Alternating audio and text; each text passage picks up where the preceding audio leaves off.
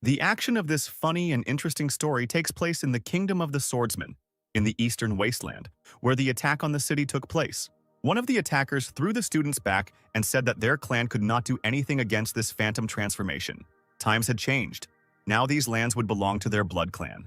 The wounded student shouted that the villain should not talk nonsense because he had already informed Brother Alan, and when he came, none of them would leave.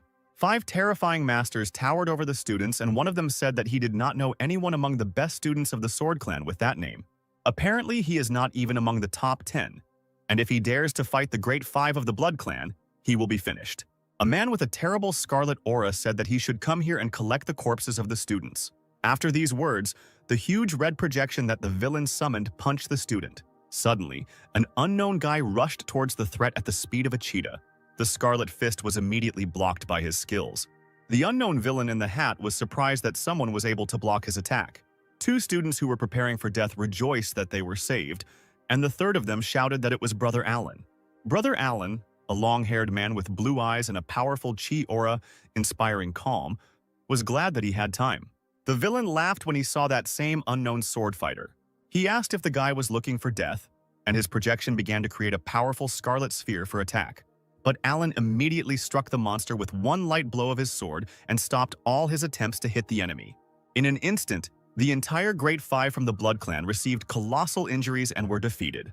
A few moments later, they were all lying at Alan's feet unconscious. Apparently, it was all over for them.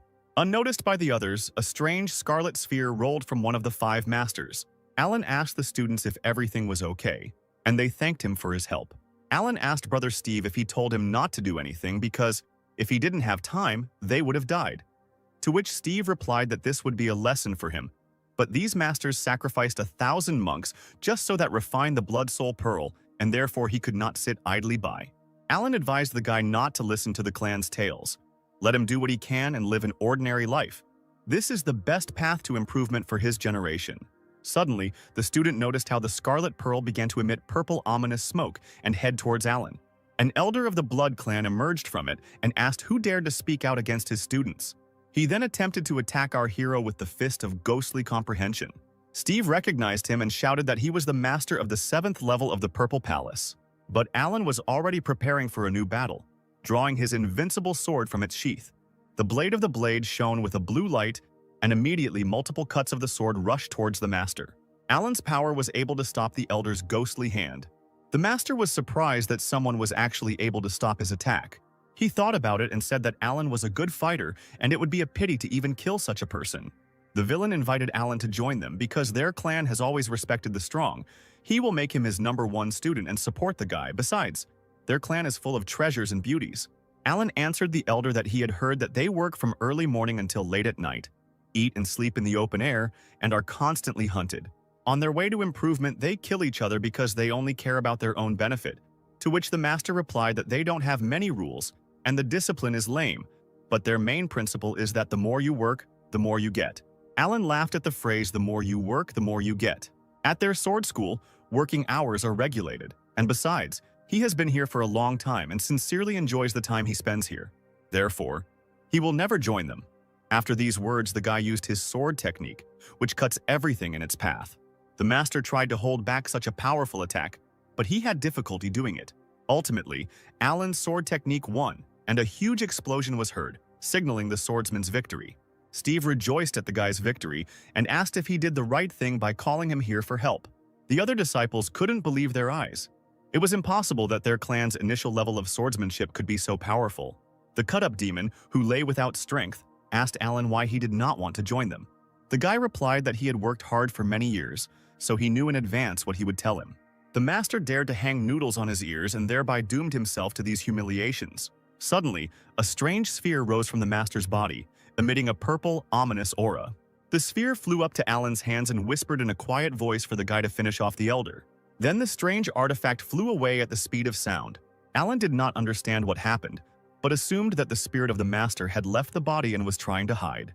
He readied his energy-charged sword and was ready to go in pursuit of the soul. However, suddenly the guy heard the disgusting sound of an alarm clock. The hero stopped, took his watch out of his cloak and began to look at it. After that, to the surprise of the other students, he turned around and said that the main mission was completed and he was leaving. One of the students could not believe that Brother Alan would simply allow the soul of the elder of such a powerful clan to escape. Suddenly, Steve started telling other students about Alan that they didn't understand something. The fact is that Brother Alan practices the 9 to 5 method. He pointed to the sun setting behind the mountain, which meant that time was up. This means that it is now the end of Alan's working day. What irritated Alan most was that at the end of the working day he still had a lot of work left, and he was practically forced to work overtime. The next day, we are transported to the residence of the Swordsman clan. Here, warriors train to control their blades, which they can use to fly if they focus enough chakra. In order to be strong, they train hard every day. But not everyone is such a hard worker. One of the students turned around and looked at the one who was again lazy and doing nothing. He didn't understand how the elders even accepted a student like this guy. It was Alan, who was sleeping peacefully under a tree while others were training tirelessly. The noise of the warriors woke up the guy, and he reluctantly began to stretch and wake up. He took off his blindfold to look at his comrades. Alan returned after midnight, so he didn't get much sleep. If he had known about everything in advance, he would not have been the one to put such troublesome tasks on his shoulders. Up to this point, he had been continuously working overtime for 5 years, 996. The 996 work schedule is an unofficial work schedule from 9 a.m. to 9 p.m., 6 days a week. His boss shouted at the guy from morning to night that he was lazy and that he should continue working until he finished and not even think about leaving. As a result, the guy lost consciousness, and his colleagues told the boss to call an ambulance. But he said that first let the guy finish the project. Suddenly, Alan died and accidentally ended up in this fantasy world. Here he is a simple student of the Swordsman clan, and finally, he has a second chance to change everything.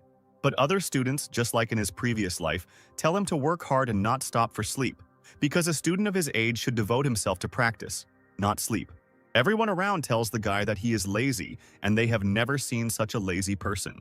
But he decided, so as not to repeat the mistakes of the past, he would never work overtime in this world. But the guy didn't expect that even here he would stand out so much. Suddenly, someone distracted him from his memories by calling his name. It was Steve who told Alan that the elder was looking for him. He wanted to ask him about the details of yesterday's mission. Alan asked if Steve had told him anything about him. The enthusiastic student replied that the master had already called them to talk. But no one said a word about Alan's strength. The eternal lazy man replied that this was very good, and next time the guy would teach Steve a couple of techniques. The student immediately blushed and thanked his brother in arms. Alan used his magic sword and headed towards the elder's palace. After some time, he arrived at the main hall. In this world, improvement is divided into 6 stages. From the lowest to the highest, they go in order. Chakra improvement, the realm of the spirit. Then the formation of the soul is the limit of the palace of the immortals, sealing one's power. And the last stages are called the purple palace, and then the ascent to truth. Each of these stages is divided into 9 levels. But there is someone more serious than all these stages. This is the head of the sword clan, Reynold, the 6th level of ascension to truth. The mightiest of this world are called his elemental sword god. Alan waved to Reynold and said good morning to the elder. The powerful warrior looked at the guy with a merciless gaze and told him not to forget where he was. At that moment, Alan took a box out of his pocket and said that this was tea that he had planted and that it had ripened a couple of days ago. This information blew Reynolds' mind. He immediately approached Alan like a child and began to beg him to let him try his new tea. Who would have thought that the god of the elemental sword, Reynold, is madly in love with tea? Alan used his old knowledge of growing succulents and other plants to develop the best variety of tea, which helped him build a good relationship with the elder. But this is a must for any self-respecting employee. His thoughts were interrupted by an elder who was hiding tea in his sleeve. He asked how yesterday's mission went. Some students said that it was Alan who saved them. The guy looked away and replied that it happened completely by accident. He then took out a strange sphere and said that he took it from one of the disciples of another clan. Reynold immediately understood what this sphere was. It was a blood pearl. He took it from his student and asked if Alan knew what kind of artifact it was and what power it had. Reynold looked at the guy with a serious look and began his story. But Alan immediately waved it off and began shouting that he didn't know anything and didn't want to hear it, and that in general he wasn't interested in it all. He tried to run away, saying that if he had nothing more to say to his master, then he went about his business. Alan wanted to spend this life carefree, so let the elder leave these troubles to someone else. But the master ordered him to stop. Reynold shouted that Alan should listen when the elder spoke, and even though the guy had succeeded in growing tea, as a true student he could not be so passive. The master wanted to know why the guy did not take part in the sword training last week. Alan replied that he would then have to wait an hour until it was his turn, and the master should know that Alan has his own principles in training, so he needs to be understood. Reynolds objected, shouting that because he missed class, all the masters came to him to complain, and they all unanimously asked to demote Alan from the students. The guy calmly turned around and asked if they really said that. Reynolds thought that he was too harsh with him and should have said it more carefully. However, Alan was only glad to hear these words, because if he was demoted to an internal disciple, no one would bother him anymore. Alan asked the elder when he would demote him, and Reynolds' patience was already reaching its limit. And then he exploded and shouted that in the entire history of the clan, there was not a single precedent like this. If Alan was demoted, it would be tantamount to a slap in the face to his elder. The guy replied that he didn't know that something so wonderful would happen. Suddenly, someone behind the guy's back called his name, and Reynolds was glad that she had finally come. The girl went to Alan and said that tens of thousands of students work day and night to become true students. But for some reason, only brother Alan is ready to give up this once-in-a-lifetime opportunity. This beauty's name was Hannah, and she was the true #1 disciple of the Swordsman clan. Even in her early years, she achieved great success in cultivation, and since then she has been ranked first among the disciples. She is called the future of the Sword clan, and she was also very beautiful. Meanwhile, Alan takes 55th place, which is the clan's last place. The guy said that his sister doesn't know, but he has been stuck in the Purple Palace for a long time. So Alan decided to start over as an inner student, re-strengthen the spirit, break through the limit of the Palace of Immortality, and become stronger, because the one who repeats everything 10,000 times becomes the strongest. Hannah replied that she didn't think he would be so progressive and think so deeply about ways to improve. It was different from what she had heard about him. The girl bowed down and said that she was wrong, and meanwhile the master was watching this performance that Alan staged. Reynolds interrupted their conversation and said that the reason the guy was here was because several masters wanted to make a request to him. Alan turned warily and asked what the masters wanted from him. They want him to go on a mission with Hannah and learn how to work hard from her best student. This was the worst thing Alan could imagine. It seemed to him that the elder was mocking him. It was Hannah who, through her hyperactivity, doomed the entire clan to live up to her standards. He and Alan were completely different people, and the guy believed that they could not work together. Reynolds said that the girl is the best student and people line up to her for advice every day. And the guy is also dissatisfied that he had such a wonderful opportunity to study. Alan replied that he was simply worried that he was not good enough for this mission and would interfere with his sister's improvement. He turned to the girl and, with a calm expression, asked her to confirm his words that she did not want the guy to interfere. Hannah, on the contrary, shouted to the guy not to worry about it. Her eyes sparkled with enthusiasm, and she said that their entire clan was family, and they should support each other and make progress together. In addition, Brother Alan can use this opportunity to prove himself and destroy the rumors that other people are spreading about him. Alan was gripped by fear. The guy thought that they were trying to intimidate him because he didn't want to suffer like she did. Then he used another trick. The guy folded his hands in a sign of humility. He stood in front of the elder and said that if he took part in this mission, his tea leaves would be left without sensitive supervision. The elder even invited Hannah so that Alan could take part in this mission.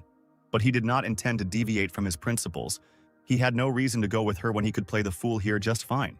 Suddenly, the enraged master raised his hand, making a strange gesture. Reynolds said that if Alan successfully completed this task, he would give him 3 days off. 3 days off, these words echoed in the guy's head. A whole 3-day weekend, one could only dream about it. Alan immediately grabbed the master's hand as a sign of gratitude. His eyes glowed with enthusiasm, and he asked the elder to immediately inform him of the contents and location of the mission. He will go through fire, water, and copper pipes to complete it. And meanwhile, the master only sighed in disappointment. A quarter of a day later, Hannah worked hard to master the techniques. Alan, meanwhile, was yawning after a deep sleep. He approached the training girl and said that she was training very hard. Hannah, meanwhile, was angry with the guy because he was late. Alan answered her that if he did not sleep at lunchtime, he would not have any strength for the battle. The girl began to scold him, saying that he should devote more time to practice. So she, for example, came here on time and managed to make 3,000 swings of the sword. But Alan, it turns out, needs sleep like an ordinary person. He is too weak. The guy said that she was right, and that he would think about everything in his spare time and then give it his all at the next training session with double strength. But in fact, he was only thinking about the fact that Hannah was grumbling like an old woman. The girl exhaled in disappointment and said that they didn't have time for this and it was time to move out. At that same second, our new team rushed to the mission site. While they were flying to the place, Hannah asked Alan what he thought about the mission, to which he replied that the elder had sent them to investigate the disappearances of people in the mountains. And this mountain range was located right next to the sacrificed village. Alan suspected that the disappearance was not accidental at all. Hannah agreed with him. The inspired girl encouraged the guy, telling him not to worry. Given his level, she would protect him. Alan looked at her and thanked her happily. He didn't think that Hannah would be a person he could rely on.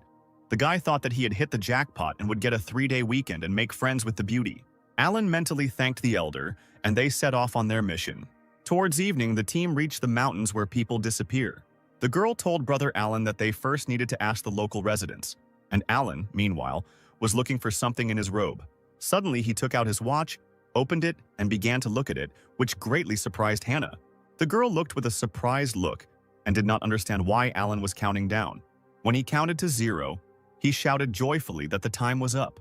He went to rest and shouted to Hannah that he was leaving everything to her and tomorrow let her tell him everything. After some time, our hero reached the inn of a local village. The establishment was a bit empty. Alan came in and asked the owner to give him 1 room. The seemingly gloomy and tired man replied that it would cost 1 silver. Alan provided the currency, and the owner handed him the key to the room on the 2nd floor. When Alan took the key, he noticed a strange tattoo on the man's hand that looked like the tentacles of a black squid. Although this could be a clue, Alan decided that it did not matter because now it was his time to rest. When he got to his room, he lay down on the soft bed and thought about how Hannah was progressing in the investigation. After some time, the guy woke up due to a loud noise from below. The owner was telling someone that there was no room, and some girl was shouting that there was clearly no one here, and the owner was acting ugly. The guy jumped out of bed and was unhappy that someone woke him up. But Alan had already heard this screaming voice somewhere. It was Hannah, who offered 2 silver pieces for the room, but the owner still said that there were no more places. Suddenly, someone called the angry girl by name.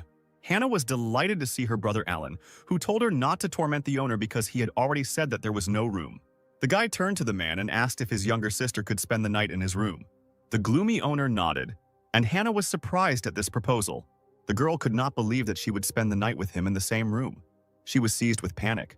Alan walked up the stairs and told the stunned Hannah that if she didn't want to spend the night on the street, then she should follow him. Hannah was embarrassed. She had no choice but to follow the guy. Alan walked slowly, and the girl followed him like a very quiet mouse. She was worried and thought that they would not do anything that would make her ashamed later. In addition, the girl is much stronger than him and will be able to stand up for herself. A few minutes later, they came to the room where Alan was eating cookies, and Hannah was sitting quietly next to him. The guy asked the girl if she had dinner. He handed her a plate of cookies and asked if the girl wanted to eat a little, to which Hannah replied that they should learn to abstain from food in order to strengthen their hearts. Only when your heart is strong can you… The girl didn't have time to finish speaking when Alan put a cookie in her mouth. The guy was wiping his hands of crumbs, and meanwhile Hannah was all red. Having swallowed the food, she ascended, tasting the sweet but not greasy pastry, which melted in the mouth and gave off a little flour. It penetrated the girl's heart, making her want to drown in it. At that very moment, her sanity returned. She started screaming at Alan, scolding him for sneaking up on her with this cake. The guy, with a calm expression, turned to the girl and asked if it was delicious, to which she replied that she really liked the pastries. But there is no benefit from such food, so it is much better not to eat. But Alan did not agree with this statement. He asked his sister if she had ever wondered whether it was possible to walk by leaps and bounds, avoiding 5 vegetables, 3 flowers, and the bustle of the world. The 5 vegetables are vegetables that Buddhist monks do not eat, and the 3 colors are the 3 colors of the clouds, and Alan said that they should not be avoided. After all, they walk around this world, and even with all their desire, they cannot isolate themselves from everything in the world. Blind avoidance will only tire you physically and psychologically. You will be afraid of everything that makes practice difficult. The girl asked how then they could practice without giving up human desires. It's impossible. Alan replied that he thought that true monks were not afraid to face temptation and experience it themselves. As with these cakes, if you're afraid that their taste will disturb your mind, you should try to get used to them. When you learn to treat this as something completely ordinary and remain indifferent, this will be your first step towards real practice, and only with a pure heart will a girl be able to see the truth. Only in this case will she feel like a fish in water, free and natural. Lost in his thoughts, Alan opened his eyes slightly to look at the girl. She was in shock, and the guy realized that he had said too much and apparently her brain had overheated. Suddenly, the girl jumped up from her seat, shouting that she understood everything. Only by facing desire and then giving it up can she return to her true nature and experience the essence of the world. After these words, Hannah began to eat all the sweets that were on the table with great enthusiasm. Alan was shocked. Now all his sweets will go to the girl and not to him. A little later, offended by Hannah, he said that today she would have to sleep on the floor, to which the girl grinned and replied that she would not sleep, but would just sit and meditate. And so it happened. Alan fell asleep in a cozy bed, and Hannah sat and meditated in the room. Suddenly, an unfamiliar man approached the door to their room. The man took out something and said that he was ready to let this girl go. But now, unfortunately, he will have to end her life, after which he placed a strange incense in front of their door. Hannah continued to meditate, and the smoke from the incense gradually began to fill the entire room. The girl opened her eyes slightly. It seemed strange to her that she felt some kind of aroma. At that same second, she realized that she was surrounded by a mysterious fog that was penetrating more and more into their room. Hannah realized that it was poison from which there was no escape. Suddenly, her body began to become heavier, and her face became covered with sweat. A few moments later, the girl fell to the floor, exhausted. All she could do in her current state was to whisper for Brother Alan to run away as soon as possible. However, the guy was lying on the bed, and a strange aura was concentrated around him. It seemed that the guy was completely unaffected by the poison and was simply watching the girl. Hannah's vision gradually began to dim, and she eventually closed her eyes and lost consciousness. Meanwhile, a secret meeting took place in the forest outside the village. The man told the master that the disciples of the Sword Clan were knocked down by him with the help of the aroma of a broken spirit. One of the students is Hannah, the best student of the clan, and the identity of the second is unknown to him, but the girl called him Brother Alan. The unknown figure with red eyes said that he did not expect such a weakling to defeat Hannah. As for this Alan, the gentleman has never heard of him. He must be someone insignificant. A gloomy figure appeared. It was a hooded man with a scar on his cheek who had bright, expressive red eyes. He said that his servant did a great job this time. The owner of the inn began to sob and ask about his wife and children. The gloomy unknown person reassured the old man and told him not to worry because they were alive and well. Right now, he would take him to them. The owner of the inn was delighted at the gentleman's mercy and began to thank him. But at the same moment, the old man's chest was struck by lightning, which killed him on the spot. The gloomy hooded man laughed and shouted that this was the last victim and everything was about to end. Having finished laughing, he called out to the third and fourth, who immediately landed behind the man. He ordered them to go to the inn and capture the two swordsman clan disciples.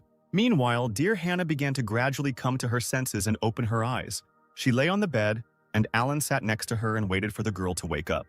Suddenly, Hannah stood up abruptly and began shouting that they needed to run away from here because it was dangerous here. Alan still sat with a calm expression and looked at the frightened girl. Her sanity gradually began to return, and she began to realize how ridiculous she now looked. She asked Alan why he was okay because he should have lost consciousness before her. The guy replied that when he sleeps, unlike Hannah during meditation, he does not use spiritual power, so the aroma of a broken spirit did not affect him at all. But Alan had to remain still for a long time for the scent to dissipate, and Hannah came to her senses. In fact, it is difficult for monks below the 5th level of the Purple Palace to resist this poison. Alan told the girl that her social experience was too small and she should be more careful. If she had gone on the mission herself, the consequences would have been catastrophic. The girl bowed before Alan and thanked him for saving her. In the future, she swore that she would be more careful. Meanwhile, the guy brewed aromatic tea. He handed her tea and told her to drop politeness and drink some tea and warm up. Hannah was very embarrassed, feeling guilty about the incident, but thanked her brother Alan for the drink. There are rumors that Brother Alan is just an ordinary lazy person who doesn't know how to do anything and doesn't strive for anything. But Hannah never expected that he would not only say a few words to her, but also reveal the secrets of cultivation. All this time he was so attentive to everything, even saved her life, excellent character, pleasant appearance. It's a pity that his level is not enough. Immediately, the girl shuddered and caught herself thinking that she should not think about such things. Alan, meanwhile, turned to her and asked how she was feeling. The girl laughed and thanked the guy for his concern, saying that she was completely fine. Meanwhile, a strange purple flash appeared in the night sky. Two unknown fighters, overflowing with power, headed straight towards the room where Alan and Hannah were. The best student immediately sensed the approach of the enemy. She pushed the guy aside and pulled out her sword, shouting that the killer was coming right here. Hannah turned to her brother Alan and told him to hide. There was no need to force Alan. He was already heading to his bed and said that since Hannah was already better, she should deal with it herself because his working hours were over. Hannah went to the killers because anyway, These two are much stronger than Alan's brother, and if he gets involved, there will only be more problems. The girl was left alone with her opponents and was already waiting for their approach on the street. She gripped her blade tightly and shouted that it was no coincidence that they came here. A huge blue whirlwind created by Hannah's sword rushed towards the opponents and knocked down their flight path. Two unknown people landed with a crash in the nearby forest. The sophisticated girl instantly landed where a dark aura wafted from the ground. Standing in front of her were two people from the fourth clan of the Eastern Wasteland, the Purple Spirit Clan. Hannah didn't understand why the Purple Spirit Clan's disciples attacked them, so she asked what they were doing here. But they didn't answer, and their eyes looked especially strange. They were black. These two were bloody puppets. Their souls were consumed by magic, turning them into weak-willed dolls. This is the magic of the demon sect. Apparently, the disappearance of an entire village is also their doing. The strength of these two is equivalent to the third or fourth level of the Purple Palace, and you need to be careful. Hannah, covered in blue chakra, slowly landed and said that they upset her. The girl took out her striking blade and summoned her sword technique. Then she used a powerful ability, clouds breaking the moon, and everything around began to fly into pieces. A powerful wave created by the sword headed towards the opponents. But the girl and the guy were able to deftly jump away and dodge her attack. However, this was not the end, and Hannah commanded her blade to dissipate. After this, the blue blade immediately split into two parts and flew towards the enemies. The targets were immediately hit, and small flashes from the explosions ran through their bodies. The cut and beaten fighters lost their strength and fell to the ground. Meanwhile, Alan watched the battle. He was surprised how Hannah was able to easily separate the light from the sword. But apparently the force of the blow has also decreased. By the way, it's much more convenient to watch the fight this way. You don't even need to open your eyes. However, these two definitely did not plan to give up so easily. With difficulty, the girl rose to her hands and tried to stand up. She called Hannah sick and said she couldn't do that to them. The best student realized that these guys had not completely become bloody puppets. Apparently, there was still a trace of self-awareness in their heads. The subordinate girl got angry and shouted that she would kill Hannah for what she did to them. She jumped towards the girl and swung her staff, concentrating her purple chakra. The two girls clashed in battle.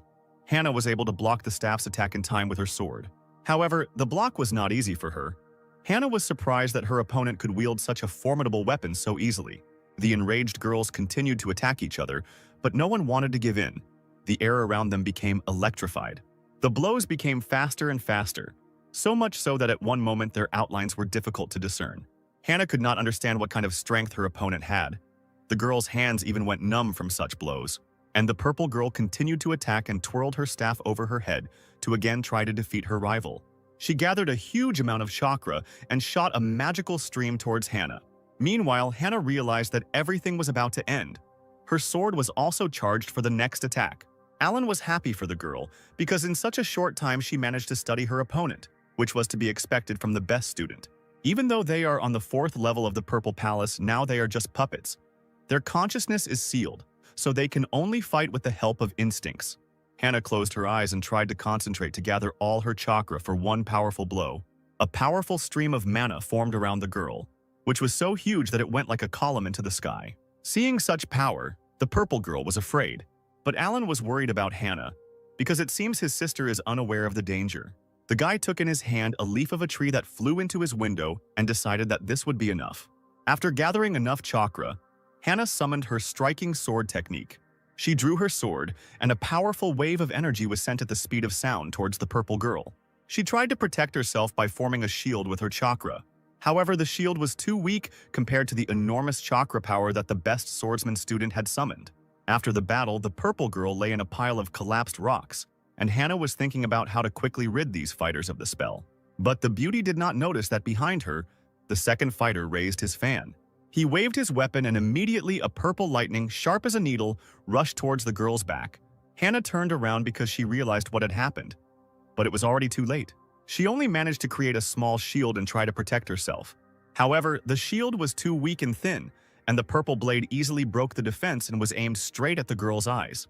But suddenly a leaf that flew in like lightning repelled the attack and changed the trajectory of the blow, protecting Hannah. The purple blade flew past the girl's head and crashed into the mountain, creating a huge explosion there. The wind blew and blew her beautiful hair, and for a moment she realized that someone had just saved her. One of the purple warriors was sitting in front of the girl, and she knew that if she missed such a blow, the injury would be very serious. But she didn't know what kind of green light it was that saved her life, and she still has to find out. Hannah approached the enemy with lightning speed and went behind his back. She hit the guy's neck with the hilt of her sword and easily knocked him out. After some time, the girl returned to Alan's room and sat the two prisoners on chairs, who were unconscious. Alan praised the student, saying that she was able to cope with everything successfully. But the girl was haunted by one question. She tried to ask about him, but the guy immediately said that he had been lying in the room all this time. Then he smiled carefreely and asked what happened and what was bothering her so much. The girl shrugged it off and replied that nothing had happened. But she herself thought that with his level, he would hardly be able to do something like that, so there's no point in asking Alan about it. She also said that while the spirit of these guys is still alive, they should hurry up and return them to the clan. They need to ask the elders to cleanse their hearts and expel the evil formation from them so that they stop being puppets. But if they leave, the demon clansmen will run away and do their dirty deeds elsewhere. Alan stood up and said that for the sake of the people and the 3 days off, he would try to do something. Hannah was surprised that the guy began to concentrate chakra and asked what exactly he was going to do. Alan replied that he would use his divine sense to penetrate their consciousness and expel the formation. Hannah panicked and shouted that the guy was crazy because this is a very difficult practice. The slightest carelessness can lead to complete destruction of the soul. The guy calmed her down, asking her not to worry, and extended his hands to the heads of the prisoners. But seeing this, Hannah panicked even more because he wants to turn them from puppets at the same time. And this is even more difficult. Alan answered her that saving a person is tantamount to putting out a fire. The faster, the better. A little time passed, and the purple girl opened violet eyes that were once black. Her brother was happy that Sarah had finally woken up. The girl began to rub her tired eyes, trying to wake up completely. But then her consciousness finally returned to her, and she turned towards our heroes. Seeing Alan and Hannah, she asked if they were students of the Sword Clan. Hannah formally greeted Sarah and introduced herself, as well as her companion Alan. The brother began to calm the girl down, saying that this was the best student of their clan and they saved them. The guys were able to rescue them from the trap set by the elder of the demon clan. Alan asked Sarah to tell us in more detail how this happened. The girl bowed her eyes and began to tell this sad story. A week ago, he and Brian, on orders, went to the village to investigate the disappearance of residents. They asked around and traced it to a strange place in the forest. In it, the elder of the demon clan used the blood of the villagers for a sacrifice. In the end, they fell into a trap that he had prepared in advance. All these demons and images created by the elder suppressed the consciousness of the fighters. They ended up becoming puppets of the elder and could do nothing more about it. Therefore, the first thing Sarah did was to thank her new friend for saving her. Hannah began to wave her off and tell the girl not to thank her. After all, she didn't do anything, but the one who saved the guys was this lazy brother Alan. Sarah turned towards Alan and thanked him, saying that they would definitely repay their debt. Hannah stood shyly behind the carefree guy and thought about what happened. He had just managed to free 2 people from the curse of the bloody puppet at once. It happened so quickly that it seemed as if he didn't even bother, surprising his best student. Usually this spell affects the deepest corners of consciousness. Getting rid of it without harming a person is like finding a needle in a haystack. Not even all elders manage to get rid of it. After using the technique, Hannah immediately asked Alan when he was able to master such a complex technique. The guy replied that earlier he was whiling away time in the elder's pavilion and accidentally came across a fragment of a scroll of practices for manipulating spiritual thoughts. He found it very interesting, so he studied it. The information amazed Hannah more and more. He even found not a whole scroll, but just a fragment, and was able to learn such a technique. Suddenly, her memories were interrupted by Alan, who said that in order to save the guys he needed to use resources and artifacts, almost worth 30,000 high-grade spirit stones. The girl puffed out her cheeks angrily, thinking that the guy probably did it by accident and he would never have had that much courage. Sarah looked at Alan and realized that he was far from stupid. Therefore, she happily agreed to make up for everything as soon as they returned to their clan. Hannah was amazed that they actually agreed, while Alan smiled triumphantly. It is now recognized that the formation of purifying the heart and destroying evil that can dispel the spell of the bloody puppet requires at least 50,000 stones. So 30,000 is a good price for friendship. Alan made a nice face and asked them not to rush because their clans were friends with each other, so it was their duty to help them. He also asked the two to remember the details of their abduction. Sarah said that the man's name is Lloyd. His combat power is not very great, and she could cope with him on her own. But he is very good at using formations and poisons, which is why the couple was able to get caught so easily. Alan made them happy by saying that if this is the only thing, Then he has a special elixir that can make them immune to poisons for 3 hours. He will give it to the 3 fighters, and they will defeat the Elder. Sarah's morale increased, and she shouted that if she was immune to the poisonous incense, she would kill this opponent in a matter of minutes. But then she again remembered all the words that Alan said. She asked why only the 3 of them would go. Would Alan really stay here and not go with them?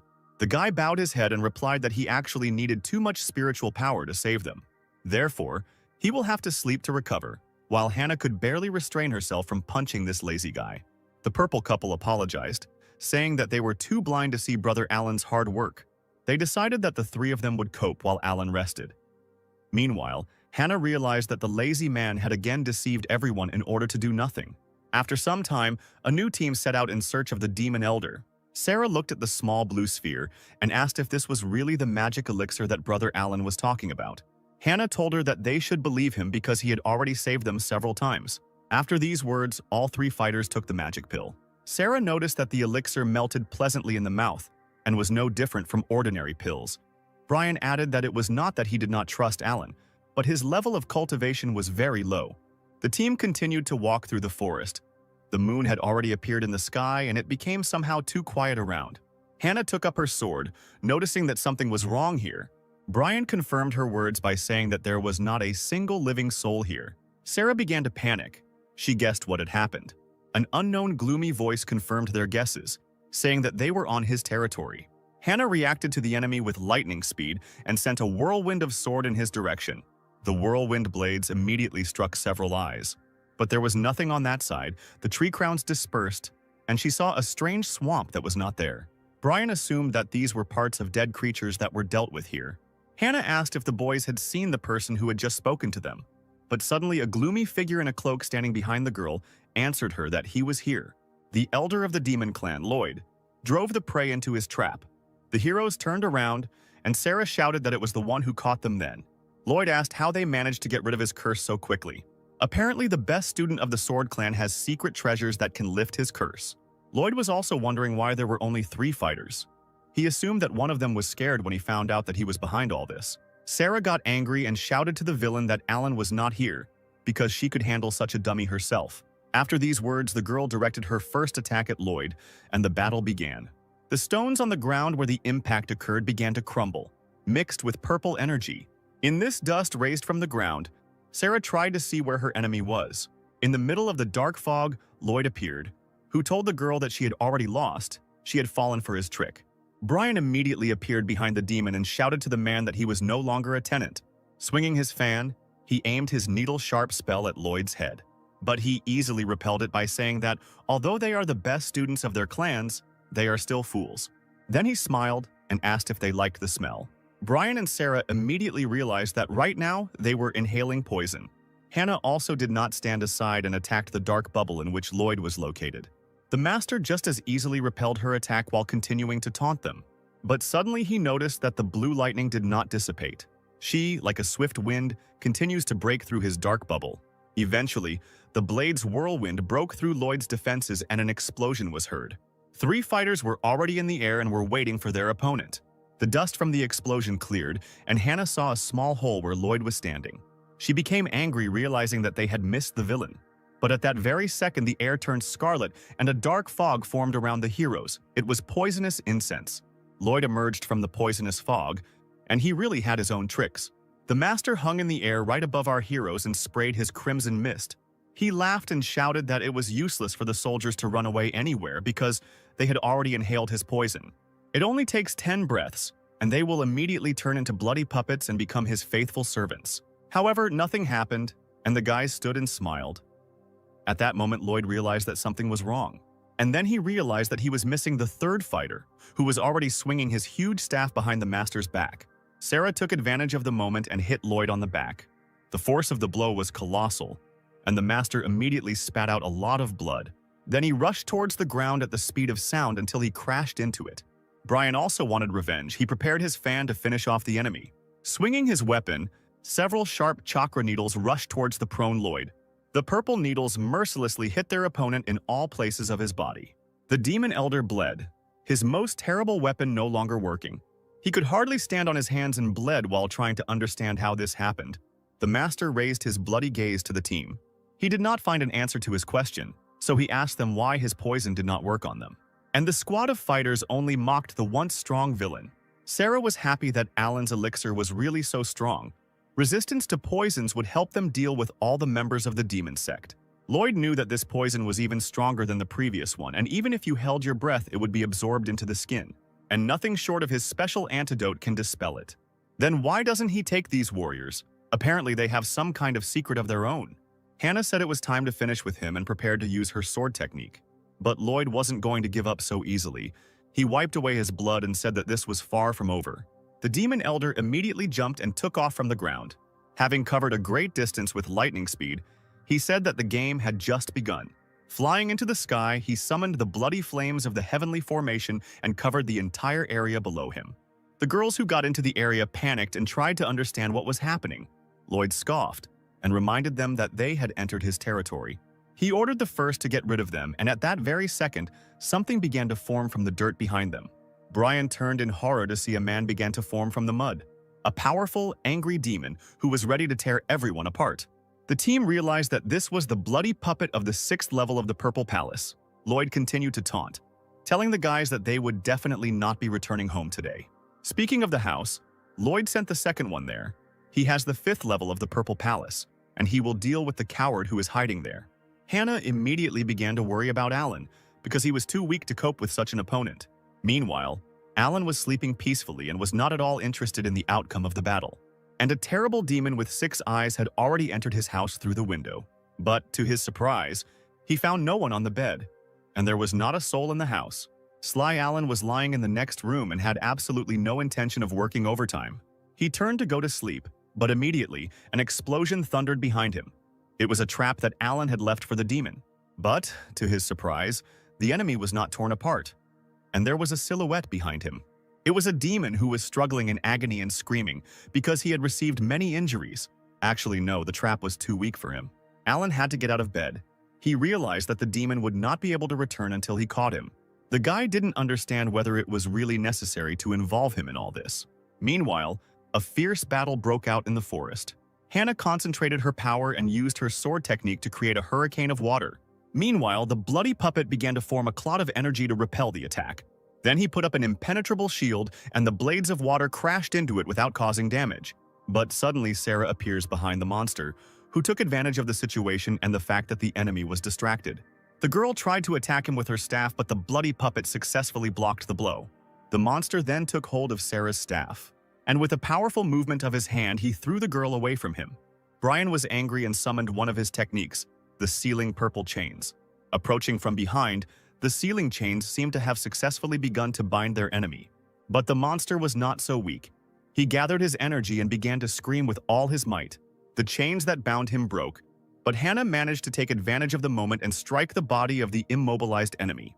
The girl was focused and confident that this time she succeeded.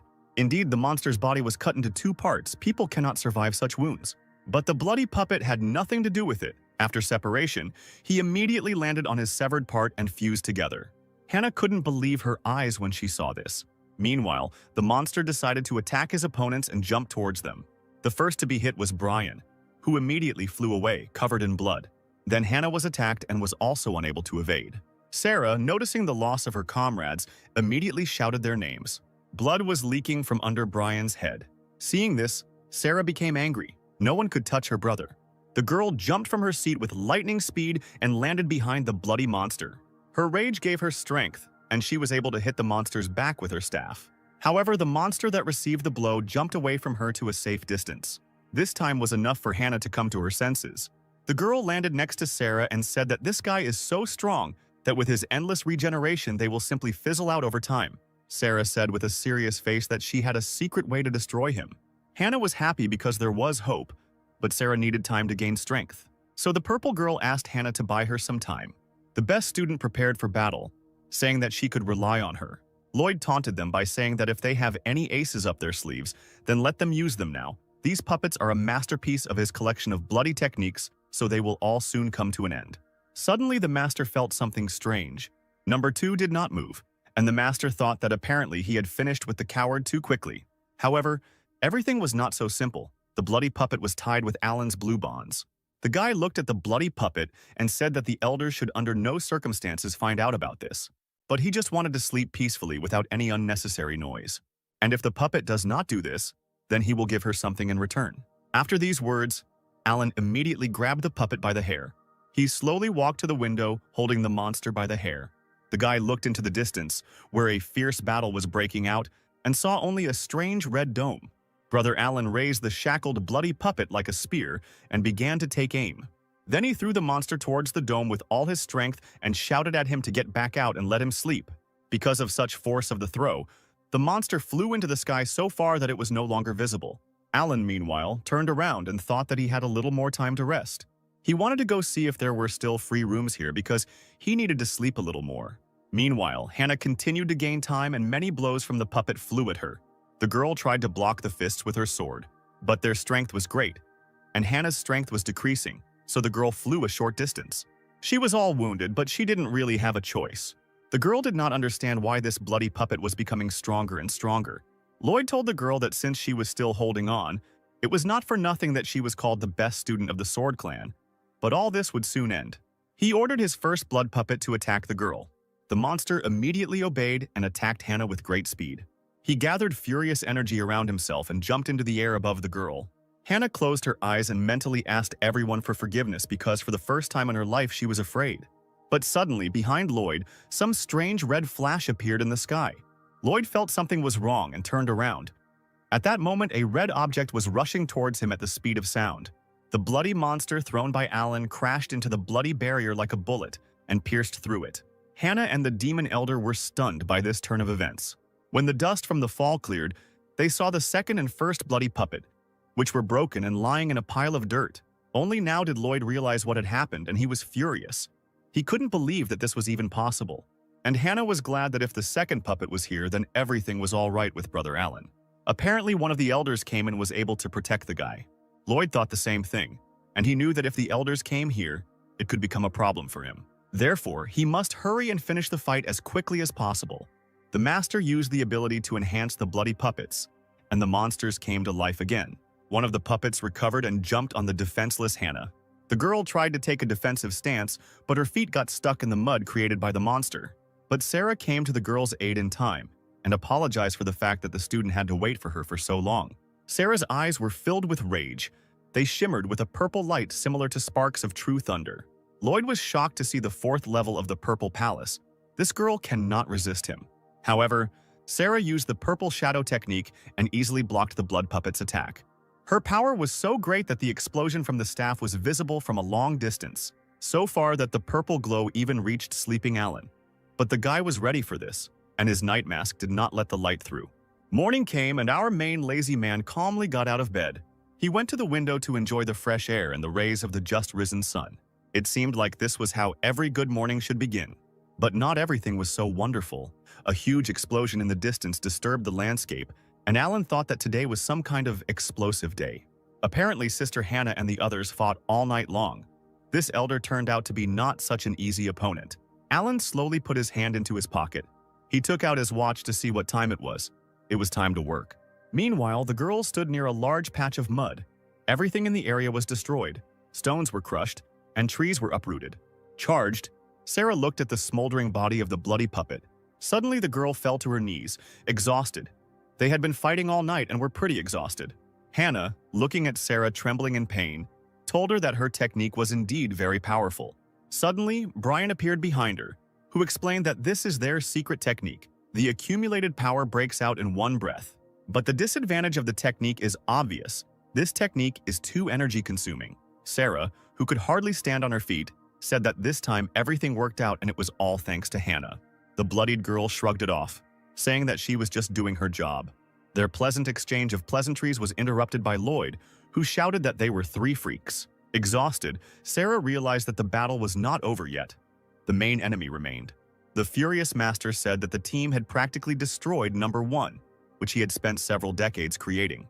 Sarah barely raised her staff in preparation for battle, but her brother said that there was no need to try to fight because the girl's spiritual power was almost exhausted. Suddenly, Hannah said that she would take on this opponent because she had rested a little while Sarah was fighting the monster. The powerful warrior began to accumulate her energy for an attack.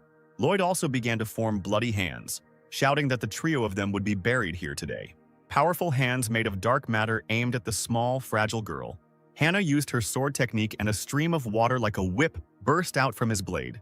The blade, as powerful as a needle, pierced the black magic of the demon elder. Moving further, it reached the place where a gap had formed in the dome. And the claws created by Lloyd in the meantime almost achieved their goal. But it was not for nothing that the girl was the best student. She cut the bloody magic into small pieces with lightning speed. Lloyd glared at Hannah, noting that she was quite strong. He was wondering if the girl could handle his other technique. However, the dome on which Lloyd stood suddenly began to crack. Then it simply burst, crumbling into thousands of small fragments. Only now did Lloyd realize that the girl was aiming at the previously made hole. The master did not expect that Hannah would have the strength to do something like this, but he was not going to give up, after which the master suddenly shot himself right in the head. He absorbed the power of the dome and his blood magic completely into his body. Having squeezed the blood to the limit, the master summoned a pentagram, which he filled with the remnants of his power. Hannah realized that things were bad. It was obvious that the master wanted to use a secret technique, but suddenly her impulse was stopped by drops of blood that hit the girl in the back. The demon elder sealed her acupuncture points to release spiritual energy, but that was not all. The faces of the purple allies were also subjected to a strange, bloody attack. Then the allies opened their eyes, and Hannah saw that they had turned black. The master's bloody puppet technique was not so easy to dispel, as it turned out. The demon elder ordered number 3 and number 4 to capture the disciple. Lloyd told her that although she was talented, she was like a little child in front of him. But such power should not be wasted, so Hannah will become his new number 1. The master summoned his bloody hand to apply the seal and said that her blood would make a wonderful offering. The claws rushed towards Hannah, and the girl mentally apologized to the elders for the fact that their best student was defeated by the devil's spawn. The sweet beauty burst into tears, remembering her brother Alan, because she promised him to be careful. The claws almost reached their goal, but suddenly someone shouted at him to stop. A man hung behind Lloyd and ordered the master to let the girl go. The elder of the demons turned around, and the tearful Hannah immediately recognized the hero. Lloyd didn't understand where the guy came from here. He began to look around, assuming that the same elder who killed number 2 was here. Brother Alan told the master not to look back because the guy came alone. Hannah began to panic and scream for Brother Alan to run as fast as he could because he couldn't defeat him. Lloyd smiled. He knew that Alan was not his opponent. Since the guy came himself, the master decided to start with him first. Carefree. Alan snapped his fingers and said one word: destruction. At that same second, Lloyd was attacked by purple energy that came out of nowhere. He couldn't believe what just happened. Number 3 appeared behind him and used her magical powers. This was impossible. Lloyd's reactivated blood puppet formation was several times stronger than normal. No matter how powerful Alan was, it could not be easily dispelled. However, everything was like that. And Brian, who had regained his sanity, had already directed his technique of sealing chains at the enemy. The guy's sister also did not stand aside and was already waving her staff behind the chained Lloyd. The girl shouted to the old man to get down to the ground, and after these words she slammed him into the dirt with a strong blow. Bloody smoke emanated from the resulting crater where Lloyd landed. Hannah turned to her lazy brother and looked at him blankly. The girl was shocked by what he just did. How is it that the weakest sword master was able to defeat the elder of the demon clan with just a snap of his fingers? Sarah asked Brother Alan what exactly he did. The guy replied that it was just a little trick that he had thought out in advance. It all started when he extracted the bloody seed from the bodies of the two. He discovered that his rhizome struck the depths of the children's souls. Alan was afraid of damaging them, and therefore extracted only the seed. The sharp blades of the sword cut the seed around the rhizome like thin branches. This meant that they could still be manipulated at any time, because the root was still sealed in their souls. Therefore, Alan left several threads of the sword in their minds. As soon as the elder of the demon clan tries to activate the seed again, the threads will stop his attempt. At a critical moment, this can turn the tide of the battle. The purple warriors immediately bowed their heads and thanked Alan, saying that they admired him. Hannah asked why Alan didn't tell her about this, in case the plan would have failed. The guy replied that everything worked out for the girl in the end, but she was already starting to get upset, feeling useless. Then he encouraged her by saying that if it weren't for her, nothing would have worked out for him. After all, Hannah is the very person who can defeat the elder of the demon clan. An enthusiastic girl asked if the guy was lying. Alan, meanwhile, thought that if he had told her everything, then perhaps the girl would not have had enough acting skills to fool this elder. Sarah also supported Hannah, saying that if it weren't for her, they would not have been able to deal with the master so easily. The best student was delighted and agreed with everyone, and Alan shook his head affirmatively. The girl looked at the guy and thought that despite his low level, his wisdom, strategic thinking, and insight were excellently developed. Alan, meanwhile, recalled that he decided to quickly cope with this work in order to go on vacation ahead of schedule. But suddenly they heard a loud rumble and felt powerful chakra. The bloody formation was activated again, which meant that the battle was not over yet. The elder was still alive, and right now, bloody energy was gathering around him. Alan was disappointed. He knew that early leave sounded too good to be true. The tortured, scarred elder was on his knees and trying to get up. His bloody creations began to rise, and something began to emerge from the man's body. Alan watched all this from above and did not understand what he was doing. A spear covered in black runes slowly began to emerge from the demon elder's belly. Hannah realized that things were bad, and she needed to stop the appearance of the object, so she used her secret technique. The laughing villain, meanwhile, rose to his feet and grabbed his spear. The girl used the sword-breaking technique. Many lightning bolts rushed towards the master, but he only laughed and said that it was too late. He raised his dark spear, and Hannah's attack was immediately blocked with ease. The elder smiled ominously and said that his formation was complete. The girl did not know what to do. This was her last chance to destroy the enemy because she no longer had any strength left. At that very second, Brian said that it was time to retreat because their strength was not enough to fight the master. Hannah agreed to this, and the trio tried to escape. However, Alan said that the guys should leave first, and he would catch up with them later. Hannah turned around and asked what the guy was waiting for. She needed to leave quickly. But Lloyd didn't want to just let them go. He summoned a huge projection that stretched its hands towards the heroes. In a split second, the summoned monster grabbed all 4 heroes in a tight grip. Lloyd shouted that now he would show these pathetic insects the power of real poison. Sarah said that the master was able to catch her because her strength had run out, and Brian had lost all hope after realizing that the elder was invincible. Hannah looked at the monster and could not understand how he instantly jumped from the 5th level of the Purple Palace to the 8th level. Sarah didn't want to die like that, and her brother suggested that he became so strong because he absorbed his puppets. Lloyd told them that number 1 and number 2 were the best in his collection, and he didn't even think that the trio could beat them. Sarah said that even if number 1 is stronger than them, they could definitely cope with number 2. But now, these 3 are one. Lloyd laughed and told the team that he was also a victim.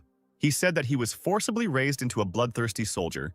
Then he raised his staff and it began to call for something. The guys did not understand what the master's words meant. Meanwhile, only one hero was not interested in the fight. He looked at his watch and Hannah asked him what he was doing. Brian said that the ancient books say that demon warriors first appeared 10,000 years ago. Countless decent people were beheaded, and most of the lands began to belong to the demon clan. And only when the 5 clans united among themselves to resist them were they able to defeat the demon clan's troops and put an end to this disaster. Lloyd laughed again. He said that he had witnessed many things. He had seen blood spilled, souls taken by force. All of this helped shape warriors like him. And today, the team of heroes has the honor of becoming an offering for his bloody formation. But suddenly, his solemn speech was interrupted by a disgusting sound. Lloyd didn't understand what the sound was, and Alan, meanwhile, was looking at his watch. His working hours are over, and apparently he will have to work overtime. Lloyd did not understand the guy's words and asked him what it meant to work overtime. At that same second, a huge wave of energy flew towards the invincible demon elder. A powerful flow of chakra immediately knocked the master out of the summoned formation. The weakest student told Lloyd that his hour of death had come. Hannah was surprised to see such a powerful technique. She asked Alan if it was his doing, but the guy only answered that they needed to get out of here as quickly as possible. The girl wanted to object, but the hero said that they should get out of here as soon as possible and protect the village from attack. In a panic, Hannah asked the guy who defeated puppet number 2, they need to quickly call this elder here because they themselves cannot cope with this opponent. Hannah's comrades also supported Hannah, telling Alan that he shouldn't be brave because, thanks to this formation, Lloyd's power has increased to at least the 8th level of the Purple Palace. So even with their common efforts, they can't cope. But the hero, smiling, told his friends not to worry because it would all be over soon. Meanwhile, Lloyd, who had fallen to the ground, stood up. He did not understand what had just happened because the guy's level should not be enough to defeat him. The demon elder asked Alan what trick he used just now to stop him. Alan, mocking his opponent, replied that he did not need tricks to defeat such a weakling. Meanwhile, Hannah and her purple friends were heading towards the village. Sarah asked the girl why they left him there alone. She couldn't believe that the guy really knew a way to defeat such a formidable enemy, who at that moment directed his bloody chakra at Alan. The bloody lightning hit Alan directly. Sarah continued to say that the hero's level was too low and that demon would destroy him with one blow. Hannah told the girl that she didn't know why, but she trusted Alan, because since he left the mountain, all his decisions had been correct. The powerful lazy man repelled the attack with his blade and looked at Lloyd with the look of a bloodthirsty killer. The demon panicked. He wanted to know what he was going to do now. Meanwhile, the tired team arrived at the village, where everything was peaceful and calm. Hannah summoned an artifact similar to a pentagonal mirror. It was the castle of the heavenly spirit. The girl gathered her strength and threw it into the sky. The castle of the heavenly spirit flew in the air and hovered over the village, creating a blue, impenetrable shield around it. Seeing the blue dome, Alan was delighted. He told his opponent that now he could calmly attack him. Lloyd laughed villainously, amused by the confidence of such a weakling as Alan in his victory. The hero answered him that he wanted to say that if Lloyd still has an ace up his sleeve, then he needs to use it as soon as possible because the demon will not have another chance. The student's excessive pathos enraged Lloyd, and he pointed his spear into the air, gathering powerful force. A bright scarlet dome, the center of which was a spear, fell on Alan. Lloyd called it a bloody blow with a halberd. The demon elder smiled because such an attack could not be easily avoided. But suddenly, for the villain, Alan slowly landed in front of him, glowing with a blue aura. The guy mocked the enemy. He asked if Lloyd had any more attacks. The demon elder was filled with rage. He swung his halberd, trying to hit Alan. But he dodged again. Then the villain summoned a huge bloody column that looked like a hurricane. The power was like hot magma flying around him. It was one of Lloyd's abilities, the demonic light of the skies. These red thunderstorms were visible even from the direction of the village. Sarah was stunned to see such powerful magic. That's what the power of a demon warrior is capable of. Meanwhile, poor Hannah was crying and praying that her brother Alan would survive. Meanwhile, on the battlefield, Lloyd's laughter fell silent because Alan spoke to him.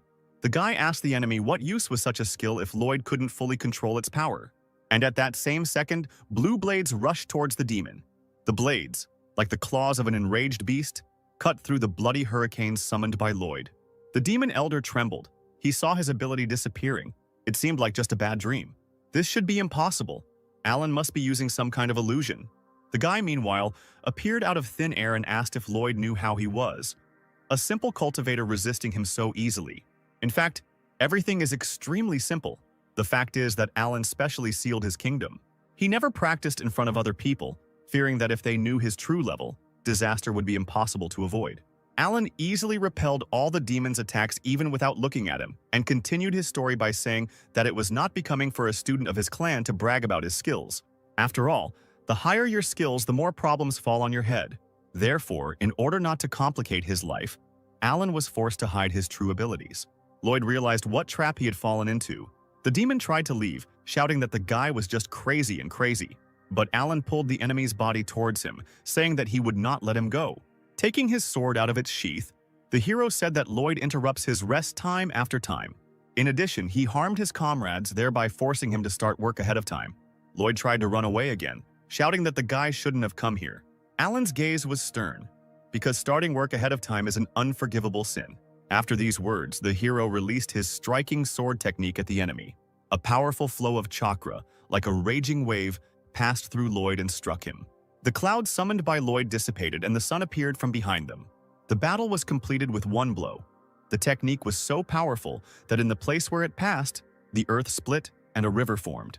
The powerful lazy man hung in the air and watched Lloyd's spear as it cooled down. Sarah, who was watching the battle, asked Hannah if they were really only at the level of the Purple Palace. After all, the strength of this sword is comparable to the strength of a cultivator who has long since crossed this level. It seemed that Brother Alan was the elder of their clan. Meanwhile, Hannah was shocked by what she saw.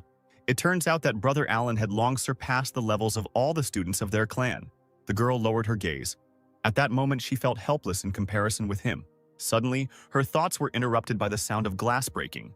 The power of Alan's sword was too great, and the dome began to crack. It was about to shatter into pieces. Hannah ordered her friends to hurry up and evacuate the villagers, and she would take care of the rest. Even though Hannah couldn't fight that demon, she would at least try to save those lives. The girl began to concentrate her energy. It was difficult for her to restrain the dome when suddenly a man's hand appeared next to her hand. Seeing the familiar attire, Hannah was surprised. Next to her stood Brother Alan, who with his strength helped the girl restore the protective barrier. A moment later, all the cracks in the barrier were healed, and not a single resident in the city was injured. The worried girl turned to the guy and shouted his name. After some time, the residents were on their knees thanking their four saviors. The purple fighters waved to the residents, and meanwhile Hannah wanted to talk to Alan. She looked at the guy with pitiful eyes and asked why he didn't tell her earlier that he was so strong. Brother Alan made a stupid face and said that he did not understand what the girl was talking about. After all, he defeated this demon only thanks to the talisman that the elder of their clan gave him. This answer stunned the guy's entire team. Hannah thought that Alan had released this sword, but the guy turned on his acting skills and said that such a weakling like him could not get such strength. And only thanks to the desperate resistance of his team, he managed to activate the power of the talisman that the master gave him. And besides, Alan believes that the guys exhausted the demon, and the sword only finished him off. The guy shouted with enthusiasm that he was just lucky, nothing more. Something didn't add up here. Hannah asked how the guy managed to evade the demon's attack so skillfully. Alan was caught on this question, and he did not know what to answer, and the girl just looked at him intently. Alan then responded that his main specialty was actually dodging attacks, so dodging wasn't that much of a problem for him. He looked at the beauty and added that she knew that their master was the best in the clan. It was his strength that killed the demon. But Hannah did not let up. She asked about that protective barrier, because a student of this level cannot stabilize such a formation. Alan reached into his robe to take out something and said that he used it. There was a green stone in his hand. It was the jade of the hidden spirit. Hidden spirit. Jade is a stone that can store spiritual power and call upon it at any time. Due to its high cost and rarity, it is not popular. But Hannah still didn't believe him. The hero's story was quite smooth, but her intuition suggested that something was wrong. Suddenly, Alan put his hand on her head and told the girl not to give free rein to her imagination, because if he was really strong, then the master and elder would have known about it long ago. Alan also believes that Hannah is the best student in the clan. There's definitely no doubt about that. From such words, the cutie became embarrassed and shouted that Alan was using a sudden attack with compliments on her. Speaking of that demon, Sarah wanted to know what ultimately happened to him. Alan replied that his body is full of magical power. It is impossible to even touch it now. Therefore, the hero created a formation to suppress it. Sometime later, our heroes were at the burial site of Lloyd, where the suppression of his power was almost complete. The demon clan was so enraged that they began to train such soldiers. Hannah believed that they should inform the other clans about this as soon as possible so that they could take precautions in advance. Alan agreed with her, but first she needed to fully deal with the demon, when suddenly their conversation was interrupted by a force escaping from the halberd. The chakra bubble burst, and the power of the bloody spear absorbed Alan's formation. Hannah was horrified, and the hero became wary. They realized that something had gone wrong. The bloody spear began to summon a strange circle of fire and blood. The power of the demon awakened. Alan reacted instantly and tried to strike the enemy's chakra clot. The rest of the heroes managed to jump away, and suddenly, the spear and the demon's body disappeared along with the bloody chakra. Sarah realized that apparently their master had taken the demon from here, and Brian believed that now was not the time for chatter. And it was logical that the master would not just abandon the creation on which he had spent so much time and effort. But Hannah calmed the ardent fighters because they clearly did not have enough time and energy to pursue now. Alan, meanwhile, looked at his hand, from which his attack came out. He realized that he could not let the girl know how strong he really was. However, this formation that the hero left should be strong enough to stop Lloyd. Meanwhile, an unknown figure was in a strange place filled with a bloody aura, where he was sitting in the middle of candles emitting green light. He opened his mouth wide and absorbed all the bloody aura that was flying around him. This was the elder whom Alan defeated at the beginning of the story. He swore that next time he would tear him into thousands of small pieces. When suddenly his meal was interrupted by another gloomy figure who appeared behind the villain. The elder bowed his head in greeting to his master. The dark secret figure said that apparently Howard had already finished cultivating his body. Howard smiled and said that he couldn't do it without his master's help. Suddenly the gentleman said that Lloyd was dead. This information shocked the elder. The unknown person said that he completed the formation before his death and created a demon embryo. However, when the master tried to take it away, another force did not allow him to do this. Now the fruit is in the Yun clan prefecture on their mountain range. The Lord ordered Howard to return it. He also gave 3 things to his subordinates, saying that these artifacts would help him in battle. Howard failed him last time. If he does it again, he will have to answer for his misdeeds. The elder bowed his knee and understood the order of his master. At this time, our heroes said goodbye to each other because the enemy had disappeared without a trace, and the mission was over. Hannah and Alan looked at the purple comrades who had become their family for a short time. Sarah and Brian set off and talked along the way. Brian said that no one could have expected such a move from the demon clan. The demons' abilities already went far beyond their combat training. But Brian was most concerned not with them, but with the abilities of his brother Alan. Sarah was surprised by these words. She did not understand what was wrong with the hero, that her brother was worried about this. Brian told her that it was obvious that the guy was in control from the very beginning, starting from the moment he gave them pills that made them invulnerable to poisons. And what happened to the bloody formations during the battle? When they were ready to accept defeat, Brother Alan appeared and took the situation into his own hands. If not for him, the bloody formation would have covered them all. But it's true that after hearing the information from her brother, Sarah thought about it. However, that was not all. Brian asked if the girl remembered the pill that they took. He checked his body using the inner vision technique and found that it was as if he was wrapped from the inside by a defensive sword technique. Apparently, what they swallowed was not an antidote, but a pill filled with a beam of sword energy. This is the only reason why the poisons could no longer affect them. The energy of the sword that was contained in that pill dissipated all the toxins that got inside. It seemed impossible, but if your sword skill is high enough, then it is theoretically possible. But one thing is not clear to Sarah. Since Alan is so powerful, why is he trying so hard to hide it? It seemed to Brian that the matter was that the hero was something of a secret weapon for his clan. Then Sarah asked if they should tell their leader about it. A couple of purple warriors looked at each other and mentally imagined the consequences. Brian decided that since Alan does not want to reveal his abilities, then they should remain silent, because the hero saved them, and therefore, they should respect his choice. Still, the Sword Clan has an interesting talent. Apparently, the meeting of the clans next month will be really interesting. Meanwhile, Hannah looked at the strange golden stone and said that it was time to return. She turned to Alan, saying that the head told them not to linger, and the guy didn't seem to really listen to her. He smiled and said that these guys are very smart. Hannah asked what kind of very smart guys they were, and Brother Alan grinned and said that it didn't matter. It was time for them to move forward. The hero decided that he should dissipate his sword energy. After all, if the head of their clan notices her, it will be a rather unpleasant situation. Heading home, Hannah suddenly turned to her brother Alan.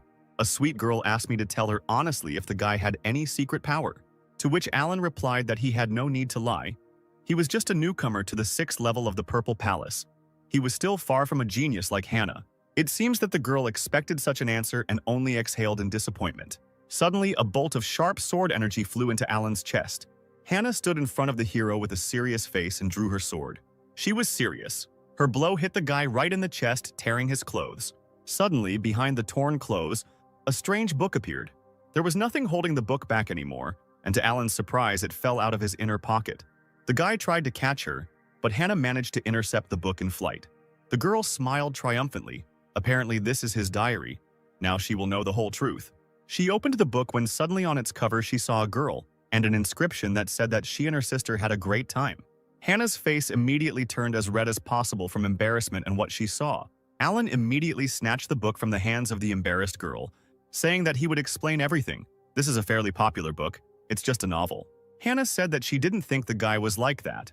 Alan immediately explained that the picture on the cover was just to attract attention. In fact, it was a serious adventure story. Hannah suddenly grabbed the book to look, and on the next page she saw a passionate flirting girl, strewn with rose petals. She again became embarrassed and turned away sharply, and Alan shouted that she understood everything wrong. These were illustrations. They were needed to attract attention. It is actually a story about a young man who is part of a clan and his relationship with his female companions. This is an orthodox adventure story. It is very popular among monks and ordinary mortals. Updates are released every 3 months. Alan had to wait in line all night for this limited edition. It is very difficult to buy. Hannah pretended to believe it, saying that she would pay for the clothes she had ruined, but in reality she was thinking that the guy did not dodge her blow. Apparently he really did not have hidden strength. The girl said that she thinks that her brother should get less involved in such literature. This kind of thing in their clan is called fiction. They are prohibited. She looked sternly at the guy, adding that their head believes that this distracts from practice, and his brother, like no one else, should work harder on himself. Alan smiled sweetly and nodded, saying that this is exactly what he would do. The girl turned around sharply and said that it was time for them to move on, and the hero exhaled. because now all of Hannah's doubts about him should have evaporated. But suddenly, another sharp blade of energy flew towards him. This time, the blade flew straight into the book the guy was holding. Alan pressed the book to his chest protectively and repelled the attack. The force of energy that burst from his hand dissolved Hannah's chakra and flew towards the nearest mountain. Half the mountain was immediately destroyed, at which point the hero realized how much he had screwed up. Alan asked Hannah if she could pretend she didn't see it, to which the girl replied that despite her level, she couldn't just turn a blind eye to it. The guy hid his treasure in his bosom. This book failed him again. It's time for excuses. Alan admitted that he didn't tell Hannah something. The girl abruptly approached the guy and asked whether his skills greatly exceeded hers, to which Alan stood at attention and replied that they were only slightly superior. A malicious smile appeared on Hannah's face and she said that she would keep the guy's secret, but he had to promise her something. Fearing for his secret and for what the girl would ask, he asked what she wanted. The sweet beauty's eyes sparkled with happiness. She asked her brother Alan to teach her sword techniques, but the hero was not delighted. He thought that this mission would help him get along with his sister and get 3 days off. But for some reason now he thought that he had screwed up badly. And meanwhile, Hannah was burning with joy and waiting for the guy's answer. Alan pretended to think, answering that in principle he could teach her, but there was one but. The sparkling top student swore that she would keep her mouth shut. The guy need not worry. She flew up and said that she could not wait to return, and Alan mentally asked the head why everything turned out so against him. After some time, sad and eternally lazy, Alan and the inspired student returned home. Our heroes entered the main hall to report to the elders. Hannah greeted the chief, elders, and masters. The men turned around and saw their favorite student and said that she had done an excellent job. The master thanked the girl for her hard work and asked whether she was injured anywhere. Alan lowered her head and quietly, without much enthusiasm, greeted the head, elders, and masters. In response, they only looked at the guy with contempt. The master asked if the guy on the mission had caused problems to Sister Hannah. If she had suffered while protecting the hero, then he was a dead man. The man hoped that Alan had made every effort to learn as much as possible from the girl. In his heart, the hero was very indignant because, if it weren't for him, they would no longer have their beloved student. Suddenly, the head rose from his chair and demanded that the master stop slandering Alan. After all, if he had not activated the talisman in time, they would not have defeated the elder of the demon clan. Alan smiled. It was not for nothing that he gave so much tea to his beloved friend. The elders looked at the master, who had Alan under his command. And it turns out that he is a real hero who saved the whole situation. The man said that it was only natural that he would give the protective talisman to his disciple. The other elders smiled, feeling the master's strength. They praised him for destroying the elder of the demon clan with just one talisman.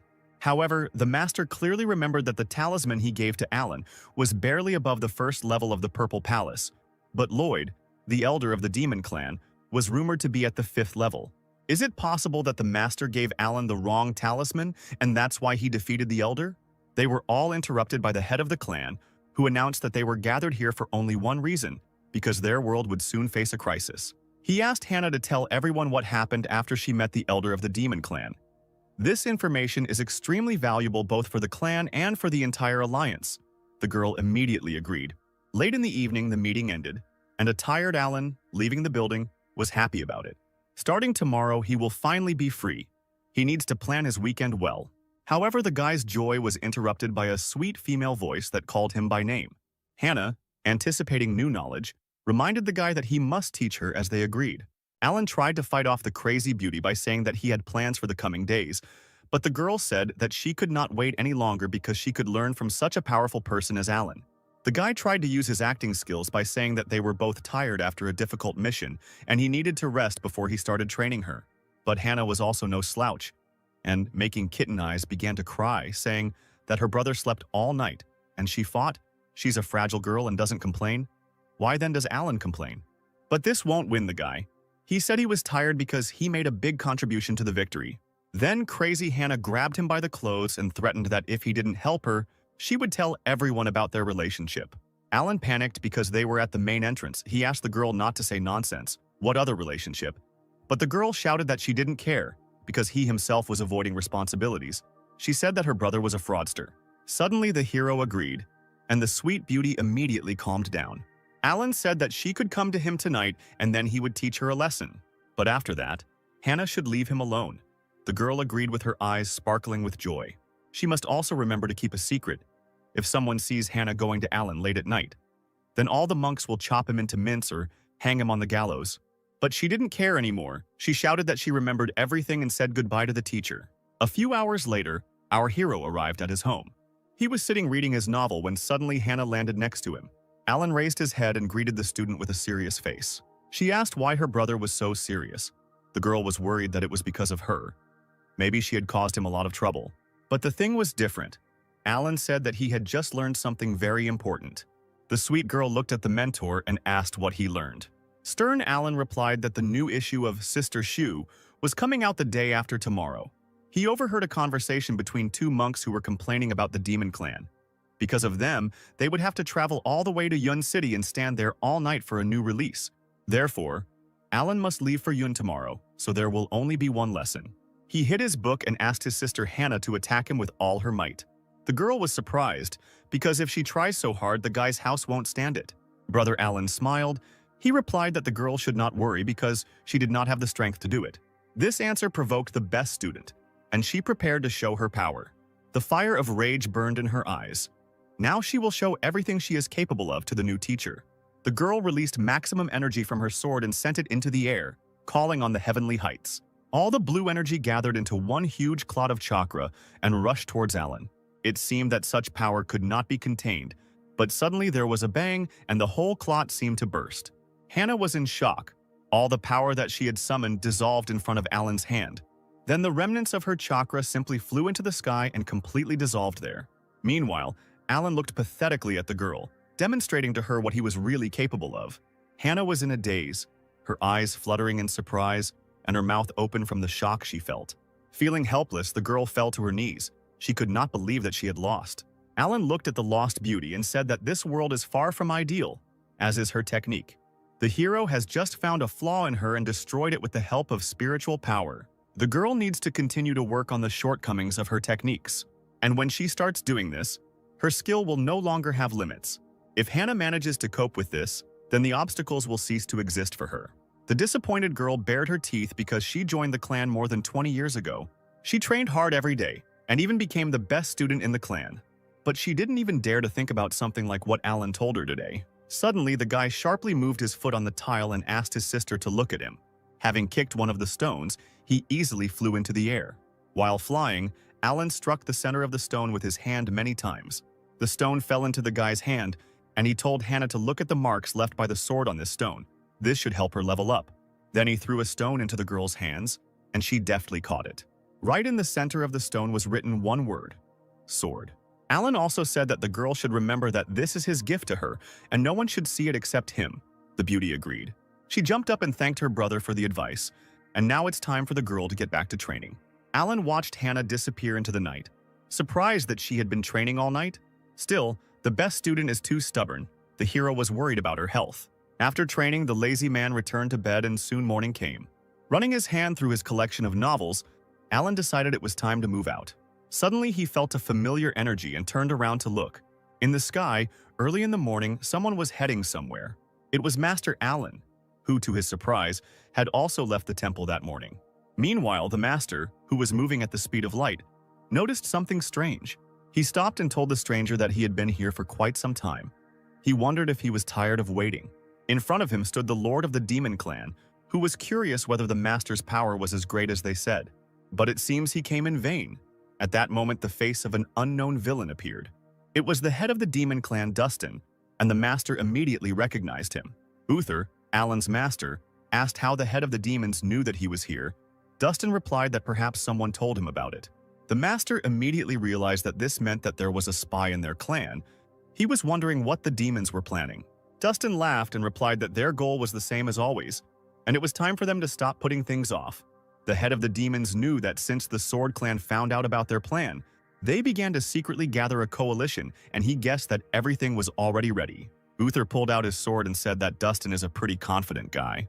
However, his self-confidence will drag him into the grave. After these words, the master summoned hundreds of energy swords that rushed towards the enemy. Dustin's eyes lit up bloody, and he replied that if such a day comes, he will accept it with dignity. But that day is not today. He wanted to see if Uther had gathered enough strength to withstand his attack. Meanwhile, in the city of Yun, everything was quiet and calm. Alan was already rushing to the sale of his favorite novel. He quickly reached the city and now he needs to look around to understand where the meeting will take place. But suddenly he felt a strong pressure. The guy felt the energy beam of the sword, hidden in his master's jade pendant, activate. The master is at the first level of ascension to truth, and his sword technique cannot be matched by anyone, while he can be in such danger. Has he really encountered such a powerful opponent that is capable of defeating him? Meanwhile, the bloodied Uther was held by Dustin, who told him that this attack was too weak for him. But the head of the demons was surprised that the sword's energy actually helped hold back his attack. The energy hidden in this jade pendant that cracked. Opening his eyes slightly, Uther remembered that this pendant was given to him by his student Alan. In his memoirs, Alan told the master that this pendant was his gratitude for taking care of him. Smiling, the guy said that this was just a small manifestation of concern. Dustin swung a second time and said that it was time to die. He wouldn't miss the second time. Meanwhile, Alan revealed the strange seal on his chest and said that these powers should be enough. He began to concentrate his energy and circles like ripples on water gradually emerged from his head. The circles became larger and larger. The almighty lazy man was looking for his goal. Dustin felt something strange happening behind him and turned around. Alan summoned his sword technique, a space-cutting beam. At that moment, a huge beam of energy appeared above Dustin's head, similar to a divine column of electricity that was directed directly at him. The blow hit its target, and Dustin, tormented after such a powerful attack, thought that this technique belonged to Master Reynold. He held a piece of Uther's clothing in his hand. His opponent disappeared. Dustin was furious. He swore that their next meeting would be his last. After some time, Alan was already in place. The guy realized that he had hit the target. However, this did not help. The strength of his opponent was probably much higher than the level of the Purple Palace. But why did someone from the Demon Clan need to kill his master? Fortunately, Master Uther managed to escape and Alan was already rushing back. The hero returned to the city where his book was being sold. The guy thought that upon returning home, he would need to visit the master. The guy looked down and was surprised that this city was quite crowded today. All these people stood in line for the ceremony in honor of the release of the new volume of the Immortals' Mad Journey. Alan didn't think it would be like this, but he had no choice. He had to stand and wait. Evening came, the line gradually shortened, and suddenly the seller said that there was the last copy left. The residents were indignant, but Alan rejoiced at his success because now it was his turn. He extended his hand to the coveted reward. Apparently today luck is on his side. But suddenly someone's hand also reached out to the book. Next to Alan stood a gorgeous girl with blue eyes and in a pink robe. She looked at the guy seductively and innocently. But the hero was not so simple. He put his hand on the book and did not want to give it away. Then the girl turned on all her charm and sense of smell, asking this handsome guy to give her the last copy. But Alan did not give in and rudely refused the girl. Then she offered to pay him twice as much for this book. Her gaze became stern, and she said that this was a great deal. You shouldn't refuse a luxurious lady. No one wanted to give in. The hero and the girl shouted to the seller that they needed this book. The sellers did not know what to do. Seeing the angry buyers, they asked them to calm down. There was the last copy left and I needed to come up with something to share it. And then the girl had an idea. She said that since Alan does not want to give in to her, then she should act according to her conscience. The hero asked what the girl meant. Cards with pictures of hands appeared in her hand, and the girl suggested playing rock, paper, scissors. Alan doubted that it was very easy to cheat in this game, to which the girl replied that she personally created it, and these cards are capable of reproducing a person's thoughts. So there is no way to cheat here. They can use this to achieve justice. The guy agreed that it would be really difficult to cheat. Everything seems quite reasonable. In the end, they decided to play. Alana's rival offered to play until 3 victories. The hero agreed to this condition. He decided to choose scissors in the first round to check everything. The girl gave a countdown. After she counted to 3, they put the cards on the table. She invited the vendors to turn over the first round of cards. The sellers turned over the cards, and a disappointed Alan saw that he had lost. The girl rejoiced at the victory, and the guy tried to understand whether she cheated or was just lucky. The second round began. This time, the guy was not going to lose. To prevent her from cheating, Alan decided to turn over the cards himself. Turning it over, he saw that he had scissors and the girl had a stone. There was pure disappointment in Alan's eyes. One more loss, and he would lose his treasured book. But the girl won another round. She mocked him by tossing her cards in her hand. Apparently, she was lucky today. Alan could hardly stand on his feet, realizing his failure. And the sellers said that if he felt bad, they could contact someone from his clan to pick him up. He tried to find where the girl cheated, but everything was clear. The guy wasted so much effort and his book went to another buyer. But nothing can be done about it. The hero decided to return home. His tea leaves are about to ripen. He needs to prepare a new batch for the head of the clan. After walking around the market, Alan still didn't find any new seeds for tea. Now he has nothing to do here. It's time to return home. Flying over the city, Alan suddenly heard the swearing of passers-by, who shouted that the girl had deceived them. They asked the scammer to return their elixir to them. She in turn said that she was just lucky, to which the guys replied that she could not be lucky 20 times in a row. This was the same girl who defeated the hero. She shouted that she was an honest person. But these two monks are unlikely. Apparently, heaven is punishing them for all the bad things they have done in their lives. The guys were sure that the girl was a liar, so she decided to run away from the crime scene in time. But the monks were not going to give up, and one of them decided to use his golden energy. Instantly, a golden hand appeared above the girl, and she realized that this energy was at the level of the Purple Palace. Suddenly, she saw Alan and started waving at him, getting his attention. The girl asked the guy to help her, and two monks asked the hero who he was. Alan was outraged that the beauty was asking for help, complaining that these two monks wanted to beat her, because just recently she had taken his book. The monks were wary, but the hero folded his hands in a sign of peace and said that he didn't really know this girl, so he wouldn't interfere in their showdown. The girl shouted that Alan was heartless. She asked if he had forgotten their first meeting. Just like the hero remembered her, they played a strange game, and he lost.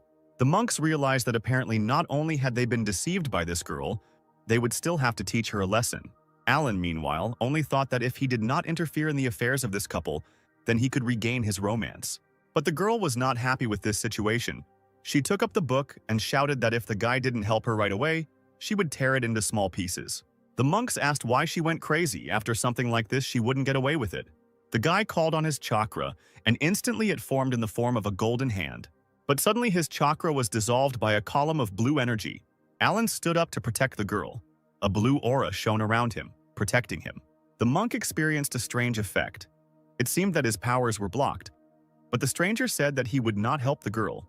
Why did he stand up for her now? Alan apologized to them. He said that his plans had changed and asked him to understand. The indignant hero then turned to the swindler and asked her to give him the book. But the girl was not going to do this. She thanked the naive guy and used one of her abilities. At that same second, the girl disappeared into the air, leaving behind only a blue silhouette of energy.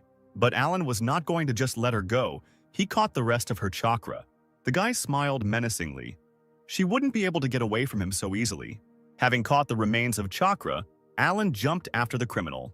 The monks who watched this felt the guy's creepy energy. They wanted to know what clan he was from. Suddenly, the second monk remembered that their treasures were still with that lady, and they needed to return them.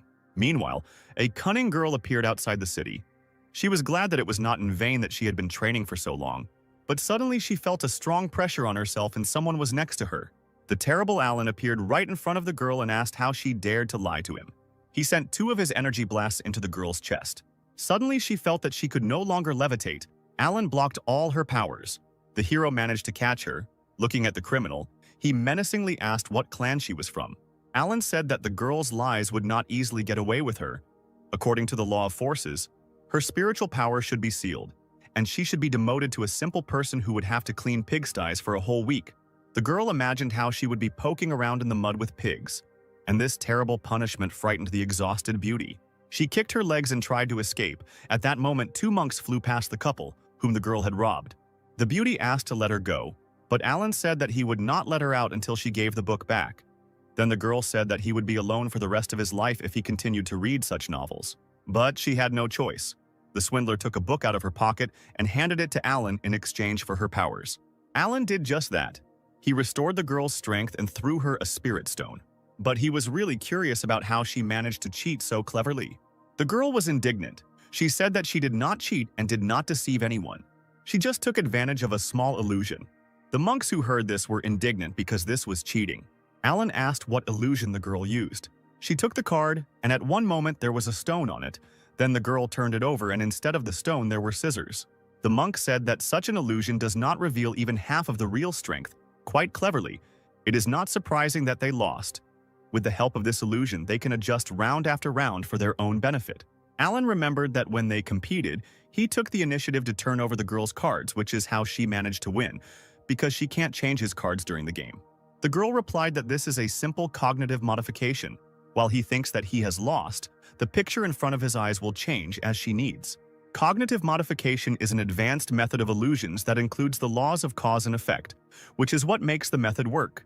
The stunned monk asked the girl who she was. The beauty struck a pose and introduced herself. Her name is Lisa, and she is from the Palace of Heavenly Illusions. One of the monks asked a comrade what power this heavenly palace has. He replied that this is a famous ancient clan that is voluntarily isolated from others. They do not enter into an alliance, but their strength should not be underestimated. The monks bowed their heads and asked Lisa's forgiveness for not recognizing her. To the girl's surprise, they allowed her to keep the thing that she had taken from them.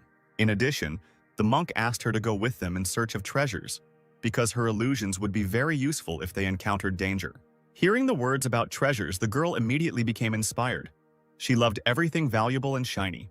The monk explained that a few days ago, in the depths of the Yun mountain range, a red ray of light appeared, filling the air with energy. It was likely that some rare treasure could be found there. Alan, hearing these words, became interested, because it could be that same demon. The monk continued the story by saying that this ridge is winding and long, but he knows the approximate path, so they can go there together. If there is a lot of treasure, they will divide it among themselves, and if there is only one, they will use it in turn. Alan wondered, the red beam a few days ago, if this was the very thing he was thinking about. However, the guy decided that it was useless to think, because it could be a simple coincidence. Sister Lisa happily agreed to go with the monks in search of treasures. The monk also invited Brother Alan to go with them, because he is a strong fighter, and there may be a rare and powerful treasure hidden there that will interest him. But Alan, waving negatively, said that he was not interested in this and he did not want to waste his vacation on this. He wanted to take this time to have a good rest and read a new volume of the story. After these words, the guy left. Lisa was angry, saying that he ruined everything, but she was sure that the hero would return to them. Meanwhile, somewhere in the forest, a bloody aura was gathering around a familiar halberd. Traveling Howard was delighted with the discovery. He had finally found it. Finally, he found the very devil fruit that his master had spoken about. Lisa, along with her new comrades, went in search of adventure. The first test on the way for them was a ferocious creature similar to a lion. The creature, filled with power, jumped towards the brave girl. Swinging his paw, he hit Lisa, but her upper part immediately evaporated. The beast was confused. The girl used her illusion and jumped into the air. The bait worked. Meanwhile, one of the monks at that moment began to use golden mist. The enraged beast turned around, sensing danger. But it was too late. The monk struck his opponent using one of his abilities. It was called 9 Misty Whirlwinds. The exhausted creature fell dead to the ground. The monk praised Lisa, saying that her power of illusions was simply incredible. Thanks to her, they were able to easily defeat such a formidable opponent. Another comrade also praised the girl, saying that even if they meet a beast of the highest level, they will be able to deal with it in no time. Lisa was a little embarrassed, but she liked the praise in her direction. But it was necessary to move forward. Our heroes went deep into the dense thicket. Lisa was already tired of walking. She said that half an hour had already passed since they left the mountain range. Are the guys sure that the treasure even exists? The monk calmed the girl down, telling her not to worry because, if he was not mistaken, then the goal was not so far away. Meanwhile, Howard began his ritual by ordering the demonic spear to absorb the energy. If everything goes according to the demon's plan, then within a few hours he will be able to get it out. The villain was looking forward to this moment. As soon as he gets the fruit, the master will be pleased. But suddenly, his thoughts were interrupted by a magical aura that he felt. Howard turned around. He realized that someone was approaching him right now. Using his magical vision, the demon elder saw 2 Yunshin clan disciples and a girl walking in his direction. This wasn't his plan. If they found the devil fruit and notified their clan, there would be trouble. The level of these 3 was not very high, so Howard was confident that he could deal with them with the help of bloody puppets. He took out from his pocket one of the 3 artifacts, similar to a bell that the Lord had given him, and rang it. At that same second, the ringing from the bell began to form a demonic gate. Howard laughed. It would be better if these travelers ran away from him. An unknown substance appeared, and Howard told her that he would stay here to protect the fetus. And the unknown creature that appeared should lead these 3 uninvited guests to him. The creature, engulfed in a purple aura, understood the order and instantly rushed after its target. Observing the artifact, Howard said that he was in no position to leave 3 corpses behind. Meanwhile, Alan returned to Yun City because it was already too late and he doesn't work overtime. The guy was sitting in one of the taverns and drinking aromatic tea while reading a long-awaited book. Before he knew it, he had almost read to the end of the book. Finally, The killer whose identity had been hidden all this time was about to be revealed. Alan eagerly turned the page. Here it is, the secret the guy wanted to know about. His eyes sparkled, but there was only a drawing of the face of a girl he knew, and an inscription that said that she would not tell him who the killer was. Alan's disappointment knew no bounds. Lisa ruined such a moment by replacing the last page. He started screaming at the top of his lungs. The guy couldn't believe that the book would end at such a moment. From his screams, the earth began to tremble. The people in the tavern thought it was an earthquake. Suddenly in the sky, they saw a blue beam that rushed past them like a star. Enraged, Alan raced towards his goal. He vowed to find her even if he had to destroy the entire mountain range. Meanwhile, the team of adventurers went further into the forest and began to notice a strange situation around them. In addition, for some reason it seemed to Lisa that someone was watching her right now. The monk who led the detachment turned sharply and shouted that something was wrong here. Something was moving towards them. At that moment, purple lightning struck the guy and blood poured out of his mouth. Lisa and the second monk screamed when they saw this terrible sight. The monk fell to the ground. His brother grabbed his partner and began to try to bring him to consciousness. Lisa noticed something approaching the still living guy and tried to warn him, but he did not have time to react in time. Now 2 monks were lying on the ground unconscious. Lisa trembled, asking who was there. Stuttering, the girl asked the creature to appear. At that same second, a person as fast as dark lightning appeared behind her. Lisa felt a powerful blow to her neck and immediately lost consciousness. Alan felt something strange. An explosion of spiritual power had just appeared next to him. But suddenly he disappeared somewhere deep in the forest as quickly as he appeared. The guy walked forward, surprisingly. But there were no signs of a battle, as if everything had disappeared or someone knew how to cover their tracks. The hero used his sensory ability, and at that moment he felt that there was something in the air. The dark entity was already about to attack the guy, approaching him from behind. But Alan, who was standing motionless, suddenly opened his eyes and stopped the attacker. The dark blade almost touching the hero's neck stopped. Alan asked the creature who he was and what he was trying to do. The violet aura dissipated, and inside it, Alan saw a cute little girl holding a needle with trembling hands. Feeling a terrible aura in front of her, the girl suddenly began to cry. Alan assumed that she could not speak and asked about it. The cute creature nodded her head. The hero asked if the 3 guys who fought with her were still alive or not, and the girl again nodded her head in the affirmative. Suddenly, the guy became stern and told the creature to take him to them, and then he would not punish her. The creature wanted to agree when suddenly they heard the ringing of a bell coming from the depths of the forest. The little girl grabbed her head, feeling a dark pressure on herself. Sobbing, the girl flew towards the bell, which greatly surprised Alan. The hero immediately realized that this was a soul control bell. The master told him that this was a kind of witchcraft that seals the soul of a living person in a bell, placing a curse on him. Apparently, there was a clan of demons here too. Meanwhile, the demonic spear was gathering energy around itself. Howard, who was ringing the bell, looked at the 3 prisoners from whom the strength was being siphoned off and told the arriving girl that she had so much time, but she still could not grab another person. The demon called the little girl useless trash and placed his foot on her tiny body. The girl lay sobbing on the ground, and the elder of the demons said that there was no way she could escape from him. If she tries to escape, Howard will do everything to turn her life into such a nightmare that she herself will beg him for death. Suddenly, an unknown voice from a cloud of aura asked where that guy was now, because he came here for him. And besides, why did Howard call him if he said that he could handle it himself? But they didn't have to look for the guy for long. He was already right above their heads and said that it certainly wouldn't have been possible to restore such damage in just a couple of days without outside help. The elder demon immediately recognized the scoundrel who defeated him last time. Because of this, he had to humiliate himself in front of his master and take a long time to heal his wounds. Howard did not wait long and immediately attacked his sworn enemy, sending a demonic cloud of energy similar to a skeleton skull in his direction. But Alan, as always, easily repelled the elder's attack by simply dispersing the villainous energy. He smiled, mocking his opponent, and said that he didn't understand how Howard was still holding on with such strength. The demon's rage began to boil more and more. Alan irritated him with his equanimity. He grabbed the bell and ordered Gwyneth to quickly kill the vile insect. But Alan, with a quick movement of his blade, cut off the demon's hand, which was holding the bell. The hero approached the little girl. Now he knew her name. Her name was Gwyneth. The guy attacked the ancient artifact with his energy, and it immediately split into small pieces. He told the sobbing little girl that she no longer needed to be the demon's puppet.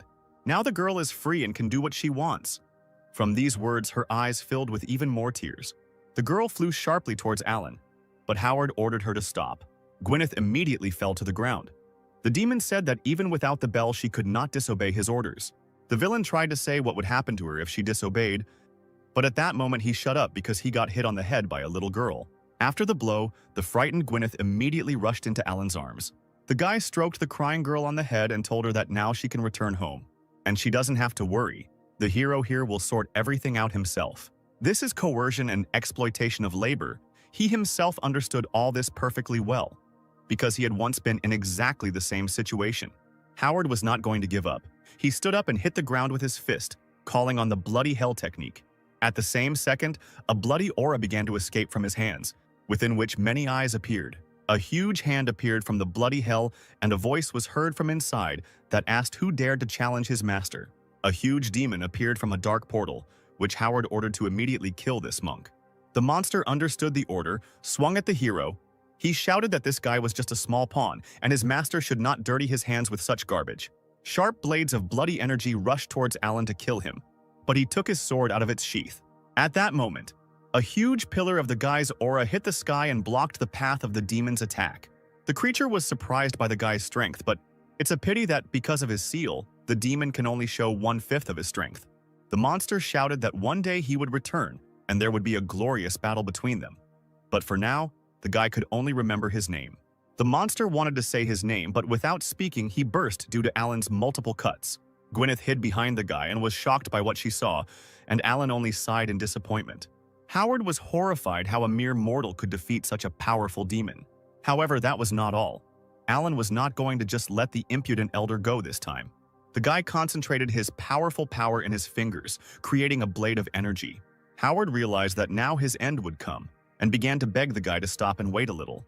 But before he could finish speaking, a powerful stream of mana created by Alan passed through him. Then there was an explosion, and the guy who turned around said that he didn't need to wait. Suddenly, Alan saw his still shackled comrades, among whom was the girl who had stolen his treasured page. He sent a small part of his chakra into the girl to wake her up. At that same second, Lisa opened her eyes and gradually began to come to her senses. She immediately recognized the guy and panicked, but Alan hastened to calm her down, saying that she had spent too much spiritual power and she needed to rest, then he would help her get to the city.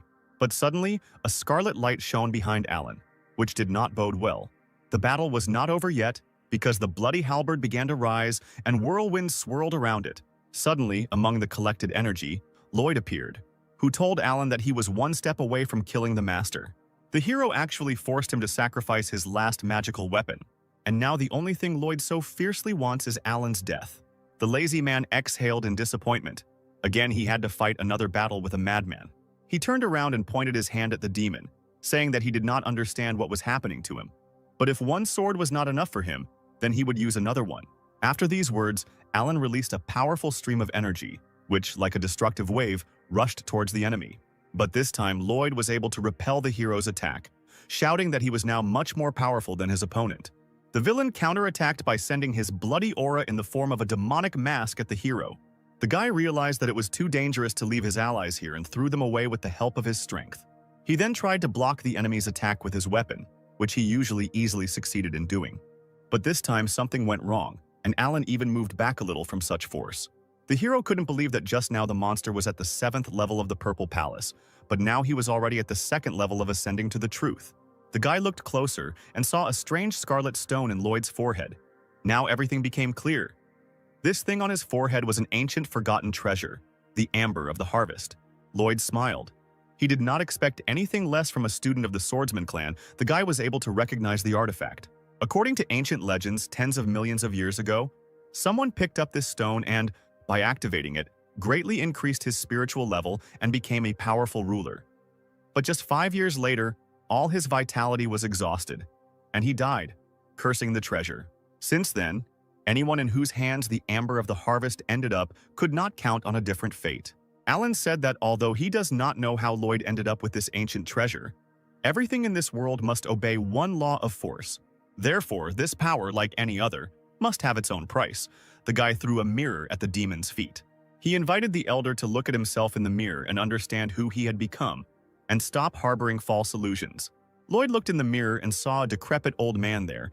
The demon could not believe his eyes because he was given at least 800 years. In a rage, the master broke the mirror and asked why he looked like that. Alan explained that this treasure is a demon that sucks all the vitality out of him. Lloyd was distraught.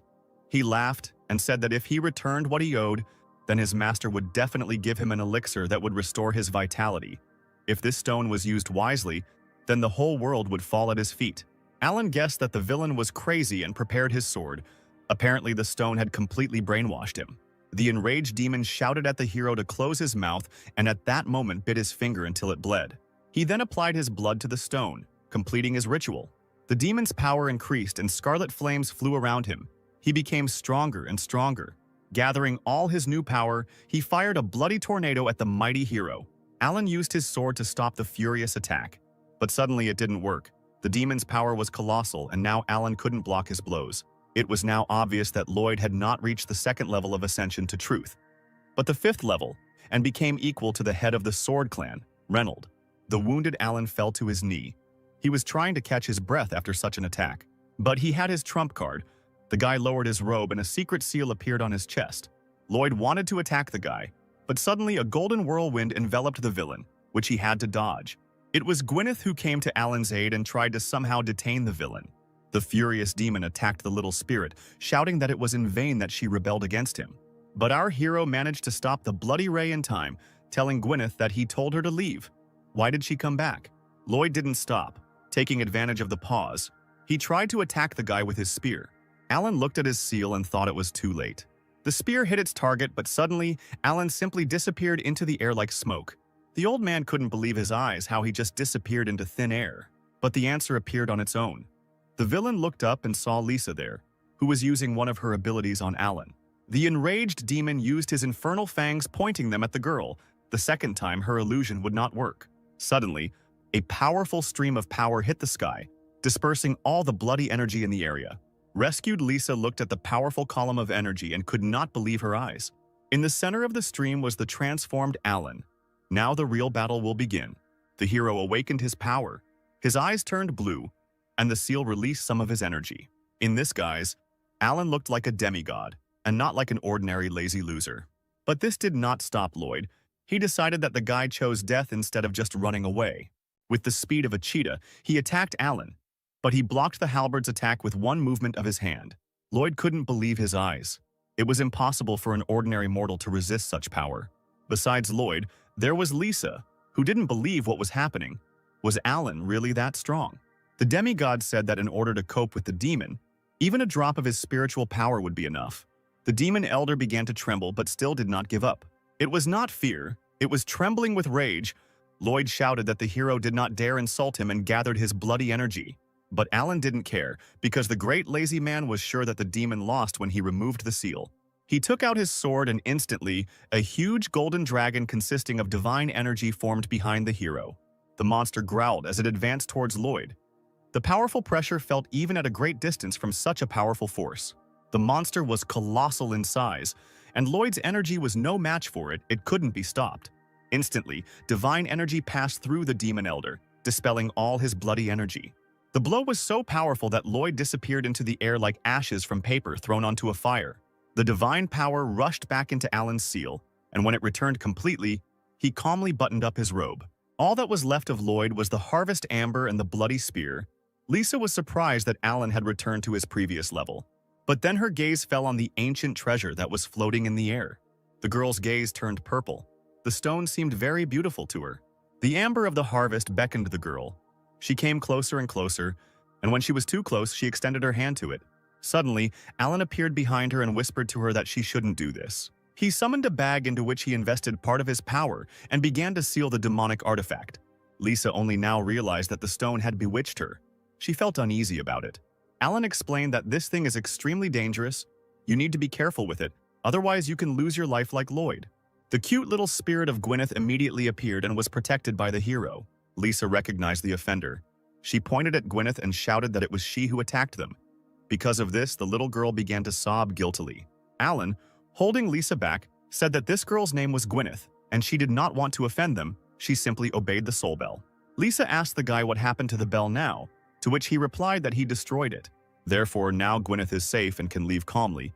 He asked the girl to be careful and not get caught by the bad guys anymore. Looking at the spirit and the guy saying goodbye, Lisa said that the girl was quite strong and Alan could keep her, to which the guy replied that he was not like these demons. Lisa turned away saying that the bad guy used her as a weapon thanks to the soul bell. The beauty thought about it and decided that she was mistaken about the hero. Alan replied that since she was mistaken, could Lisa return him the page that she tore out? And the girl was indignant that this fool only cared about a stupid novel. But there is no need to argue with him, so Lisa gave him the last page. The hero was barely embarrassed when he saw that very last page, but deciding that he would leave it for later, he hid it in his robe, thanking the girl and saying that no one should know about what she saw. Lisa did not understand why the guy would do this, because killing the elder of the demon clan is a great achievement, and he can become famous for which Alan poked her in the forehead and told the girl not to ask unnecessary questions, but simply accept it as a fact. The beauty understood. The last question remained. What to do with this spear? And Alan had the answer. He would simply take it with him and dispose of it. And he also asked Lisa to take care of those guys while he went first with this thing, to which the girl got angry, saying that she was not a nanny. The guy extended his hand to the spear to take it away, when suddenly a huge hand of unknown strength appeared from space.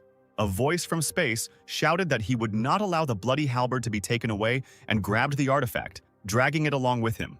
A second later, the monster disappeared. This was quite unusual. Lisa shuddered from such a strong aura. She asked what it was. Alan replied that it was probably another elder. The girl asked if the guy was going to follow him because the weapon was probably valuable. To which the guy replied that, firstly, the unknown person was too strong and it would not be easy to deal with him.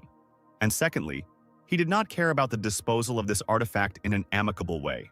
Well, thirdly, Alan is now on a legal vacation, so it's time for him to leave because he needs to quickly return and find out how the novel ended, the hero hoped.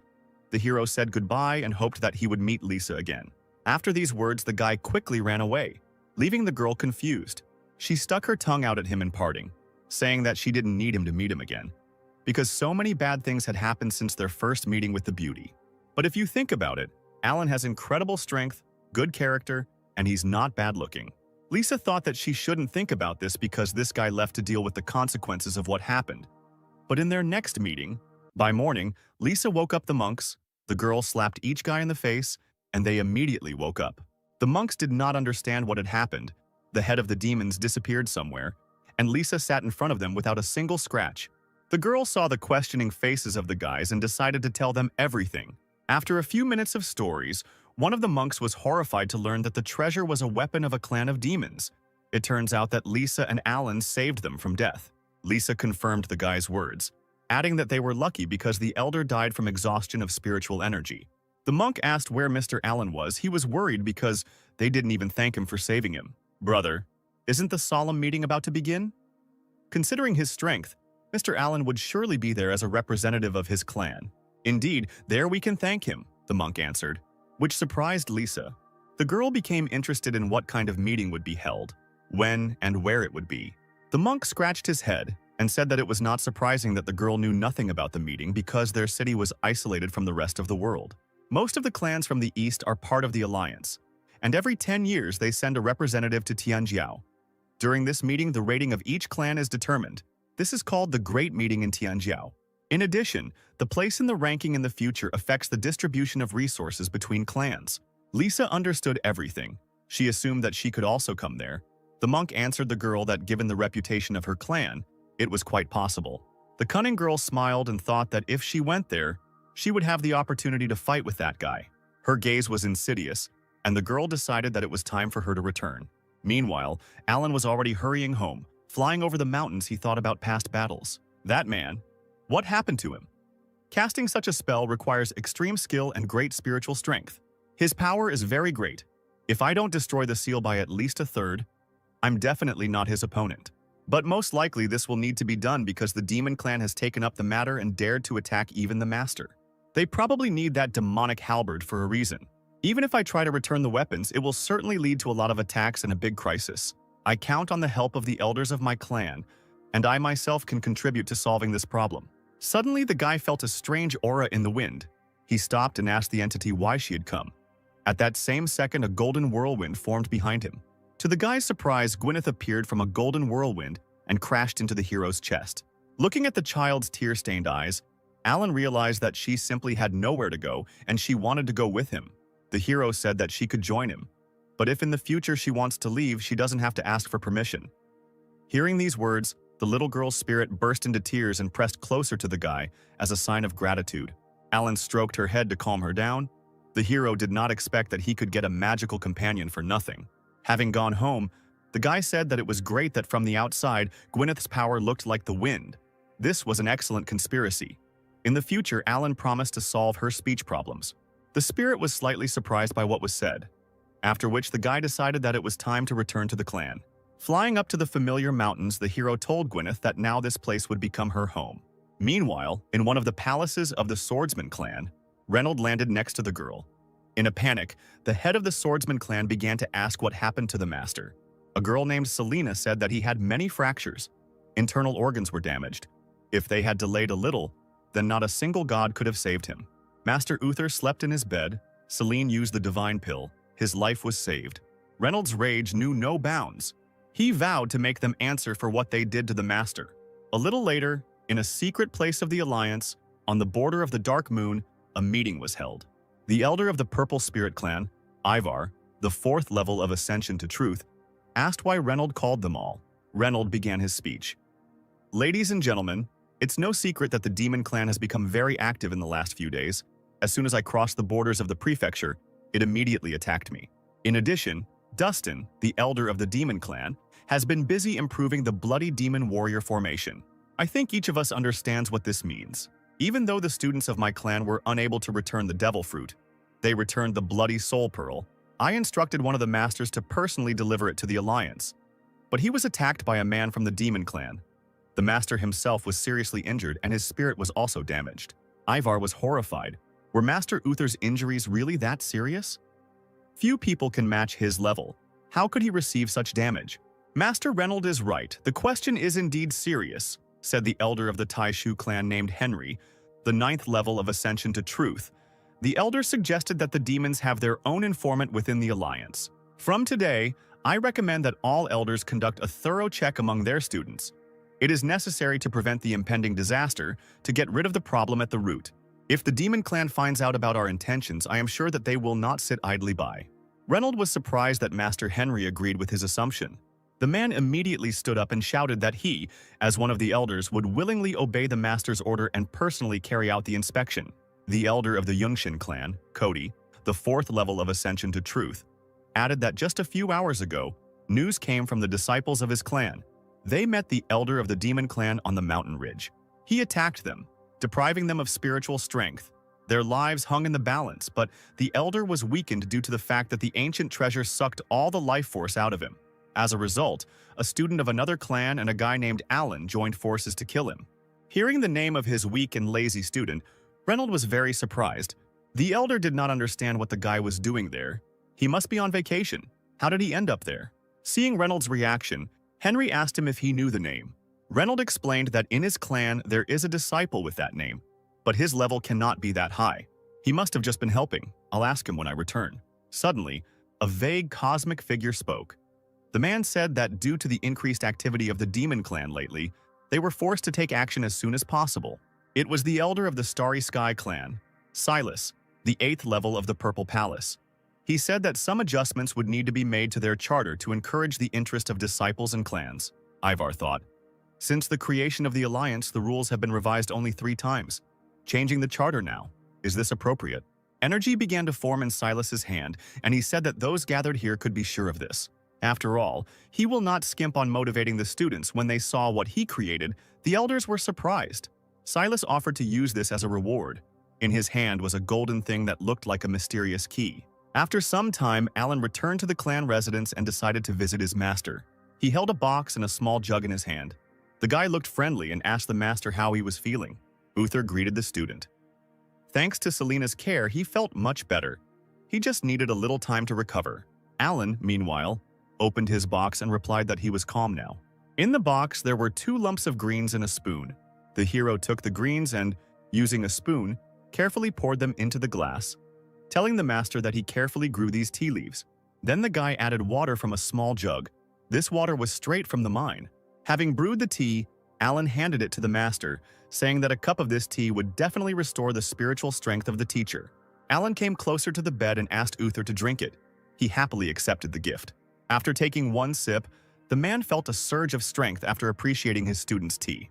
He then said that Alan should use the time he spends on plants on his own development because his level is still too low. Among the students, Alan is perhaps at the lowest level. The teacher's words upset Alan. Again, he took up his task. The hero decided to release some spiritual power this time. A blue aura surrounded Alan, and the guy told Uther that he had risen to level 8 recently. Seeing the force flying around the room, the master was surprised, but then his gaze changed from joyful to indifferent. The angry teacher said that 5 years have passed since Alan's last breakthrough. Look at your sister. She trained hard to achieve her goal. Alan, in his usual manner, said that he would try his best. The teacher asked him to stop making fun of him. As your teacher, I know that you don't like to hear about such trivial things. You probably visited me for a reason. Realizing that the conversation was getting serious, Alan hurried to get out of here as quickly as possible, but the master stopped the guy. The teacher said that he was wounded by one of the people of the demon clan, and he almost died in that battle. But the jade pendant that Alan gave him protected him from a deadly attack. Then there was a sudden flash of light that injured the attacker and allowed Uther to escape. Alan, tell me the truth, are you hiding something from me? For example, your true level. Or maybe you sealed away your true power so you don't show it to us. Master, are you serious now? How could I hide my level from you in the head? That's also true. You're not very diligent. I don't think you could pull off something like that. But what about the jade pendant? Where did you get it? Uther asked, and Alan told him that he found it in a treasure chest. I felt that it exuded an unusual aura, so I decided to give such a precious thing to the teacher. Uther smiled. You accidentally picked up a real treasure. This jade pendant probably contains the energy of a sword of incredible power. If it weren't for you, I would no longer be alive. Such words even made Alan slightly embarrassed. It wasn't often that he heard the master's praise. Suddenly, Uther called the guy and he turned to the teacher. At the same second, the master pointed his palm at the guy, trying to attack him. But right in front of the hero's face, he stopped his hand. The frightened Alan asked the teacher what he was doing. In fact, Alan guessed that the teacher was testing him and did not shy away. Uther laughed, saying that Alan's reaction was not sharp enough for an 8th level. Alan confirmed the master's words, saying that he was still far from achieving the teacher's skill. At that moment, a book appeared from his robe. A gust of wind shook her in her hero's robe, and the book fell straight onto the bed. The master noticed the book and seemed to recognize it. Alan blushed and panicked. The teacher must not find out what is inside this book. Uther tried to take the book, but Alan quickly snatched it away and said that it was just a little hobby. Suddenly, the master waved his hand. Driving the guy away, he allowed him to go. Finally, he advised the hero to practice more and read less nonsense.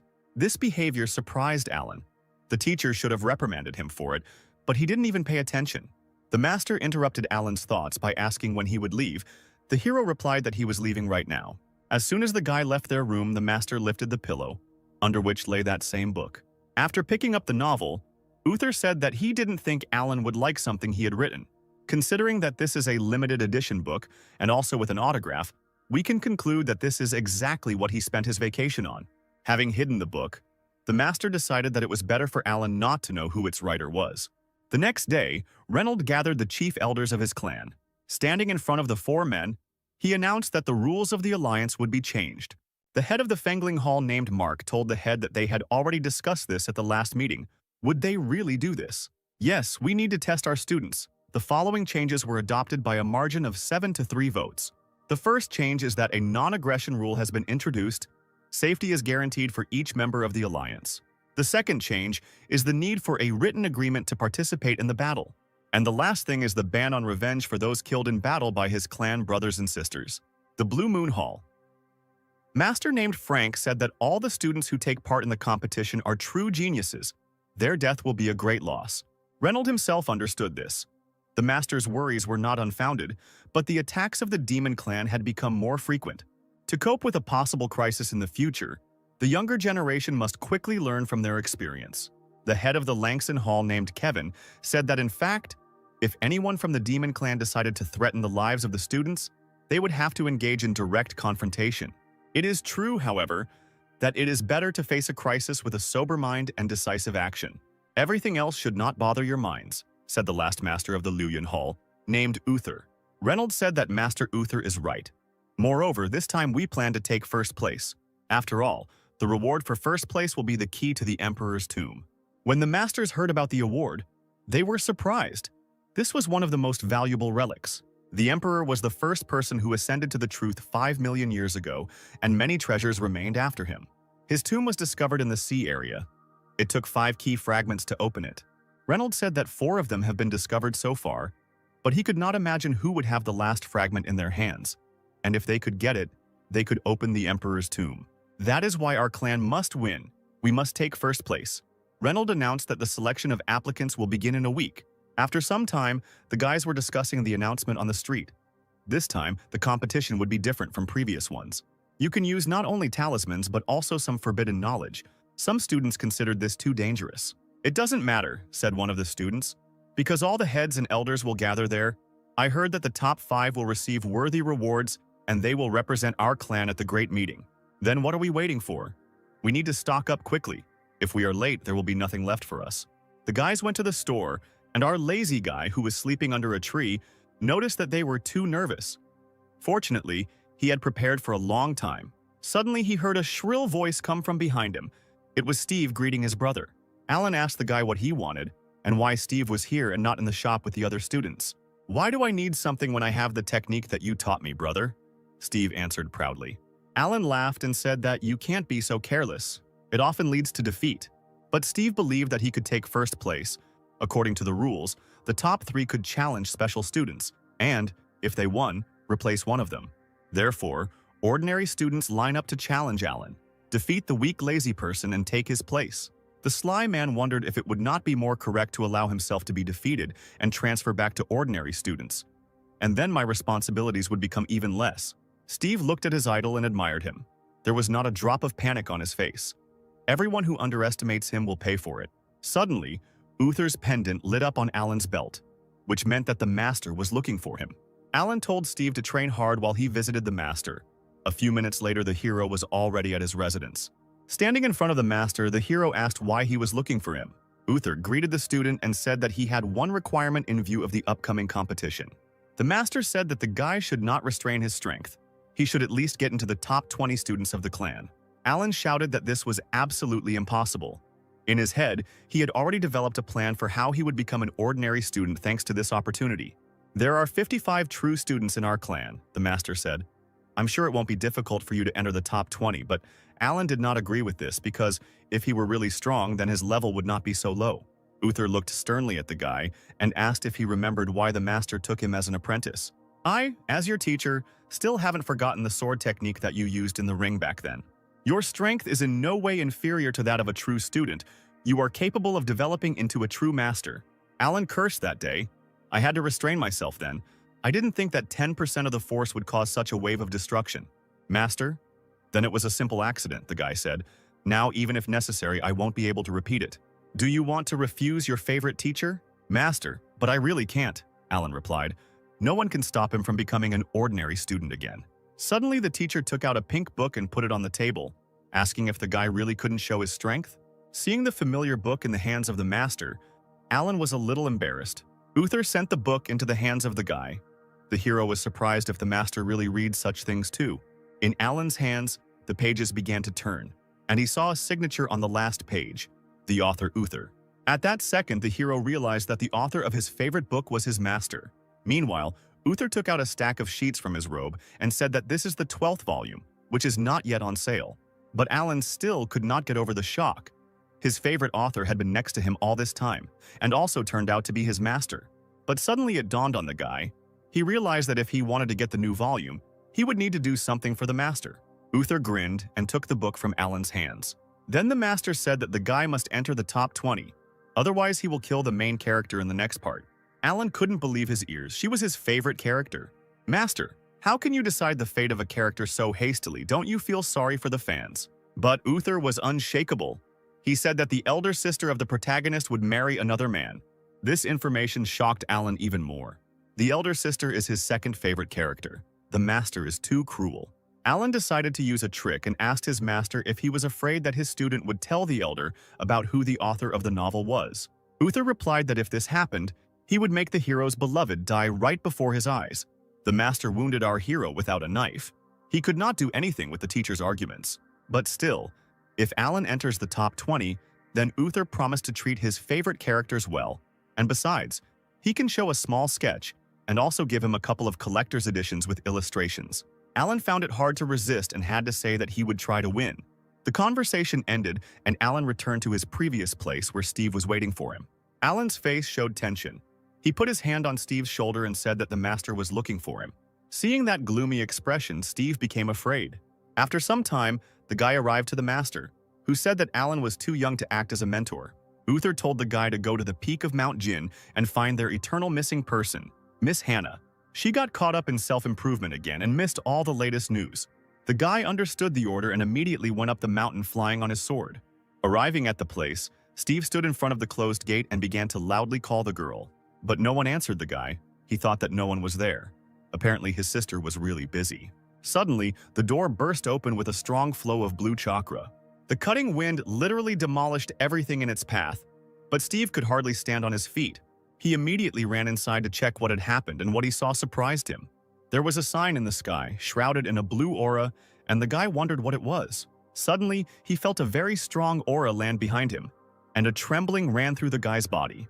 Hannah, shrouded in a scarlet aura, looked at the guy with a murderous gaze and asked what he was looking at. The guy, shackled with fear, slowly turned around and replied that he was not looking at anything. He had come to convey the news of a great meeting. The girl was being invited to take part in a competition within the clan. Hannah immediately changed her face to that same sweet girl. Because she recognized the guy, it was a friend of Alan's brother named Steve. She put her hand on the guy's shoulder and asked, "You didn't see anything like that just now, right?" Frightened by the creepy girl, Steve replied that he saw absolutely nothing. Hannah replied that she understood and the guy could go. Steve didn't wait long, but immediately tried to get away from this creepy lady as quickly as possible. Hannah felt a little sad because she was so focused on training that she forgot about everything. Brother Alan is truly amazing. In recent days, the girl felt that she had become much stronger. Hannah remembered those puppets that she had fought with earlier and that were difficult for her to defeat. If she fought them now, she would cut them into small pieces. "We need to spend more time practicing. Wait, Brother Alan. I will definitely catch up with you soon." Meanwhile, Alan cursed his master for daring to threaten him. "In a normal battle, I would quickly reveal my true strength. But this time, the rules are more flexible. So I can throw everything into props so that if I win, I won't be given new responsibilities." The hero collected all his accessories in a bag. With these things, he will definitely win a couple of rounds. Suddenly, his gaze fell on the red rare jade. The hero considered it an excellent option. The guy wanted to take the stone, when suddenly a voice was heard from the jade, asking the guy to touch it, and then the stone would give him whatever he wanted. "Pour your spiritual power into me, and I will give you luck that will reach the heavens. I will give you everything you can think of." But Alan stood motionless. Then the stone began to scream even more and order the hero to touch him and pour in spiritual energy. "Touch yourself, get the hell out, or I'll break you," Alan shouted and threw a stone to the ground. Suddenly, the jade came back and asked why he was unable to seduce the guy. This was the first time in so many centuries that he had met something like this. Alan replied that this is because Jade's demands are like a pop-up spam window. Looking at the interesting creature, the hero began to think. He became interested in who this stone was. The Scarlet Stone said that he was a venerable lord, a demon of heaven, a great master. What kind of great master is this? I've never heard of such a thing. Scoundrel? I came here with the devil himself. He left and I remained. All the monks of the world should address me as lord. Alan replied that now everything was clear to him. Apparently his owner had thrown the stone. This phrase outraged the demon. "How dare you insult me? Pour some spiritual energy into me and I will show what I am worth." "So it means you have some kind of secret," Alan said with interest, looking at the stone. "Well, boy, do you dare to touch me? Or are you still a coward?" Alan laughed and touched the jade with his finger. The hero said that this was nothing for him and released his spiritual energy into the ominous stone. In the blink of an eye, he found himself in a heavenly jade void. Around the guy there was only space and purple lights that seemed like raindrops falling down. Wandering through the emptiness, Alan suddenly felt something. He turned around and saw huge violet eyes that mocked the fact that all people are fools. Alan answered the demon that he thought so, that he looked pathetic. He didn't even have his own body. Insolent. "How dare human trash like you talk to me like that?" To the great demon Mo Zun. "You have a strange name," Alan answered. The demon explained that Mo is a race and Zun is a position. Mr. Mo Zun is an honorary title. Alan yawned. It seemed too difficult for him. "Since your body is purple and you are a demon, just call yourself a purple demon." The great demon got angry and ordered Alan not to call him that. "Okay, purple demon," the The hero smiled back. Mozun told the guy that he wouldn't behave so arrogantly for long. Does he really think that once he got here he can do whatever he wants? Alan asked how to leave here then. The demon replied that the first option was to get his permission, but this was not the case with the hero. The second is to bargain with the great demon. Wealth, beauty, land, position. What do you need? This proposal interested Alan. The hero's eyes sparkled, and he asked the demon to give him 100 years of life. The demon replied that, unfortunately, he could not do that. Alan was disappointed and called Mo Zui trash. Do you have any other desires? The demon asked. Alan thought again. In principle, you can get a couple of volumes of my favorite novel so that I can read everything first. The demon asked what kind of novel it was, and Alan began to look for it in his robe. He took out a book with a pink cover and said that it was very popular and was written by his master. And who then should fulfill your desire? The demon shouted. The hero got angry and replied that Mo Zui was worthless and could not cope with two trifling desires. You, since you refuse to call me by my name and do not want to bargain, you will remain here forever. You will die in fear and hunger, your body will be completely destroyed, and also, before the demon could finish speaking, a huge blue hand squeezed his face.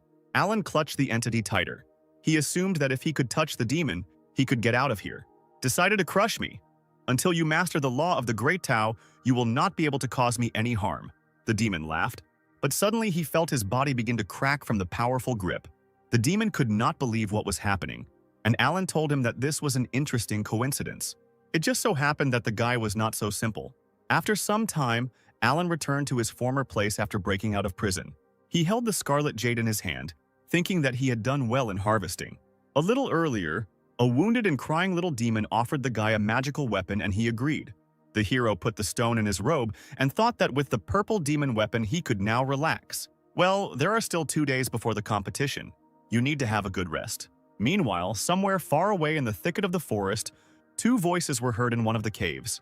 The guy in the robes of the Sword Clan looked into the purple mirror, in which an unknown person asked what his chances of winning were. The monk replied that with the secret treasure that his owner gave him, he would be among the top 5. Great, the dark figure replied. Thanks to you, I can return the bloody sphere. I owe you my life, the guy shouted. You saved me. For your sake, I will go through both fire and water. The figure replied that the guy has a good heart. When he receives permission to participate in the great meeting, he will take him away from the swordsman clan. The man raised his head, and we saw his green eyes. He told the gentleman that he would not let him down and would complete the mission at all costs. The unknown person in the mirror laughed evilly, and then the connection was cut off. 2 days later, monks were gathering at the main peak of the swordsman clan. Reynold began his ceremonial speech. We have gathered the disciples that the Sword Clan has accepted into its ranks over the past few years. This competition is not only a test of your ascension in recent years, but also the election of the most worthy disciple of the clan. Unlike in previous years, talismans, elixirs, spiritual formations, and other things can be used during a duel. You will only need to defeat your opponent and get the highest score to move on. But no matter what, you cannot injure your opponents for no reason. I, together with other clan masters, will watch your fights to prevent injuries to students. Let the competition begin. Reynold ended his speech with such solemn words and used his strength. Hundreds of small stars appeared in a whirlwind in the air.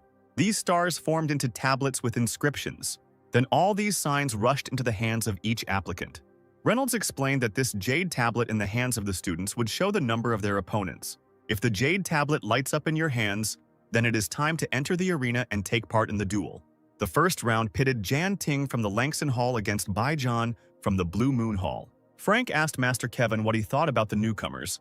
The man replied that out of all of them there were 1 or 2 outstanding people. Uther intervened in the conversation, saying that with the spiritual energy that these students have, one fight will take no more time than it takes for a cup of tea. The battle began in the arena. The masters watching the battle understood what Master Uther meant. This meant that they would know the results of the competition by the end of the day. And so it happened. Towards evening, there were almost no contenders left, and the head of the clan announced the start of the next battle. In the final round, the inner disciples will be battling it out between Steve and Carl from a blue moon. Alan, who arrived late in the evening, was surprised that almost all the fighting was over. He was also happy to see his younger brother Steve, because the guy was able to reach the finals. The battle began. Carl attacked Steve with a powerful blow of his sword, but the guy managed to block the attack. The opponent was not easy. This Carl from the Blue Moon Hall was at the 5th level of the Palace of Immortals limit. But Alan's younger brother did not give up. and continued to fight. Although his opponent is a stage higher than him, Steve's sword technique is excellent. He can compare with a true disciple, and apparently has already mastered the subtlety of the sword. Alan only taught him a couple of tricks, but he was able to master everything and improve his skills. He definitely has talent. If he tries hard, he will most likely be taken as an apprentice by Master Mark. Steve directed his blue aura at the enemy, but he was able to deftly deflect it. Carl suggested that Steve stop their attempts to exhaust each other and find out who will win this fight here and now. A little tired, Steve agreed with his opponent. He also wanted to offer this. Carl took out a piece of paper and blue energy suddenly began to appear from it. The audience recognized this talisman. It allows you to burn your own spiritual energy and spiritual knowledge for a short period of time in order to experience your own strength at full power. Elder brother Carl wanted to use the 4th level talisman, so he doesn't skimp on money. Steve also did not stand aside and swallowed a small pill. It was an explosive energy pill. Although this pill is only a 3rd level, considering its effect, it is completely equal to the talisman that Carl uses. Carl used the Moon Spirit Sword, Moon Bending, and warned Steve to prepare for his attack. The guy also used one of his most powerful attacks, the Wind Spirit Sword, Silver Dragon. An explosion occurred. Both powerful forces clashed in a duel. Everything must be decided with one blow. The smoke from the impact began to clear. One of the contenders was on his knee, which means that we have a winner. When the smoke cleared, the audience saw Steve. The guy realized that he had lost. Carl told the guy that he was better only in spiritual energy, and not much. If the younger brother had been at the same stage of ascension as him, then Carl would undoubtedly have lost. Hearing the words of support, Steve was delighted. He mentally thanked Alan for the lessons, because if it weren't for him, the guy would never have reached that level of skill in wielding a sword. The referee declared the match over, and Carl from the Blue Moon Hall was declared the winner. Reynold also appreciated the 2 disciples. One has a good spirit, and the other has great talent. Both have the ability to become true disciples. The head of the clan asked Selena if he could disturb her, and the girl replied that it was her responsibility to use her ability. A pink aura enveloped the guys, and they felt a surge of strength. Their wounds healed, and their spiritual energy was restored. The judge announced that Carl had reached the 1st place among all the inner disciples.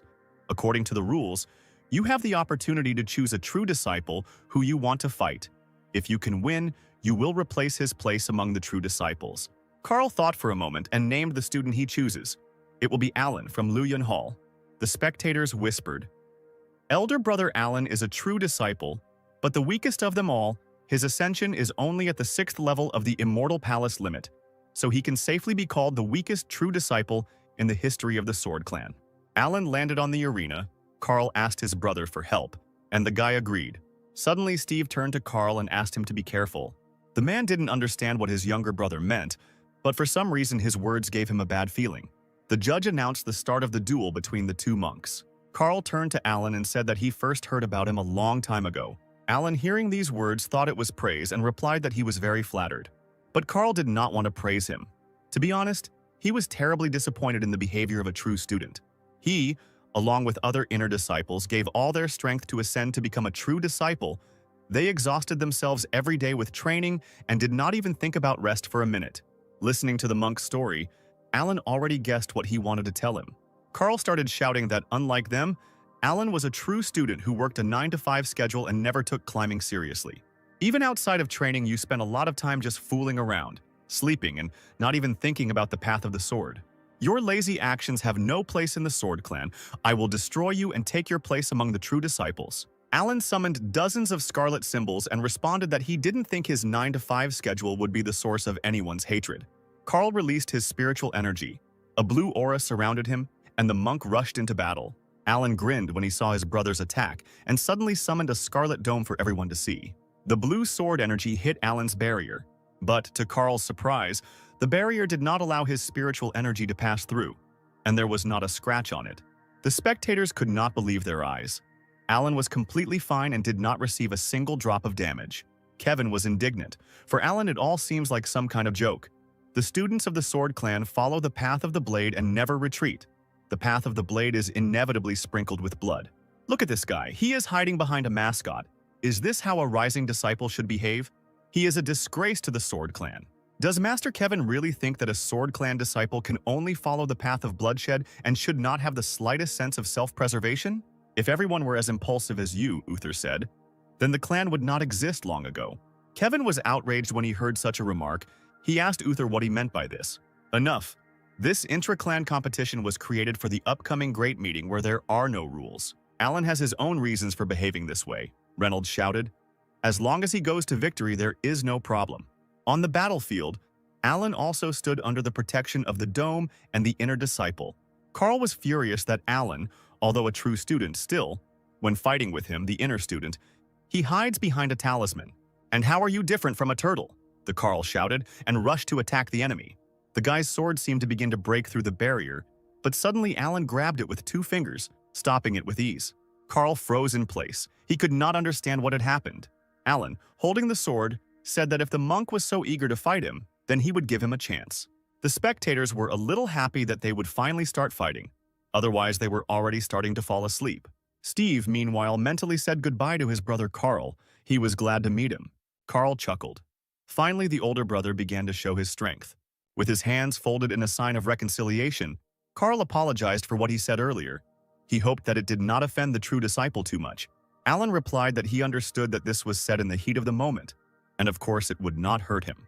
Carl ran his fingers over his blade, and dozens of blades created by spiritual energy appeared in the air. The guy asked his older brother to attack. Alan smiled, and a new talisman appeared in his hand, pouring spiritual energy into him. This talisman began to sparkle. The audience was surprised.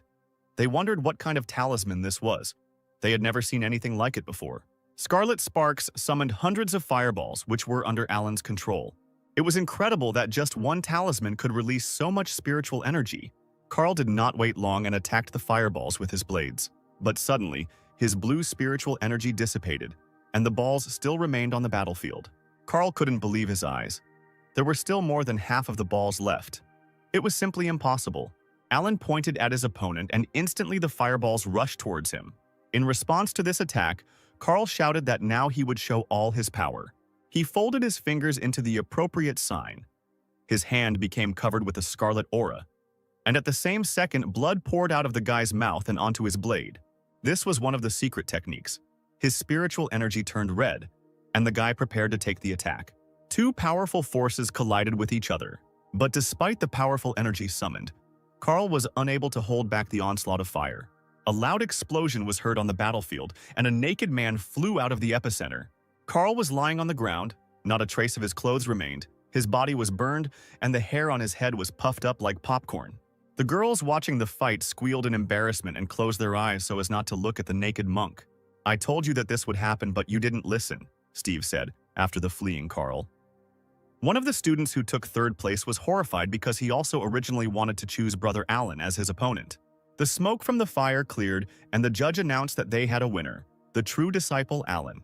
The hero smiled and said that apparently he had overdone it and hoped that he had not caused psychological trauma to anyone present.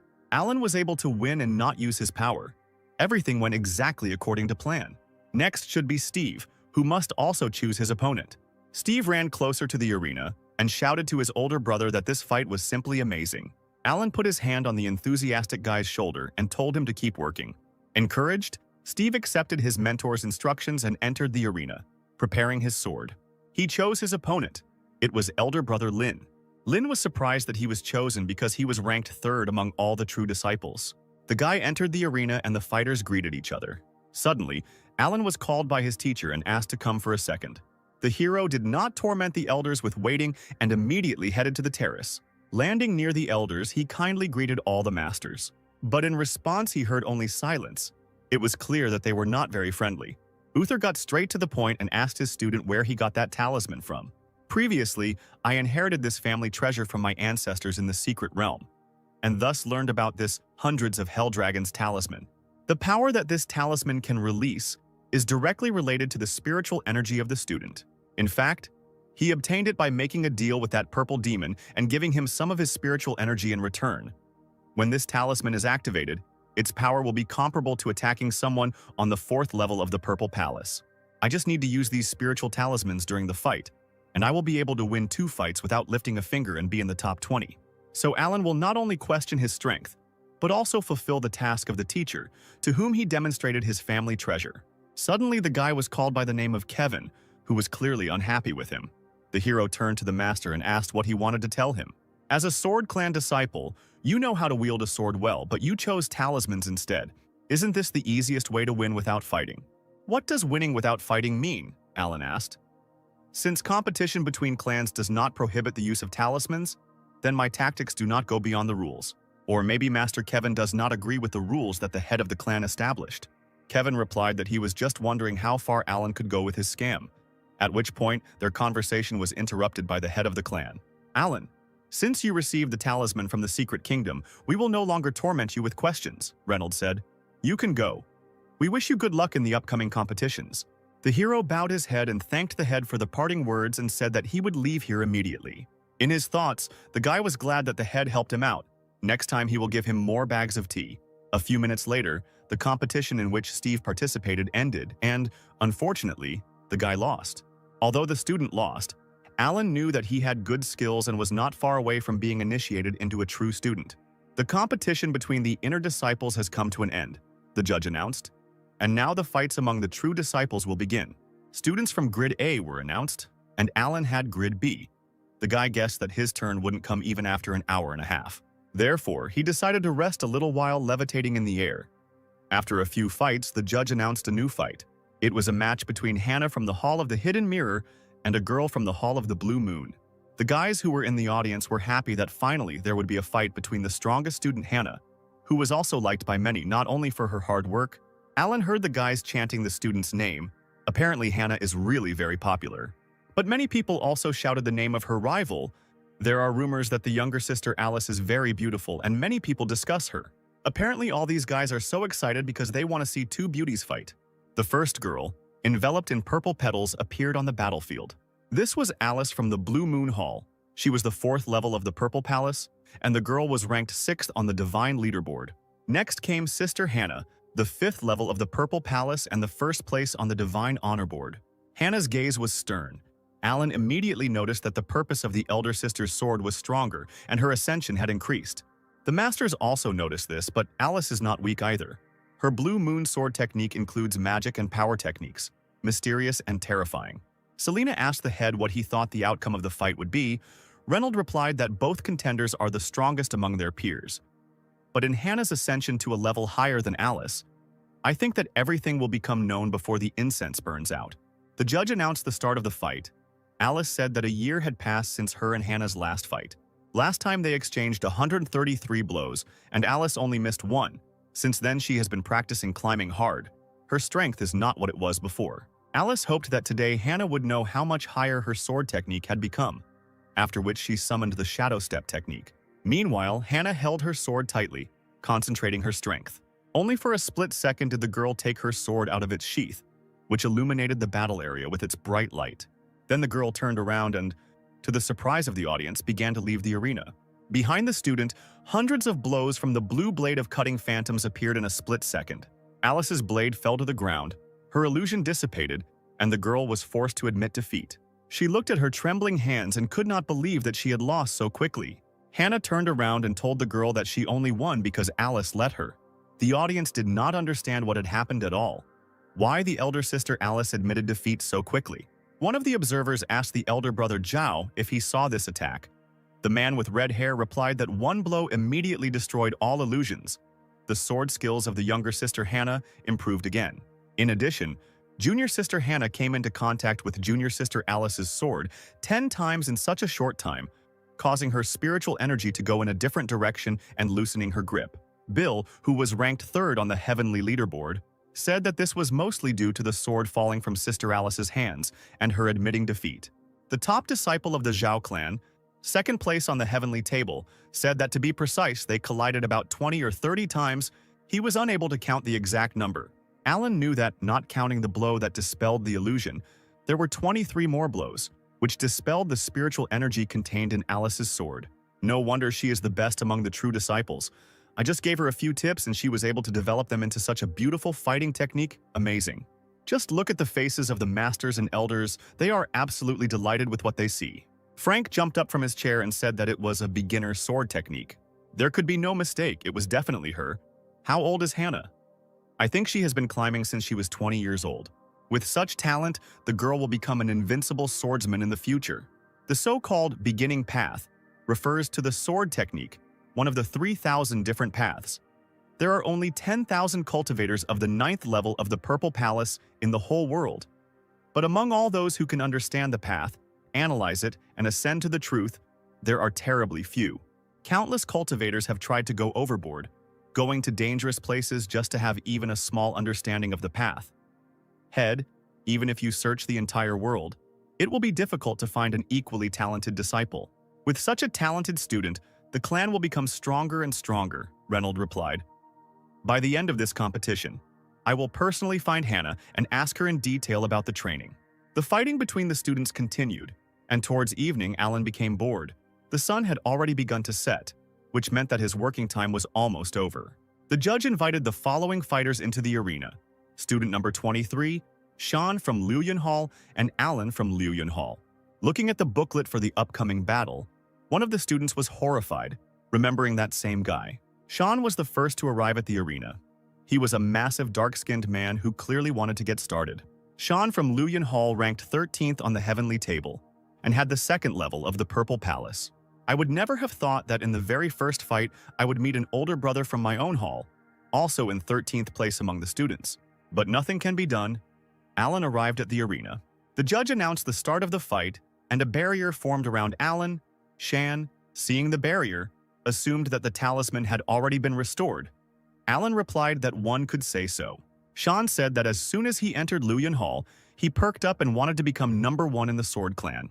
I had strict expectations for my brothers, believing that everyone in Luoyuan Hall was working hard to ascend and did not allow themselves to rest. But you are a true disciple of Luoyuan Hall, and not only do you not work at all, but also your laziness infects the entire hall. What kind of high expectations for children's speech is he making? Alan thought. Why does it seem like he's even more serious than our teacher? Big brother Sean, the hero replied. I respect your opinion, but you can't force it on me. Working from 9 to 5 is what I live for, and it is different from laziness. You must understand that in life, in addition to climbing and work, there are many important and interesting things. Alan remembered that he had to pay a high price to learn this from personal experience. He hoped that Shan would also be able to understand this someday. Even now you are looking for excuses, Sean shouted. You don't even use a sword in battle, but shift all the work to trinkets. Today, I will break your talisman and make you understand that the Sword Clan lives by the sword and follows its path. The path of swordsmanship is the ultimate goal for every student, including me. After these words, the audience heard a loud impact of ice shards on Alan's barrier. The spectators were amazed to see such a strong blow.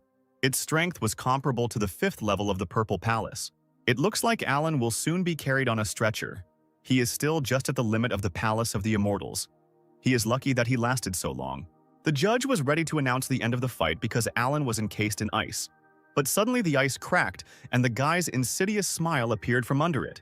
As expected from senior brother Sean, the power of your strike exceeded all my expectations. Steve and the other spectators were surprised to see Alan escape the trap.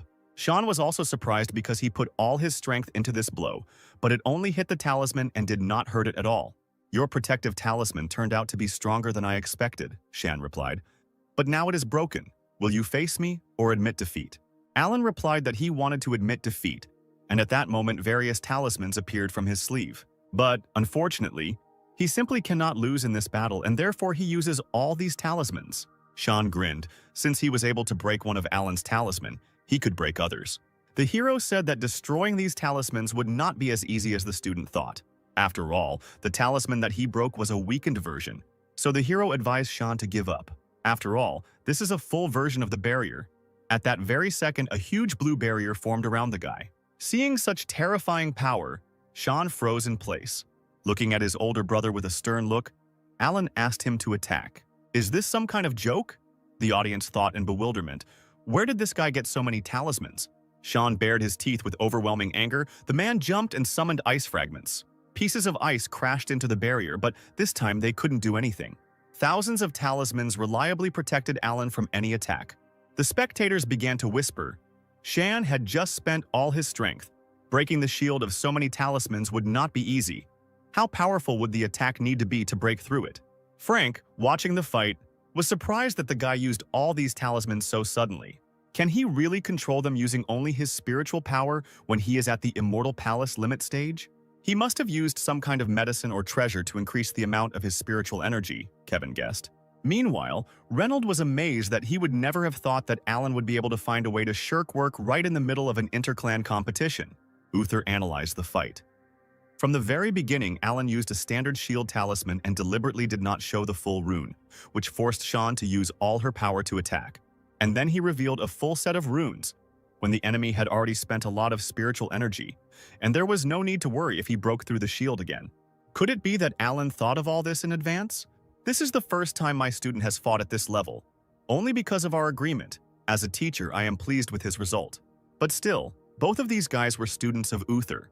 Therefore, the master would not like to see either one student or another lose. Sean continued to attack the barrier, but each time it recovered after another attack, he fell to his knee, exhausted. Out of overwhelming anger, he slammed his fist into the ground. Even though he used all his spiritual energy, he still cannot destroy this shield. Therefore, the man decided to admit defeat. It was pointless to continue the fight. The judge announced the end of the fight. Alan won this competition. The hero smiled and bowed to his elder brother, saying that he only won because he allowed him to win. Shan did not answer, but simply turned around and began to leave the arena. Turning around, he said that a Purple Palace level 3 cultivator could break Alan's shield just with a little concentration. The same method will not work with other students. The guy will not always be able to pull off this trick. But Shan lost. But Alan would not get far if he relied only on the shield. The man hoped that the guy had more tricks in store to raise Lu Yunhao higher in rank. The hero was surprised by these words and thanked his older brother for his comments. Although senior brother Shan's words were rude, his intentions are good. But I don't care about rank. I just want to live an ordinary life in this world. Alan turned around and began to walk down from the arena. Around him, he heard the spectators condemning him, saying that this fight was too shameful. Everyone said that he did not even draw his blade. He was not worthy to be considered a true student. In principle, the hero expected such a reaction. He moved away from the arena and returned to his favorite activity, relaxing by the tree. Hannah, watching the fight, could not understand how older brother Alan came to use talismans. Suddenly, someone called the girl's name and she turned around. It was a true student of the Hidden Mirror Hall named Jennifer, who asked Hannah if she also thought that this fight was a bit shameful. Hannah got angry hearing this and asked how her little sister could even say such a thing. The head has long announced the rules for this competition. No restrictions. Victory is most important. So tell me what's wrong with brother Alan winning this fight because of his talent. The poor girl did not know what to answer. She just wanted to find a topic for conversation. Somehow Sister Hannah reacts too sharply to her words. Jennifer replied that Alan was a student of the Sword Clan and at the same time did not use a single blade technique. This was too much. Who said that a disciple of the Sword Clan must follow the path of the sword? According to my knowledge, the second elder ascended to the truth through the path of the wind. There's a reason brother Alan doesn't use his sword. The thing is, he doesn't need a sword to defeat his opponents, Hannah said enthusiastically. The girl stood and flew admiringly in the clouds. Jennifer did not understand what was happening to Hannah. This was strange because, as the first student of the clan, she always worked hard and did not even look towards lazy students. But, as soon as Alan, the laziest student of the clan, appeared, she suddenly became his protector. Today, something is definitely wrong with her. Suddenly, the girl's conversation was interrupted by the cry of the judge, who shouted at the monk asking how he could be so cruel. Alan also heard a scream and also felt a strange energy. One of the students was lying on the platform. He was dead, and a sword was stuck in his body. A monk, shrouded in purple lightning, hovered above the man's body. It was a true disciple of Lu Yunhao named Urui. He was ranked 33rd on the heavenly leaderboard. Alan became wary when he saw the death of one of the monks. Although the intra-clan competition this time takes place without any restrictions, it has several strict rules. One of them is the ban on intentional injury. "Urui, what have you done?" the judge shouted and concentrated his spiritual power. The energy slightly attacked the guy, and he replied that he needed to ask the elders what he had done. After all, after using his technique, it cannot be cancelled, which is why he lost control and killed this student. If it weren't for the rules, he would not have used this technique. Mark was surprised that one blow from this guy could release the power of the 5th level of the Purple Palace. It was strange that he had never heard of the existence of such a disciple in Master Uther's hall. Uther told about this guy. This child's name is Urui. A year ago, he left the hall in search of a secret kingdom. It was only 2 weeks ago that he passed through it and returned to the clan. I didn't think that his ascension level from the 2nd level of the Purple Palace would go to the 5th. Could it be that he received some kind of powerful treasure in the secret kingdom? Reynolds found out what kind of technique the guy was using. He was using a secret technique from ancient times called explosive spirit mastery. It consists of compressing all the spiritual energy of the body into one point and then releasing it. This technique is very powerful, but it is also very difficult to control because it uses all the force in the human body. Entering the arena, the head of the clan stated that, apparently, this disciple killed the monk unintentionally. He ordered the rest of the disciples to prepare everything necessary for burying the body, and also to clean the arena. This monk was not strong enough, entered the battle, and was mercilessly killed by Uru. The path of the sword is inextricably linked with death. I ask all disciples to be careful. If your strength is not enough to fight, it would be better to admit defeat and stay alive. The girls also arrived at the arena, and Jessica remembered that in the previous competition, there were also those who forced themselves to participate even though the spiritual energy was weak or fought to the death without thinking about the value of their lives. Hannah confirmed her words, but last time the head and elders could have prevented the fatal outcome of the fight. The best student had no idea that this time everything would be different, or that anything would happen at all. Uri looked with a mad look at the spectators who followed him with their gaze. He left the arena and pulled his bloody sword behind him. A villainous smile appeared on the student's face. It seemed as if a dark aura surrounded him. Alan thought it was his imagination, but it seems he felt demonic energy emanating from this guy. The incident put enormous pressure on the remaining true disciples in the following fights. Although everyone used their best techniques, they still held back. Reynolds announced that half of the 55 true students had been eliminated, 28 had made it to the second round, and now the remaining ones would receive plaques for the next round of the competition. He created the blue plaques again, and instantly they were in the hands of the students. Alan knew that if he won this round, he would be in the top 20. Once this happens, my agreement with the teacher will be fulfilled. I will just need to naturally lose in the third round of the competition and leave. The second round of the competition began. The first battle was to involve Urui from the Luyun Hall against Xiao from the Nebula Hall. Spectators wondered how this battle would end. Someone bet on Xiao because he is in first place in the Nebula Hall. But some thought that Urui would win because, according to rumors, he now has the 5th level of the Purple Palace. Xiao, who had the 5th level of the Purple Palace and was ranked 5th on the Divine Leaderboard, said that he did not know about Urui until today. To be more precise, he does not take anyone seriously except the top 10 disciples of the clan. Therefore, Xiao allowed the guy to attack first since he was a beginner. All the girls in the audience squealed with delight. They wished their older brother good luck. This guy didn't repeat a single pose before entering the arena, Alan thought.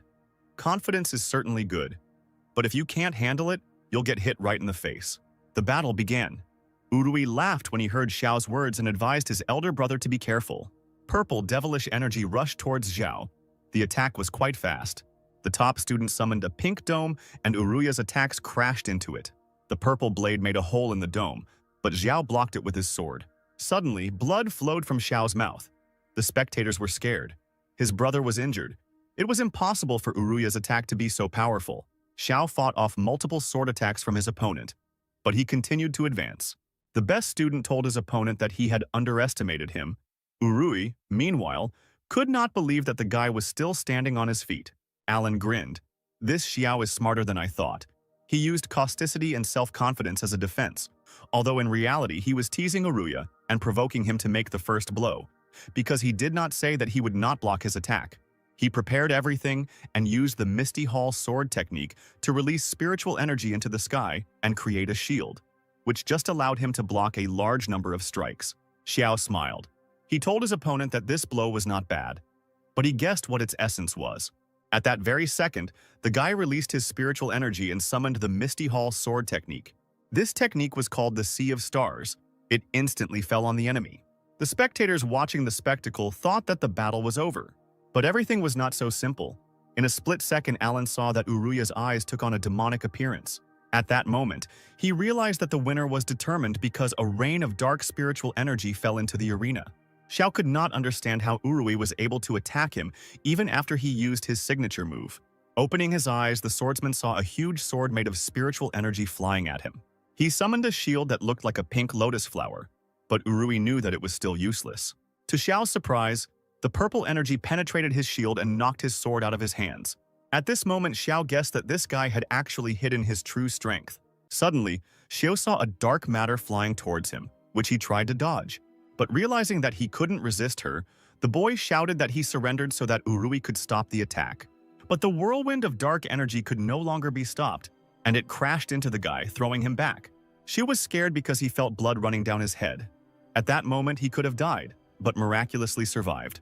Uri took his sword, and as he left, he said to Xiao, "Thank you for letting me win, big brother." Silence fell on the battlefield. The spectators watched Uruya, and no one could believe what had happened. "How can Urui be so strong?" Kevin asked. His final strike could be comparable in strength to a 6th-level disciple of the Purple Palace. "But this student is too cruel," Uther replied. "This blow was very fast, and I am afraid even I would not have been able to block it in time. If he had been a little stronger, the whole city would have been ground to dust. But since he was holding back, it meant he had no intention of harm," Frank noted. It seemed like what had happened before had really been an accident. However, Alan thought differently. He understood that this blow could really take the life of their city. But in the end, Urui overcame his desire to kill and restrained his power. Obviously, he did not act recklessly, but pursued another goal. Could it be related to his demonic aura? Alan wondered if he had gotten involved with a clan of demons. But he is still only at the 5th level of the Purple Palace. To the head and elders who have ascended to the truth, he is just a bug. The hero smiled.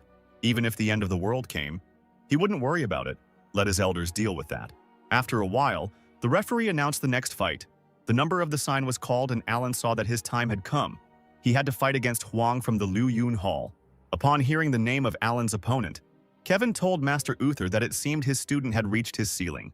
As sad as it was to admit, Uther understood that Kevin was right, because Huan was on the 5th level of the Purple Palace, and his student was on the 6th level of the limit of the Palace of Immortals.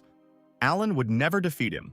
Alan asked the guy for guidance, but Huan, who was in 4th place on the leaderboard, replied that someone like Alan, who had only survived this far thanks to a couple of old talismans, deserved his advice. This Huan was able to go far in the previous competitions, but he was unlucky enough to run into Hannah. Many students think that he is as strong as Zhao and Bill, who are in 2nd and 3rd place on the leaderboard.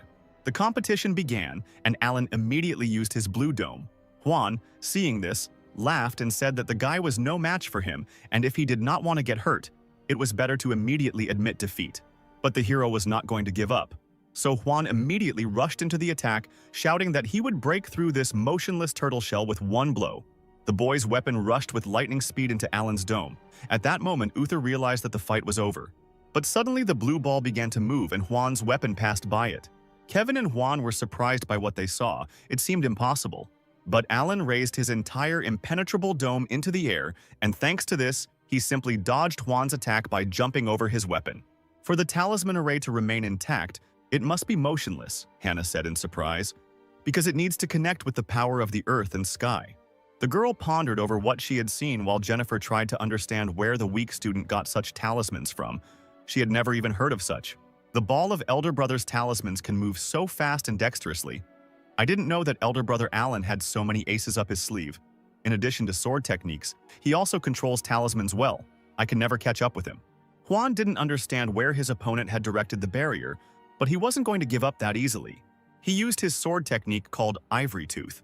Alan saw the enemy attack and took out one of his talismans. Huan's sword rushed towards the hero's dome, engulfed in green flames, but suddenly the dome opened and red opposing energy appeared from there. There was an explosion, the two forces collided with each other, and the spectators, meanwhile, did not see what happened because of the smoke. Huan's green blades cracked and smoke came out of them, obscuring his vision. Using the curtain, the guy threw shurikens filled with energy at his enemy, trying to hit him. But suddenly he felt a blade pierce his hand. Huan became angry that this vile scum dared to use a hidden weapon. Alan chuckled and replied that these were divine withered flowers, one of the sword techniques of the Liu Yun Hall, an authentic technique in which there was nothing dubious. Uther was ashamed of his student, because this technique never belonged to their hall. You, on the other hand, use the smoke to throw as many of those green aura weapons as possible, Alan said. This sneak attack is a bit much, don't you think? Didn't you say you'd finish me off with one strike? Who knew you wouldn't even use a sword technique? The audience, hearing such words from Alan, were perplexed, because they all knew that the guy was the first to start doing this. Meanwhile, Hannah admired her older brother's strength. It turns out he even understands hidden weapons, which made Jennifer suspicious. Didn't Master Kevin say that the clan's disciples should live by the sword and walk the path of the sword? Frank asked. So why did Juan use this weapon? Kevin replied that this Juan only thought about winning. These foreign objects only gave him a slight advantage. Usually it is the sword technique that separates the winner from the loser. But in reality, everyone realized that the master had double standards. "Damn, this old man keeps yelling at me from afar, trying to hear my voice to find out my location," Alan said. "There you go," Juan said, hearing the voice of his opponent. Juan threw his weapon, which went straight for the hero's barrier and made a hole in it. Old man Kevin was happy with what he saw. He thought that this time the fight was over. But suddenly he saw an unexpected outcome of the battle and was surprised. Juan was bound with golden chains. Was Alan really prepared for such an attack? Juan didn't understand how he managed to grab it so quickly. And Alan, meanwhile, smiled maliciously. Suddenly, the boy felt a blade on his shoulder and turned around, seeing Alan behind him. "It's useless to resist," the hero said. "This formation can even bind a 5th-level Purple Palace disciple for 30 breaths. Now Juan has 10 breaths left, and if he doesn't give in, Alan might torture him a little." The hero brought his sword to the boy's feet, pointing it at the most valuable sword in Juan's pants. Juan immediately closed his legs and shouted that he surrendered, not wanting to find out what would happen next. The judge declared Alan the winner. The hero smiled triumphantly and scattered his sword and chains. The guys slowly walked towards the exit, while the spectators watching Alan were talking to each other. They did not understand how Juan could lose to such a weakling. How did he even end up behind the guy? Although Alan had luck, he was able to defeat the disciple at the Purple Palace stage when he himself was only at the limit of the Immortal Palace. "It was an achievement the clan could be proud of," said Zhao, the second-ranked divine genius who was watching the fight. But Bill didn't think so. The guy said that Juan was deceived at the very beginning of the fight. At the beginning of the duel, the younger brother Alan set a trap and allowed Juan to fall into disdain. Then hid a formation in a dark weapon and threw it at Juan while they exchanged hidden weapons under the cover of spiritual smoke that obscured their vision. At first, he used a verbal attack to provoke and agitate his opponent, distracting his attention from how he was hiding the formation in the hidden weapon. Then he began to exchange hidden weapons with Juan and quietly created another formation next to him. He then used his divine power to recite a prayer inside the formation to change his location. He tricked Juan into thinking he was still inside the formation and got another ineffective attack out of him, while he used the smoke to detect Juan's location through his voice. A very unusual strategy, Zhao noted. If the level of ascension of Alan's younger brother was just a little higher, he could become a huge threat to us. Bill smiled. The guy said that his level of ascent was apparently not as easy as it seemed at first glance. Frank clapped and cheered. The weak had defeated the strong, combining the arts of formations and talismans and thinking through every step in advance, predicting the entire duel. Incredible. "Big deal, just a few clever tricks," Kevin replied angrily. If Juan hadn't been so absent-minded, how could he have beaten him? Elder Uther, your hall really does hold many interesting secrets. First Urui, then Alan showed themselves well. But the next fight will also be interesting because Hannah will fight in it. Against Lee from Langson Hall, who was ranked 8th on the Heavenly Leaderboard. He was a 4th-level Purple Palace and was considered the top disciple of his hall. The opponents prepared for battle. The guy understood that he was weaker than the girl, but as a disciple of the Sword Clan, he never lost heart. "Just use all your strength and fight to the end," Hannah said calmly. At that moment, the guy's eyes lit up and he shouted that he would use all means to destroy Hannah and win. Uther realized that this guy used a divine power releasing pill before the duel. This pill can increase spiritual power by 50%. But even if he wins, what's the point? The pill will destroy his ascension. But Reynolds guessed that right now, Lee wanted to enter the Tao with his sword and step into the 5th level of the Purple Palace. To move to the 5th level of the Purple Palace realm, one must have the appropriate preparation, which includes a clear outline and concept of the ascending Tao. For example, to ascend the sword, one must comprehend the purpose of the sword and, based on this understanding, attain the original Tao of the sword. Many disciples are stuck at the 4th level of the Purple Palace for their entire lives and cannot advance in their ascent. Their number far exceeds the number of those disciples who move from the 9th level of the Purple Palace to the 1st level of ascent to the truth. In order to make contact with the Tao, this guy decided to sacrifice his foundations. Alan was wondering how Hannah would act in this situation. The girl at that moment used her blue sword technique, the technique of spiritual form. She pulled out her sword, and a lightning-fast attack rushed towards the guy like a storm. Seeing such colossal power, Lee used 3 talismans with different spiritual powers to try to stop Hannah. Fire, lightning, and ice rushed towards Hana, but were repelled with one blow. The boy couldn't believe that after he dispersed his power and used the strongest attack, she was able to easily repel it. The girl walked through the air, and with each step she came closer and closer. Lee continued to attack her, but all was in vain. Then the guy increased the number of attacks, but the girl dealt with this too and came closer and closer to him. Lee's face was covered in sweat, and he was scared, but Hana was determined. When the girl seemed to get too close, the guy saw her spiritual form, which was guiding the blade. At that moment, he decided to repeat the girl's movements, and her spiritual form appeared in front of him. Hana struck, but the boy was able to block it with his sword. The masters were stunned when they saw Lee's Tao of the sword. If he could do something like that, then his understanding of the Tao of the sword was only one step behind theirs. Still, Lee managed to move from one ascension level to another during the battle, and now his level is equal to the 5th level of the Purple Palace. Gathering all his strength, the boy raised the sword above his head. Now he has a chance to defeat Hana. But at that moment, he saw a flash of spiritual energy from the girl in front of him. The guy's sword immediately flew out of his hands and flew off in an unknown direction. A terrified Lee turned towards Hana and saw her sinister face, which said that the fight was over. The judge declared Hana the winner, and the spectators were simply delighted with such a fight. "Thank you for your guidance, sister," Lee shouted. Although she could defeat me at any moment, she gradually revealed her sword technique to me, showing me the Tao so that I could make a breakthrough. The boy believed that he now owed Hana until his death. This sweet beauty deserves to be number one. With such generosity and strength, I can never compare to her. Hana headed towards the exit. She heard the conversations of the spectators, who said that their clan could not be weak with such a student. It was an incredible sight. Their sister would definitely be the winner. She is much stronger than that disgusting Alan. Sister Hannah's sword technique is truly divine. They continued to mock Alan because he hardly even uses a sword, only uses all sorts of talismans. Apparently he was just lucky. At that moment, an enraged Hannah turned around and threw her sword at one of the spectators. With her murderous look, she ordered the guy to apologize to his brother Alan. The boy was scared and sweated when he saw the blade of his best student in front of his eyes. Alan became worried. He didn't want the girl to create unnecessary trouble for him. The unfortunate spectator began to stutter and said that they had only briefly commented on Alan's fighting style. Hannah screamed that it was not a comment, it was a direct insult to the student. As disciples of the Sword Clan, although we develop swordsmanship skills, we must first develop our heart. And even if Brother Alan doesn't draw his sword in battle, his strategy as well as his understanding of rules and objects is many times superior to yours. On the other hand, you, with the lack of personal abilities, failed at the first levels, and you also envy the achievements of others, showing your dissatisfaction. "What right do you have to criticize others with that attitude?" Hannah shouted. So, Big Sister Hannah stands up for Big Brother Alan by reprimanding those two disciples for their inappropriate behavior. As expected of the first disciple of our clan, wisdom makes you protect the other true disciples. One of the boys admitted that Sister Hannah was telling the truth. Even though Brother Alan did not use the sword to defeat the opponents, his merits were undeniable. Holding a grudge against another student because of someone's pettiness is really low.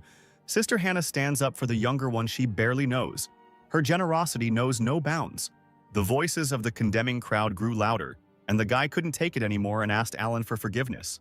"We spoke thoughtlessly and belittled you," the guy repented. "It was not on purpose, please don't take it to heart." Alan timidly replied that everything was fine. He didn't care what other people said. Meanwhile, in his head, he didn't understand what Hannah was doing. Uther was pleasantly surprised that the girl, even though she was stronger, still remained modest and calm. By guiding Lee with her own sword style, she increased his ascension and protected the student who was being humiliated. Such a heart only true immortal swordsmen have. The girl began to rise through the air and said that from now on, if anyone dared to tarnish someone else's honor again, she would be rude to them. As disciples of the clan, we must cultivate our souls, constantly learn swordsmanship, and comprehend the way of the sword. Instead of criticizing others, train harder. Having finished her pompous speech, the girl rushed towards the hero. "Brother Alan, I hope you don't mind if I stay here," the girl asked. The guy replied that if his sister wanted it that way, then he had no objections. The boys were ashamed of the way they spoke about their brother.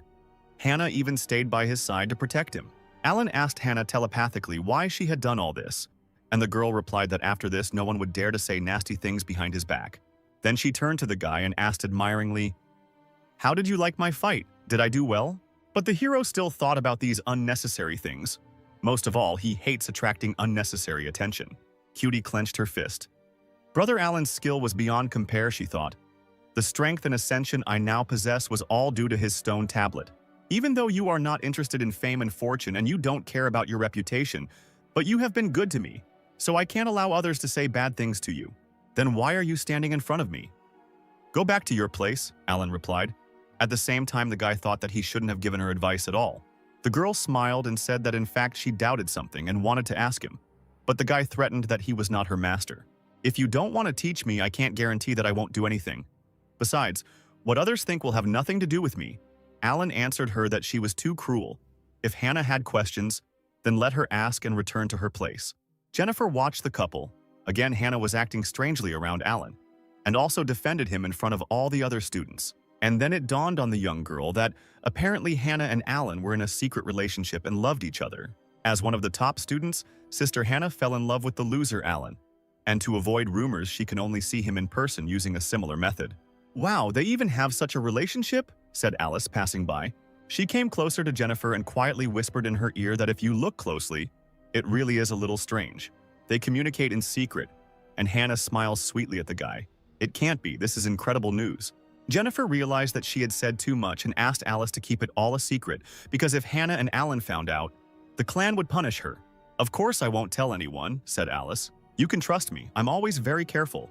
Okay, I have to go about my business and you watch what happens next. Alice waved her hand to Jennifer and flew away in an unknown direction. A few minutes later, she approached two girls in the audience and said that something serious had happened. This is about Sister Hannah. I heard it from another sister, but it's a big secret. Don't tell anyone. Meanwhile, Alan watched Hannah meditate and knew she was crazy. As soon as she finished her business, she started practicing.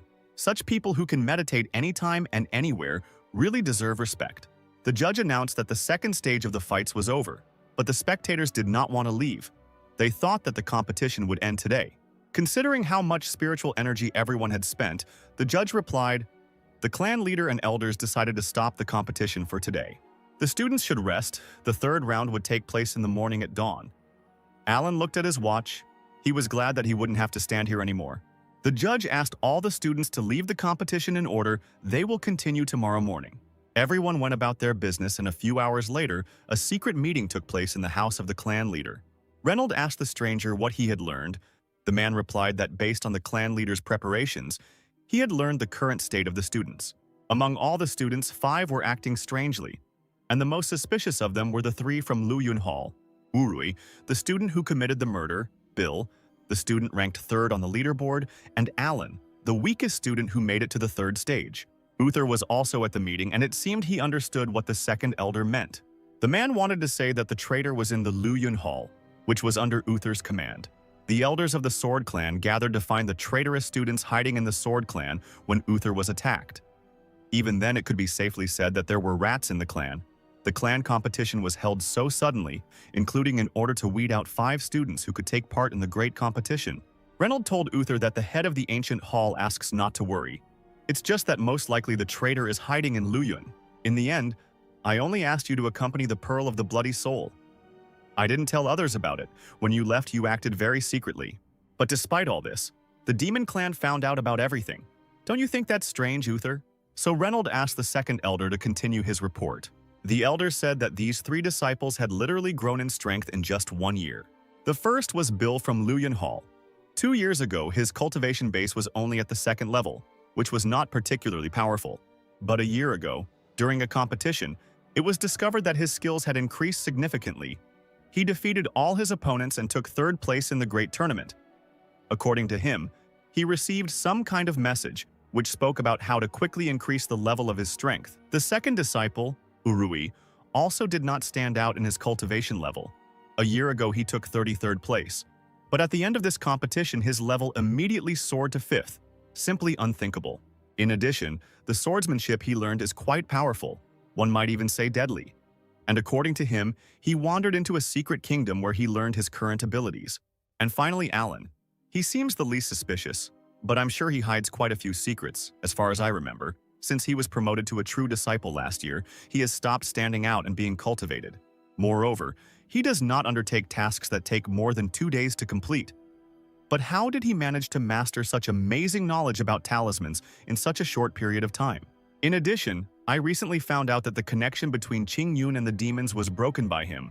He destroyed the followers of the demon clan and returned the pearl. According to other students, the elder of the demon clan, Howard, was also there at that moment. But after Alan met him, he disappeared for no reason. Then he and Hannah went on a mission. And in the village, they happened to run into Lloyd, an elder of the demon clan, who was engaged in the formation of a demon embryo.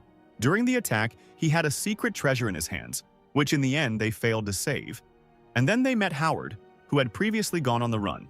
I think he got a lot of attention in this competition too. He used talisman strategies that I had never seen before, and he defeated 2 strong opponents in a row. I think he is not as lazy as he wants to show. On the contrary, he hides his true powers. To sum it up, I think Alan is the most suspicious of all. Reynold and Uther said in one voice that this could not be, and the guy could not be a traitor. Then the heads fell silent, a little embarrassed, and the elder wondered where the 2 of them had such mutual understanding. The silence was broken by Frank, who said that it seemed true. Maybe Alan had fallen under the control of demons. Uther approached the master and asked what his assumption meant. Frank explained that perhaps Alan was kidnapped by a clan of demons at some point, and then all these events began. I don't think that's true, Uther replied. I think he just hid his true strength for a long time so as not to stand out. Alan was always like that. And if the demon clan captured him, why didn't they take the pearl from us? Why did the elder of the demon clan start committing murders in the neighboring village? There is absolutely no room for logic in your speculations. Well then, why don't we just arrest all the suspects and deal with them individually? Kevin shouted.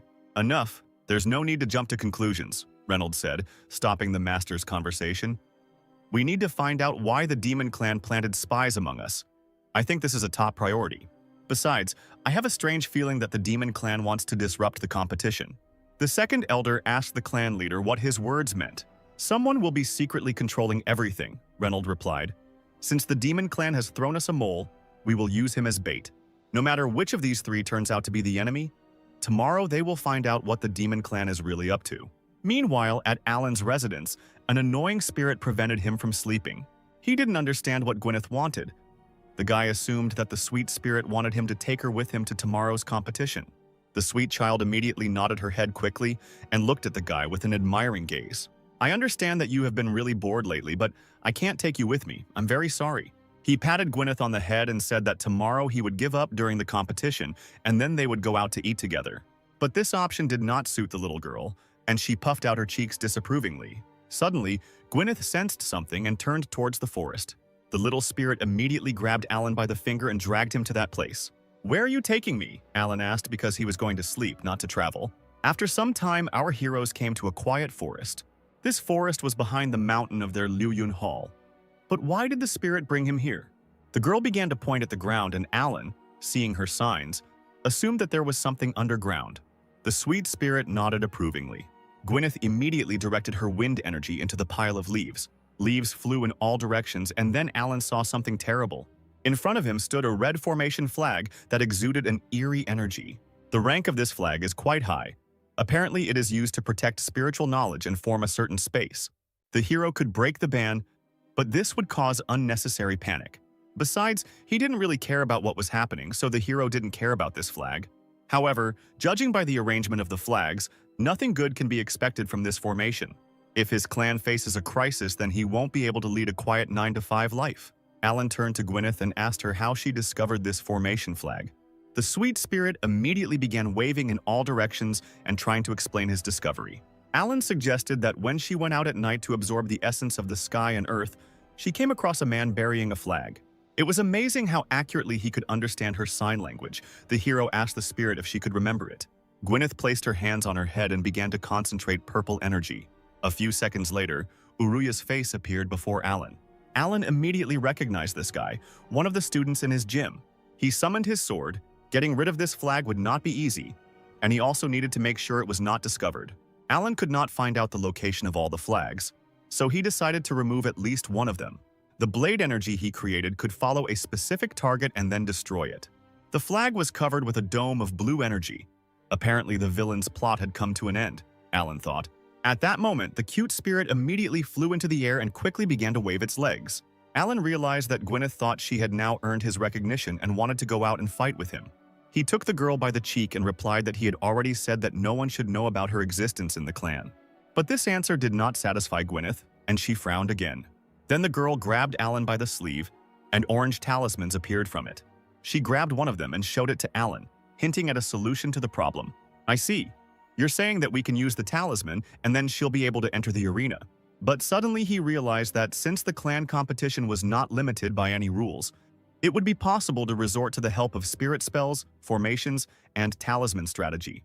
Therefore, there should be no problems if the spiritual beast helps him. The delighted Gwyneth immediately joyfully circled around the hero. But Alan plans to lose tomorrow, so even if they go together, she won't be able to have fun. Gwyneth was shocked that even though she had achieved her goal, she would still not have any fun at the competition. It was the morning of the next day and the competition was about to begin. The judge asked the 12 participants on the list to come forward, and the students immediately landed. The audience cheered for their favorites, and they especially cheered for the true #1 student, Hannah. The judge counted the students, but he did not notice one of them. Alan was not in front of him. The spectators began to whisper. Was he really going to run away? How dare he miss such an important competition? Kevin was furious. How dare Alan treat such an important competition like some kind of child's play? Uther replied that it was actually his habits that were to blame. He would never abandon a task he had already taken on. Every time the teacher reprimanded him, he would only answer that work should start between 9 and 5, and everything else later. So, unfortunately, now is not the best time. That's why he didn't come. Maybe our clan will have to wait for him to come to continue the competition, Kevin shouted. Frank also supported the master, saying that with all due respect, one cannot be so indifferent to such events. The second elder asked the masters not to forget about yesterday's conversation. If Alan reveals his true identity in this way, then yesterday was not in vain. However, Reynolds said that Alan could not be removed under any circumstances, so the elders would have to wait, and Uther should go and look for his student. The judge was shocked by what was happening. Why was the head asking so many students to wait for one? A few minutes later, he came out to the audience and said that Alan had not yet arrived, and they would have to calm down and wait patiently. The audience immediately rebelled. No one wanted to stand and wait for one student. They demanded Alan's disqualification. But then Hannah stood up for the guy and shouted for everyone to shut up. All cultivators should know that patience is the best quality when climbing. Maybe he's just busy with a training session that can't be interrupted, Hannah said in an angry voice. Brother Alan has a path that we should accept. The girl really hoped that all the students would agree to show a little patience. Dear brothers and sisters, how about we wait for Brother Alan to come? Bill supported Hannah in the end. Before the start, they still had time. Jay replied that his goal was to defeat Hannah, and since she asked him to wait, he would support her. The other students also agreed that nothing would change if they waited a little. Hearing the words of encouragement, Hannah smiled sweetly and thanked her brothers and sisters. But one voice still spoke out against Hannah's plan. How can a person behave like this at such an important competition? The unknown man shouted. Hearing the guy's words, Hannah turned around. Her gaze was terrible and radiated grave horror. Ben, who was ranked 12th in the table, did not understand why they had to waste their precious time waiting. Hannah still hoped that the guy would give him a chance, but Ben believed that even if Alan came, he should be disqualified. Ben shouted even louder that all the students should not wait for one idiot. At that very second, a gust of wind hit the guy and pushed him away. Having cooled down a bit, Ben looked into Hannah's eyes and was horrified. The evil girl asked him again if he would agree to wait a little. There was a terrifying aura emanating from her. I didn't want to cross her path. Ben took his words back and replied that there was actually nothing wrong with waiting. In that case, the judge announced that they would all wait a little while for Alan. Many were still outraged that a crowd of people was waiting for one person. An hour later, an important student whom everyone was waiting for appeared in the arena. One of the students urged Alan on, saying that he needed to move faster because everyone was already waiting for him. Our lazy guy, meanwhile, yawned and said that he was already on his way. Arriving at the arena, Alan saw the disapproving faces of the other students.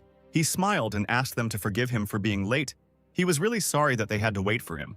The thing is, I'm used to working from 9 to 5, and the competition fell early in the morning, so I forgot to set the alarm. Alan didn't expect that they would all stand and wait. The leader didn't remove him from participation, forcing everyone to wait for an hour. The guy was very ashamed, but suddenly he noticed several girls looking in his direction and discussing something. They seemed confused, and Alan didn't understand what was wrong with them and why they were looking at him like that. The hero thought they liked his good looks, but in reality they were discussing Hannah's secret boyfriend. She fought so hard for him, they must have a special connection. It turns out that Sister Hannah, obsessed with blades, decided to switch her attention, said one of the girls quietly. Don't shout, I can hear everything anyway, her friend answered. Another girl heard that they were hiding their relationship to avoid getting into trouble. This sounds very much like the plot of a novel about a man who managed to melt an icy heart, the girl said enthusiastically. And her friend heard that it was Hannah who took everything into her own hands. Apparently, they were being forced into a new plot of a romantic novel. Although the Sword Clan is immersed in an atmosphere of constant cultivation, for many students, spending time outside of practice is also very important. If they do not find something to occupy themselves with, they will most likely give up further cultivation, a method that many sisters use to while away the time and calm their hearts. Reading novels. Reynolds announced that it was time to start the competition, as everyone had been waiting for it for a long time, and threw signs to the participants. Alan was surprised that this time the leader used his hands to draw lots. He received a card with the first number. This time he will participate in the first battle. A few minutes later, the heroes arrived at the arena to begin the fight. The referee announced the fight and Alan immediately raised his hand to say his cherished words. But then he was interrupted by a loud cough. The clan competition is coming to an end. The 12 disciples are the best followers of the clan, Reynolds shouted. I hope everyone will be strong and confident. No one is going to be timid and try to give up right after the battle starts. Even if you fail to make it to the finals, you must make every effort to at least try to do so. Never give up, students. These words inspired many guys, but not our hero. It seemed to him that the boss was watching him and the weight of responsibility hung over his head. Now he could not just give up. If Alan gave up without a fight, then there would definitely be ridicule after such words from Reynolds. So the guy decided to start a fight and see what would happen in the end. A barrier of talismans began to envelop Alan. Ben saw a familiar trick and asked how many times the guy would use the same thing. The guy used his sword art and summoned one of the abilities called Meteor. Whirlwinds of cosmic energy rushed straight towards Alan's barrier. They hit the defense and made several holes in it, but still could not get past it. Watching the attack, Alan was not surprised that such a person would use such powerful techniques. But he was no slouch either. Once the talismans began to take effect, it took a little time for the connection between them to be established. Meanwhile, the shadow of a man appeared behind Alan. But the guy expected such an attack. Turning around, he called several of his talismans. Ben attacked with his spiritual power, but was immediately met with resistance from Alan in the form of a fiery serpent. The hero's attacks irritated the man. He said that if these were the only attacks the guy had, then he would not win. Ben concentrated his purple energy and tried to attack Alan again. The blow seemed unexpected and powerful. The hero froze in surprise and received a cut on the body. But then his body dissolved into the air like a large cloud of smoke. Ben reacted in time and dispersed the cloud of smoke behind which Alan was located. The guy wanted to use another talisman to summon a barrier, but he didn't expect the enemy to catch up with him so quickly. At that moment, Ben was already flying towards his enemy, pointing his blade at him. Alan watched motionless as the blade approached his head. He closed his eyes and was ready to accept his defeat. Finally, he would get the rest he deserved. But suddenly, a strange wooden sign behind his belt began to move. Instantly, Alan was surrounded by a purple energy similar to demonic. Ben froze. He couldn't understand what was happening. For some reason, he couldn't move. Alan was also wary. He was already prepared for defeat and did not understand what was happening. The purple energy surrounded Ben. It looked scary, and he was getting more scared with each passing second. Suddenly, Alan saw a familiar face in this mysterious cloud. It was Gwyneth. The vortex of energy prevented Ben from moving. It rose higher and higher into the sky surrounding him. The little spirit grinned evilly, but only Alan could see that smile. The guy, meanwhile, did not understand how this spirit appeared here. Then he looked at his belt and saw a wooden tablet made from a 1,000-year-old tree. It is said that Gwyneth's divine soul belongs to the yin spirits and is stored in an ancient tree for the benefit of soul and body. But when did she manage to put the sign? Was it really when I was sleeping? The spirit moved quickly across the field. Ben also realized that this wind belonged to the yin wind. But it was difficult for him to dodge, so he received a powerful blow to the back. The guy couldn't even feel that something was approaching him. Turning around to look at the enemy, he was horrified. There was nothing behind him. It seemed as if he was being attacked by an invisible being. This frightened the student. Suddenly, he felt the breath of wind change in front of him. The evil spirit attacked again, but this time Ben managed to jump into the air and dodge. The guy shouted to Alan. He didn't understand what was happening here and what kind of technique the hero was using. Alan, meanwhile, simply threw up his hands and replied that he was not doing anything. When Gwyneth encountered Lisa and her minions, she defeated them all in an instant. Unfortunately, Ben was no match for this force either. Gwyneth continued to beat the student. Her speed was colossal, so he missed most of the blows. The divine spirit was beating the guy in the air, hitting him many times. Alan shouted for the spirit to come back and stop attacking Ben. The audience was furious. They didn't understand what this energy was and why this was happening to Brother Ben. Holding his sword with all his might, Ben shouted to Alan that he was fighting him, not the spirit. He tried to use the spiritual energy of his sword, but at that moment Gwyneth lifted him into the air like a whirlwind. There was no point in fighting anymore. Ben was beaten and exhausted. He screamed that he surrendered. Alan grabbed the spirit energy, stopping it, and shouted that it was enough, this time in a rougher voice. The audience was a little scared. They did not understand what kind of terrifying force it was. The thing is that if Gwyneth did not want it, others would never see it. "Didn't we agree that you wouldn't come here?" Alan asked.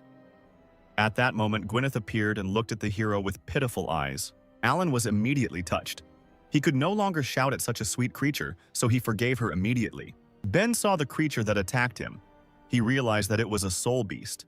The guy shouted to the elders that Alan was cheating. He brought a spirit beast. It was unfair. The audience began to whisper. It turns out that Alan brought a spiritual beast. Why does he always cause so many problems? I wonder what race this spiritual beast is. What nonsense. He can't be considered the winner, Kevin shouted in anger. This guy was on the wrong path from the start. The clan doesn't teach such techniques. Where did he get them? He's definitely a spy. There are no restrictions on this competition, Uther retorted. Alan's ascension is only at the 8th level of the Immortal Palace limit. He must have achieved such results through hard work. He decided to choose his own way of fighting, to resort to the help of talismans and spirit beasts. Don't worry so much, said the head of the Reynolds clan. I specially arranged a battle between Alan and Ben, so that the latter could destroy the talismans. In this way, they wanted to check Alan's belonging to the Demon Clan. But no one expected that he would have an ace in the form of a spiritual beast up his sleeve. I guess this is Gwyneth, who was once a household name, a rather rare divine beast. A supporter of the Demon Clan would not take such a risk by displaying it. I think the victory in the competition can still be counted, the elder said. Don't forget, our goal is to identify the traitor, and Alan has never been particularly conspicuous. If the spiritual beast is controlled, it is considered an assistant to the participant, which does not contradict the rules. Uther leaned over and said that everything was as it was and that Alan had not broken any rules. Everyone agreed, and the judge declared Alan the winner, at which point some of the spectators were surprised that this could be done, and some even decided to catch some kind of spirit beast before it was too late. Ben was furious and shouted at Alan that he would definitely kill him the next time they met. Gwyneth didn't like these words, and she looked angrily at the guy. A purple, powerful energy immediately struck near Ben's feet. The guy had seen enough of this energy and therefore decided to quickly run away so that it would not come near him. Alan, meanwhile, did not understand what was happening to the head. It seemed to him that it was a scam, but they still let him through. The boy took out a wooden tablet and ordered Gwyneth to return to it. The divine spirit followed the order and absorbed its energy into the talisman. The referee called the next fight, and Alan decided that he would try to lose the next fight. Meanwhile, at that moment, a secret ritual was taking place underground. Just as the Sword Clan was holding a competition, dozens of monks from the Demon Clan were putting their plan into action not far from them. From the mysterious portal, the heels of a demonic figure appeared.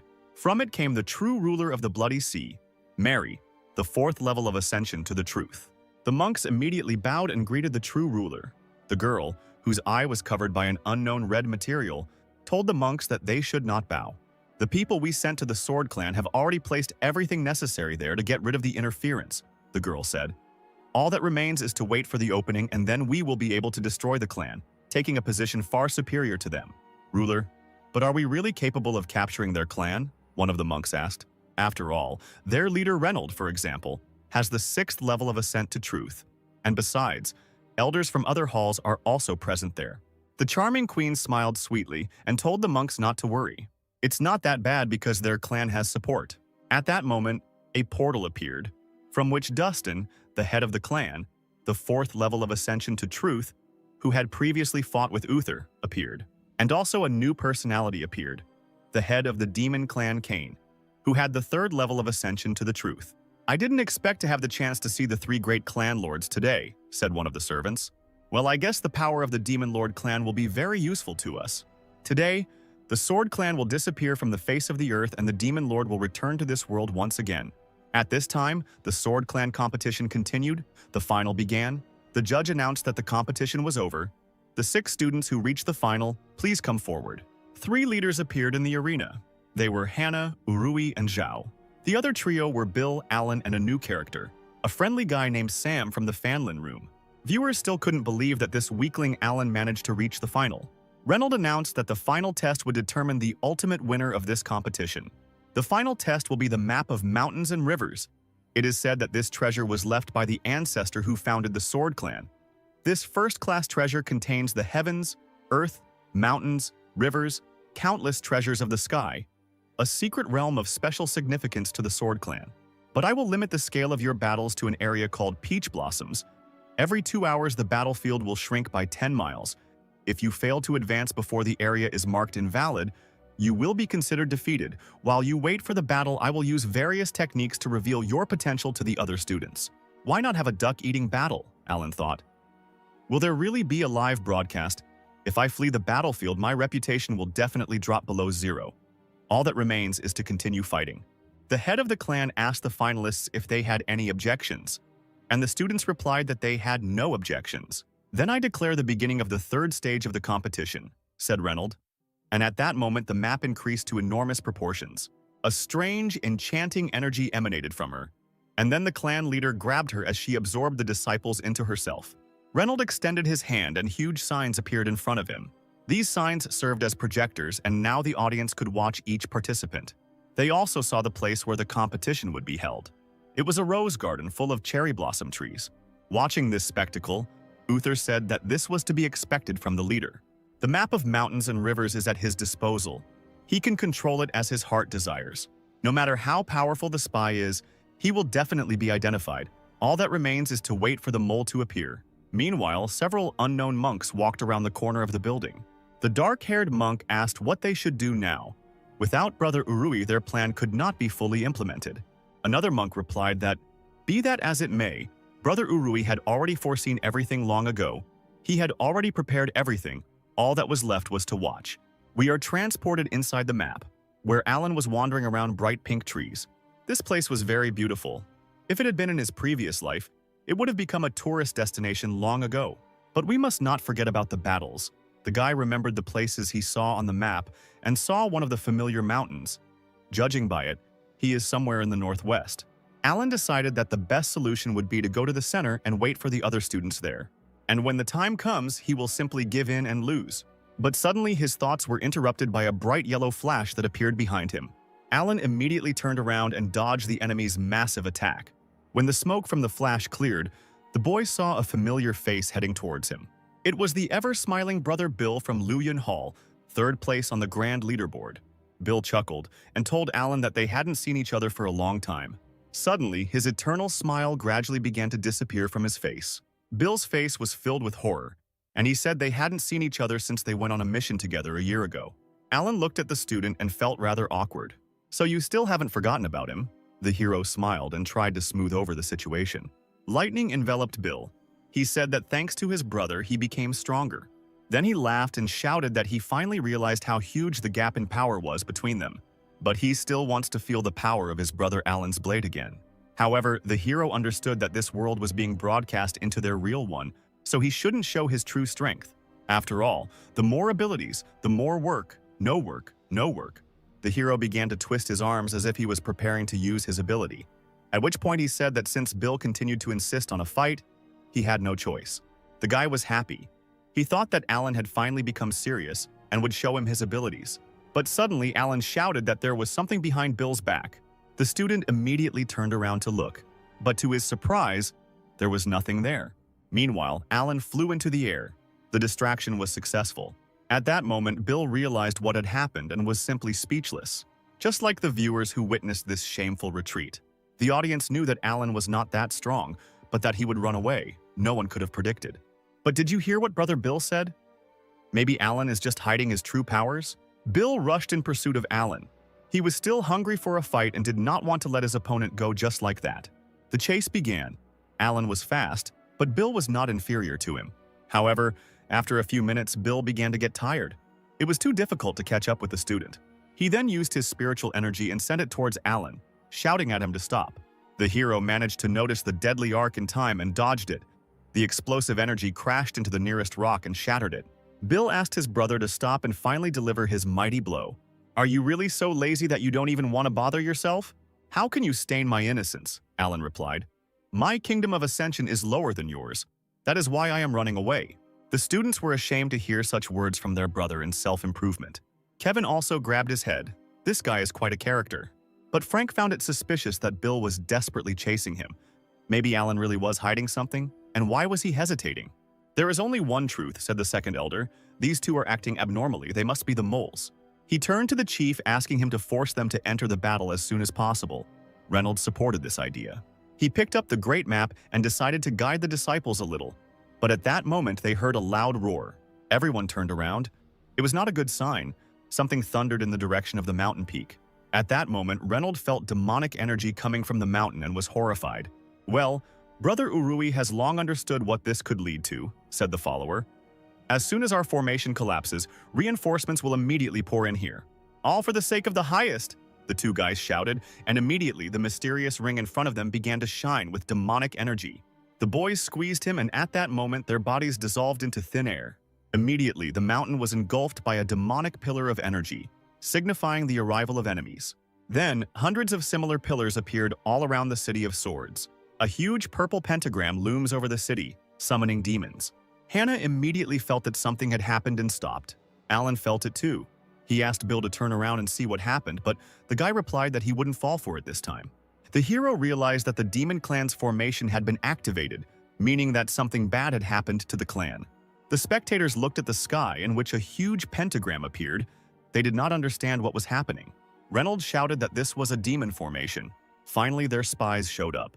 Kevin and Uther immediately went into battle, heading straight for the huge symbol.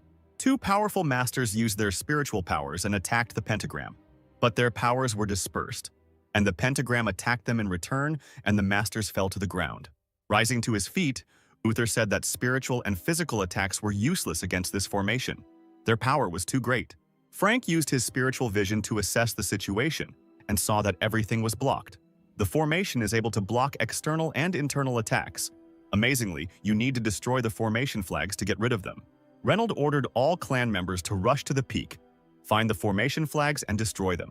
But suddenly a mysterious girl answered him. Queen Mary said that there was no need for this. At that moment, 3 heads of the Demon Clan appeared from the portal. Reynolds immediately recognized the true ruler of the Bloody Sea. The girl was surprised that the head of the clan remembered her name. Reynolds also recognized other demons, the head of the Cain clan and the head of the Dustin clan. So you decided to resort to the help of the Demon Clan to strike us. How calculated, shouted Reynolds. The 6th level of ascent to truth. But the only question is whether you have enough strength to destroy the Sword Clan, Reynolds said as he formed energy in his fist. Don't get too cocky. An avalanche of golden energy rushed towards the demons like the claw of a huge tiger. Mary put her finger to her mouth and used the ability of destruction. At that very second, bloody energy appeared in front of her, which held back the enemy's attack. Then Reynolds' energy rushed away without hitting its target. Chief Reynolds, it was all so long ago, Mary laughed. It's even a pity that you will meet your end here and now. The bloody energy crashed into the clan leader, and then he felt a sharp pain. The masters immediately rushed to his aid. Reynolds realized what kind of force was attacking him. It was the power of the demon god. The Demon Clan had once resorted to the help of the god to invade the Sword Clan. After the fighting died down, the power of the demon god had evaporated. The power of the demon god, but this ability is considered long lost. Where did the true ruler of the Bloody Sea get such power from? The girl gave an order to her subordinates. She ordered them to grab a map of mountains and rivers. Hundreds of monks rushed to the head. Other masters and students rushed to defend Reynolds. But at that moment, one of the monks stopped the masters by attacking them with purple energy. He then raised his hand, and a demonic hand appeared out of thin air and grabbed the map of mountains and rivers. Frank didn't understand how it was possible that this servant also had the power of a demon god. The map dissolved into thin air, and Reynolds felt that his connection with it was completely broken. Things were bad. I have been blessed by the demon god himself, so fighting me is useless, Mary said. Within 2 hours, you will all turn into blood soul pearls. It's time for you to contribute to the demon god. The bloody ruler summoned a formation that blocked access to the sky. At that very moment, the students felt weak. They fell to the ground. No one wanted to die here. They began to ask for help, hoping that someone would save them. Don't worry, no one from the Sword Clan will be able to come to your aid. Very soon you will go to the next world. The ruler summoned 2 servants and ordered them to go to the map of mountains and rivers and destroy all members of the Sword Clan. 2 unknown men in hoods accepted the order of the mistress. At that very second, the servants dissolved inside the map of mountains and rivers. Meanwhile, Alan continued to dodge Bill's attack. He told the guy to stop attacking him and wondered why the world shook. "I think there's some fighting going on that side too, so don't you dare use such a mean diversionary tactic again," Bill replied. He attacked Alan again, at which point the hero thought it was time to stop him by force. But suddenly he felt someone attacking him from behind. "He shouldn't have done that," the hero said, grinning. He jumped into the air and green spiritual energy crashed into Bill's attack. Bill was immediately surprised to see a third opponent. Several more attacks flew at him, and Bill decided that Stan had decided to join in on the fun. The guy appeared from behind the trees and said that he was not interested. He just wanted to ask the guys to stop fighting. "You must have also noticed the trembling of the earth. Thanks to my cultivation, I can sense any change in the wind. Just now, 2 strange spiritual powers from the 9th level of the Purple Palace entered the Peach Garden. When I saw their aura, I began to be tormented by doubts." Alan realized that their clan was under attack, and the enemy had already penetrated even here. "How so?" Bill was surprised. "The leader has the 6th level of ascent to the truth. Who dared to attack us? I no longer sense the presence of the master in the jade crystal," Stan replied. "Contact with the outside world has been interrupted. If you don't believe me, check it yourself. The jade crystal of teleportation allows the owner to break it in case of danger and move to the starting point."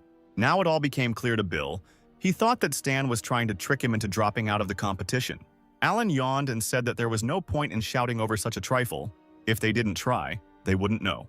The boy broke the crystal, which surprised the other students because it meant losing the competition. However, nothing happened and the guys realized that their clan had been invaded. At that moment, a huge purple flash appeared behind them. Someone's powerful energy, destroying everything in its path, was approaching the heroes. Bill immediately sensed the 9th level of the Purple Palace, but who could it be? The unknown man laughed because they had only just discovered him, but it was too late. After all, he, Roger, is the very man who will now take their lives. "When did the Demon Clan members become so polite?" Alan asked Roger. Their eyes met. The hero remembered that he had already managed to limit the powers of demons a couple of times with the help of talismans. Hearing Alan's words, Roger laughed loudly and grabbed his cloak. "I didn't think that the true ruler sent me here to deal with some children," Roger shouted, throwing off his cloak. "I only used a third of my strength so that you wouldn't die too early. It's good that you didn't disappoint me, weaklings. The hunt will be really interesting." "What? Only a third of your power?" Sam was surprised. "Who the hell are you? How did you end up on the map of mountains and rivers?" Bill was interested in another question. He wanted to know what happened to their clan. "You mean that clan of weak swordsmen?" Roger asked him, stretching his neck. "This clan has already been destroyed," the villain replied with a smirk on his face.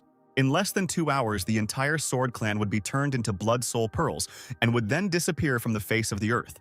Hearing these words, the students were shocked. They could not believe that this was even possible. Alan didn't like this information either, because it all started with simple competitions, and now he would have to work more than necessary.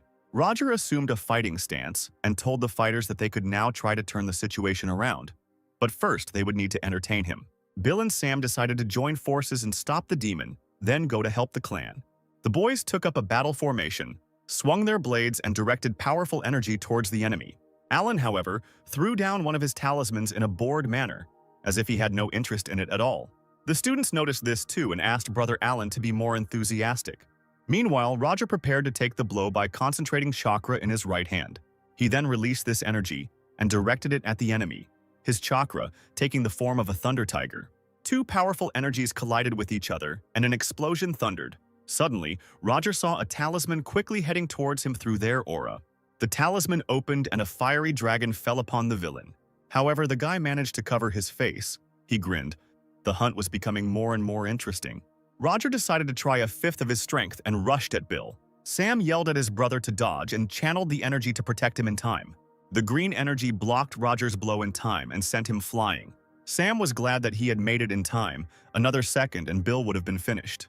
Meanwhile, Bill did not stand aside for long and pounced on the enemy. The 3 strongest fighters continued their battle, which was watched by Alan, who had no intention of interfering in the battle. He had a different plan. The guy jerked his hand and immediately several talismans appeared from his sleeve. The hero remembers the blow that was dealt at the very beginning. That is where his talismans went.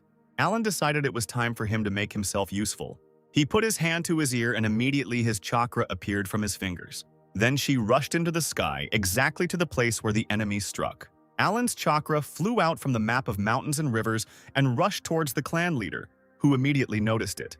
Reynolds' ear glowed the same color as Alan's aura, and he heard the voice of the lazy disciple. Reynolds couldn't understand how he was able to contact him. After all, the contact between him and the map of mountains and rivers was interrupted by the demon clan. I used some methods to avoid surveillance and contact you. How are things in the clan? Alan asked. The demons have cut off our oxygen supply. Everyone is injured. We won't last more than 2 hours. Listen, the demon clan has sent you 2 powerful people. You are the only survivor from the clan. Be careful.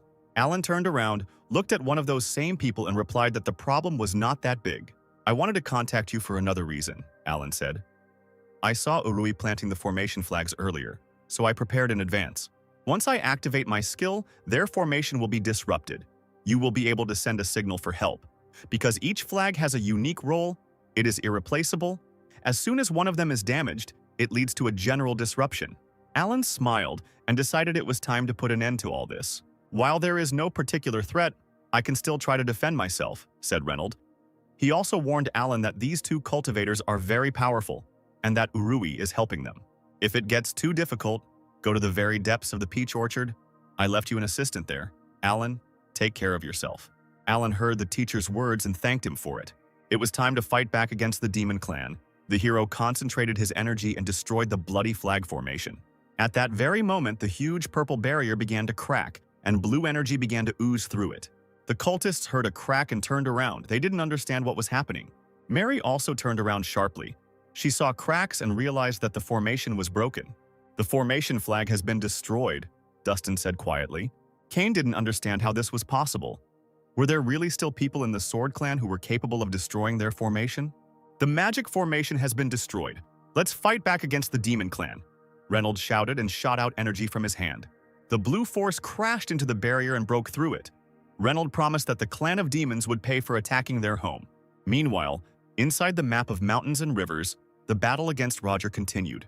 Bill once again tried to attack the enemy with his chakra. However, it was all in vain. Roger easily repelled their attacks. It seemed like this battle was unwinnable, and he didn't even use his full strength. Suddenly, Sam appeared from behind the villain. The guy took advantage of the situation and instantly sent his shuriken-like energy at the enemy. The trap worked and Roger was bound by Sam's energy like invisible chains. Sam grabbed his energy and pulled it towards himself, binding Roger. He shouted at Bill to act quickly. There would be no other chance. Bill was already heading towards the enemy. He used one of his techniques, which was called drilling. A powerful yellow paw-shaped energy rushed towards the chained Roger. Suddenly, he started laughing and said that now he understood what the strength of the Swordsman clan was. "They have no powers, they are all weaklings," Roger shouted and began to concentrate his energy. A purple flash surrounded the villain, and he instantly destroyed Sam's shackles. The students couldn't believe their eyes. It seemed impossible to them. Suddenly, both of them were grabbed by the throat by Roger's chakra in the form of hands. The fighter brought them to himself. Now they were trapped, and this hunt was beginning to disappoint him. The demon's gaze turned mad, and he said that if they were incapable of anything, then it was time for the disciples to die. Suddenly, he heard someone calling him. Roger turned around and saw a guy in blue robes. It was Alan. Alan asked Roger if he had forgotten that there was a third student here. When did he come closer? "I didn't feel anything. Was it all because I was attracted to these two?" Roger thought in surprise. The demon smiled maliciously and told Alan not to worry. He would deal with these two now and would take on him too. Bill tried to tell Alan not to think about them, but to run. "Don't rush things," said the hero. "I want to discuss something. There should be 2 of your cultivators on the map of mountains and rivers. I think he could only reach the soul formation stage. Then where did he get so much courage?" Roger thought and answered Alan that his information was correct. But his partner was not as patient as him, so he probably already dealt with the rest. "Tell me, what is your comrade's strength?" "Even though we are both on the 9th level of the Purple Palace, he is much stronger than me," Roger replied. "Well then, great, let's begin." Roger laughed hysterically when he heard the weakling's words, wondering what was so wonderful about it, since he could crush Alan with just one finger. "Sorry, but I have a better idea," Alan said, pulling a talisman out of his sleeve. "If you are weaker than that person, then I just need to deal with you before my working hours are over. It's time to put an end to this circus." The talisman rose into the air, vibrated, and instantly a huge ball of energy formed around the villain, which bound everyone inside. Roger was surprised to see the formation. He didn't understand when it had time to appear. Alan chuckled and replied that she appeared when Roger was playing with the students. "Well, the formation won't stop me from getting to you," the villain replied. "I have 2 of your comrades in my hands. Are you really going to run away and leave them to their certain death?" "It's not such a problem," Alan replied. The hero snapped his fingers. Suddenly, Alan's aura appeared near his friends. Bill and Sam were shocked. They did not understand when Alan managed to put protection on them. In an instant, 2 students appeared behind the weakest student. The hero turned around and waved his hand at Roger, saying goodbye to his rival. After that, the 3 disciples disappeared into thin air and went to look for the second cultivator.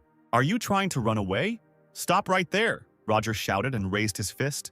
He hit the barrier and only made a dent in it. It seemed as if the barrier was rubber that only stretched but did not tear. Roger was starting to get angry as he looked at the dent in the barrier. He bared his teeth and swung his fist again. The villain began to strike thousands of blows at every point of the barrier, but it still did not release him from captivity. The barrier deformed, but did not break. Sometime later, the barrier glowed from within with colossal purple energy. Roger's rage knew no bounds. He had already given it his all and promised that when he got to Alan, it would be the end for him. Meanwhile, the fierce battle on the surface against the Demon Clan continued. "These worms from the Sword Clan have already beheaded 5 of ours," Dustin said with a grin. Kane replied that if it weren't for the order to turn them into bloody pearls, he would have used his power and killed them long ago. "Enough talk," Mary interrupted them. "If we had not prepared well, the formation would have been destroyed much earlier. Something went wrong. We need to do something." "I didn't expect the Demon Clan to use such vile methods," Kevin said with difficulty breathing. "But in any case, the Alliance helped us and weakened their formation. Our time increased from 2 to 10 hours. Reynolds knew this was good news. 10 hours would be more than enough for them. This will be a great change for the Sword Clan. Meanwhile, Alan and his brothers reached a safe place in the peach orchard. Bill decided to ask the question that was bothering him and Sam, namely, what kind of spell did Alan use and how did he manage to do it? Alan knew he would be asked this question, which he did not want to answer. He replied that it was all thanks to the life-saving talisman that the chief had given him earlier. The guy had never even thought that he would need it one day. Suddenly, his cheerful face changed to a serious one, and he said that in fact there was more important news. The leader left him a note in which he said that Urui turned out to be a spy. And right now, the entire Sword Clan is trapped by the true ruler of the Blood Sea. Alan thinks that they will last for about 10 more hours. That's why they are now the clan's only hope. "Urui, you bastard," Sam said, not holding back his anger. And then suddenly he remembered that Roger had said that another of his comrades had entered the kingdom. What if he had attacked his sister? The crippled brothers decided that they could still fight and should help her, but they were stopped by Alan, who said that they had suffered greatly at the hands of Roger. And he is afraid that if the guys encounter a second enemy, they will definitely not help anyone. Bill stopped and slammed his fist into a tree in frustration. "So what? Should we just sit here and wait?" "No," Alan replied. "Your main task at the moment is to heal your wounds and restore your spiritual strength. As for Sister, have you forgotten? Sister is one of the best in our clan and is clearly not inferior in strength to a cultivator. I think she has enough strength to deal with the enemy." "Yes, Sister Hannah is very talented," Bill said. "But what if Roger gets help and comes to the aid of his comrade?" "No, Roger is no longer capable of anything," Alan replied. "Besides, by this time he should already be at the limit." A huge cloud of purple energy exploded over the Sakura forest. Roger finally got out, but for some reason he was losing too much spiritual energy. The demon couldn't understand what kind of talismans these were. His rage knew no bounds. He swore that when he found Alan, he would wipe him off the face of the earth and would definitely take revenge. Meanwhile, the lazy man took out a jar and said that this pill was for restoring spiritual energy. He gave it to the brothers so that they could heal their wounds until Roger found this place. "Tomorrow we will join Sister Hannah and save the Sword Clan," Alan said. "And why wait so long?" Sam was surprised. "Indeed, we can recover in 2 hours," Bill said. "I work from 9 to 5, Alan replied. "So my working day is already coming to an end." He sat down by the tree and began to think. Alan noticed that this time the Demon Clan had prepared. Even if the formation flag was destroyed, they only had 10 hours. After 9 hours, they would restore the formation, and that would be the perfect moment to break through. Well, now it was time to sleep. Alan hoped that these two would not disturb him until tomorrow. Meanwhile, at the other end of the map of mountains and rivers, a battle was raging between 2 students. Zhao prepared for battle. He praised his sister Hannah, saying that her sword skills had improved greatly. The girl was a real talent. Hannah replied that it was all thanks to the help of her brother Alan. So Sister Hannah wasn't the only one training, but can Brother Alan teach anything? The girl did not like Zhao's words, and she said that Brother Alan wielded a sword much better than she did. Suddenly, there was an explosion behind them. Hannah heard him immediately and turned around. From the very beginning, everything seemed strange to her, and now it was confirmed. Something definitely happened outside. She suggested to Brother Zhao to take a break, but Zhao didn't want to stop the fight. He said that it didn't concern them, and the test in the secret kingdom was their chance. At that very moment, Hannah felt something coming towards them and shouted at her brother to cover his ears. Suddenly, a terrible sound was heard. The sound vibrations were so powerful that they knocked down trees around. The sound wave knocked even the students off their feet and threw them a great distance away. Standing on the ground, Zhao thanked his sister. His ears were bleeding. But if it weren't for Hannah, he would have already been struck by the sound wave. "Enough talk," said the girl. "I will use spiritual power to heal the wounds. The injury to the ears affects the balance, but where did such a powerful sound wave come from? Is someone attacking us?" Suddenly, she felt energy behind her. A portal appeared behind the girl. Apparently that someone was already here. A bald man who looked like a monk appeared from the portal. He exuded a terrible aura and smiled sweetly. The stranger noticed that the students had absorbed his energy. He didn't expect anything else from the best students of the Sword Clan. Zhao even shuddered from such terrifying energy. The students asked the stranger who he was. But where did a person from the Demon Clan come from? Was our clan invaded? The unknown figure advised the students to follow his instructions. This was Feng, the elder of the Blood Sea Clan, the 9th level of the Purple Palace, and his first instruction to the disciples was to give up and die.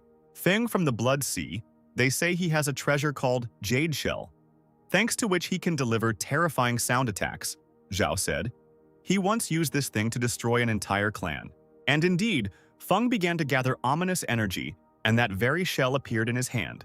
The elder told the disciples that he was sorry, but they would have to end up the same way. The fight began. An explosion fell on Hannah, but the girl managed to dodge in time. Zhao covered his ears. The sound attack was overwhelming him, and the guy said that at this rate their spiritual energy would be exhausted before they could do anything. The gap between their realms was too big. The longer they fought, the worse it would get. But Hannah had something special that could defeat him. She asked Brother Zhao to distract the enemy and give her some time. Zhao followed his sister's instructions and began to attack Feng.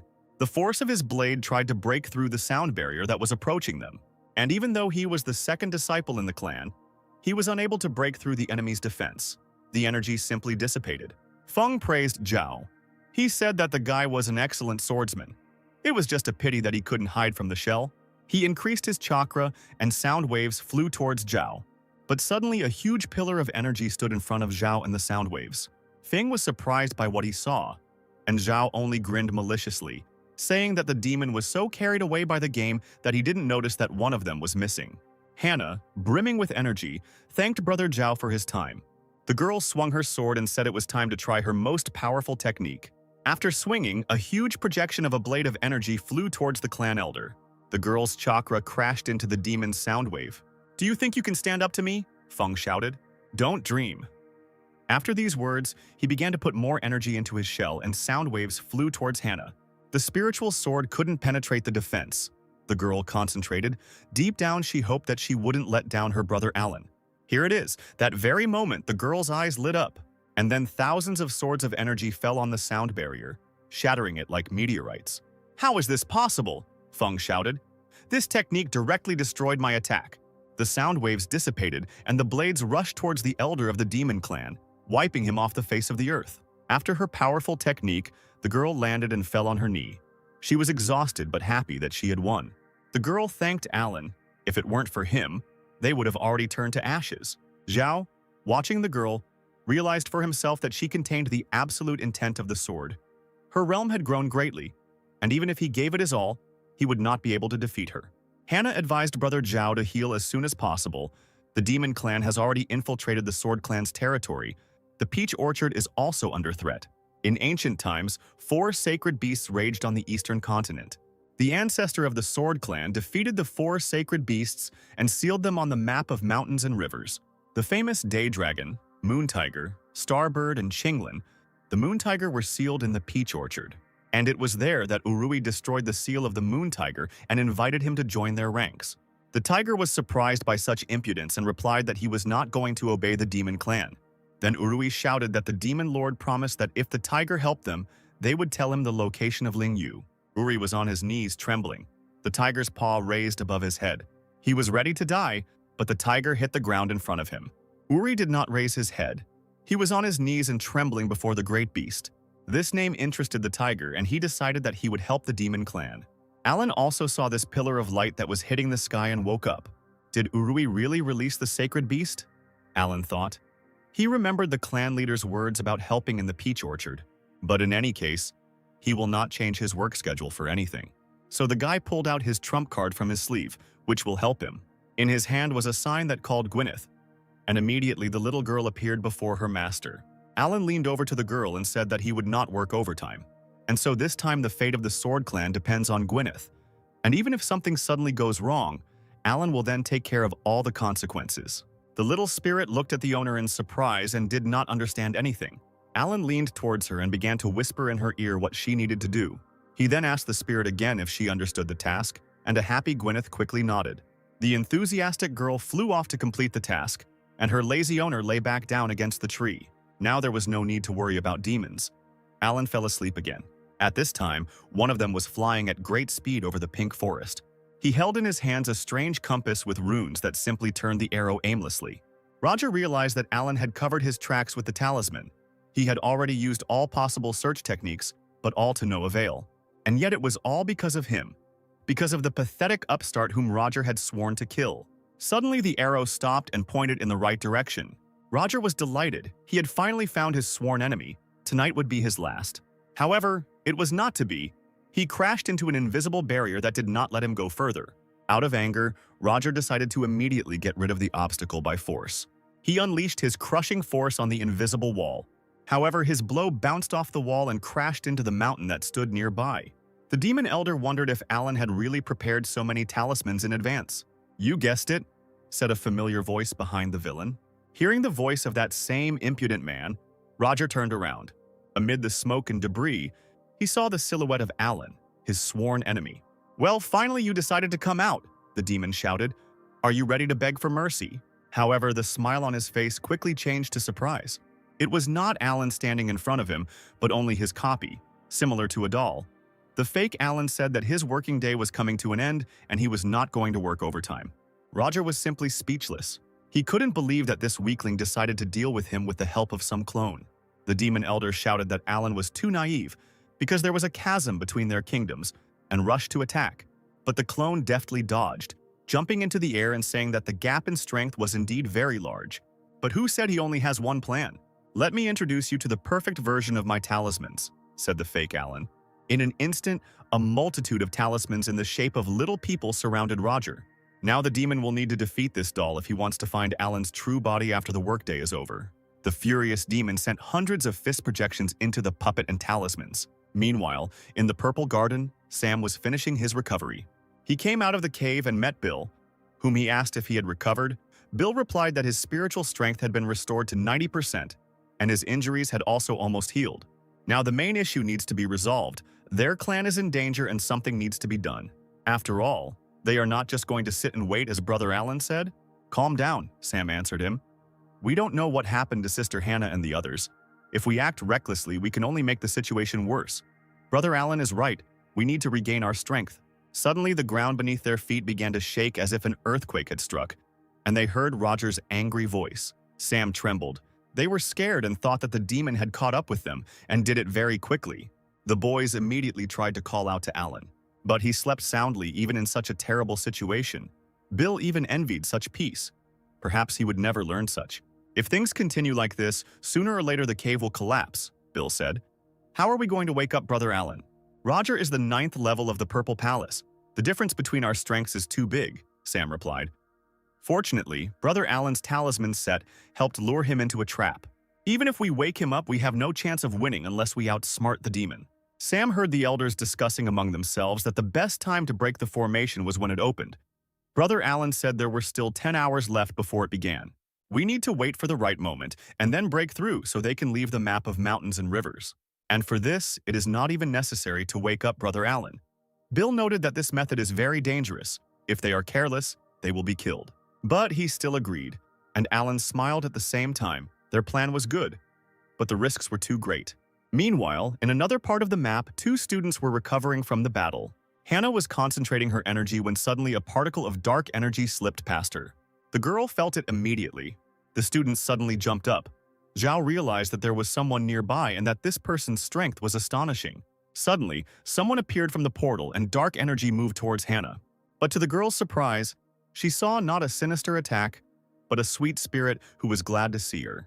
Hannah looked at the quirky girl and felt a familiar energy. She guessed that it was Alan's spirit beast and asked how her brother was doing and why he sent the spirit to her. Meanwhile, Zhao did not understand who Hannah was talking to, because if Gwyneth did not want to, then other people would not see her. Gwyneth extended her hand and blue energy seeped through it. A hologram of Alan appeared on the girl's hand, and the boy greeted his sister. Alan reported that the clan is in a critical situation. The fate of the clan depends entirely on Hannah. There are 4 sacred beasts sealed in the peach orchard. Each of them possesses terrifying power. The traitor Urui has already released the moon tiger, intending to encourage it to join the demon clan. They only have to open the seal of the phoenix to somehow resist them. Hannah, holding the spirit in her arms, asked Alan why the bird needed to help them, since it was also considered a sacred animal and would probably not want to do it.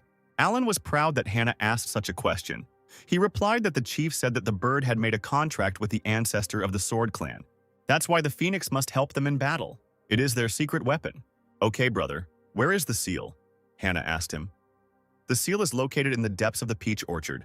Gwyneth will show the way. I wish you success. The projection disappeared, and an inspired Hannah decided to quickly set off on her mission. Meanwhile, Roger, overwhelmed with power, tried to defeat the puppet. He gathered all his strength into a fist and directed it at the clone. A pillar of demonic energy rushed through the barrier and the copy. The smoke of the battle began to clear, and there was not a soul around. Finally, he was able to defeat his enemy, albeit a false one. Roger laughed. This talisman was really strong, but now it destroyed all the protective symbols. No one will be able to deceive him anymore. It's time to find the offender. Suddenly, he felt a foreign aura approaching him. In the distance, he saw 2 bright flashes, green and yellow. At that very second, 2 beams appeared in front of him and struck the ground.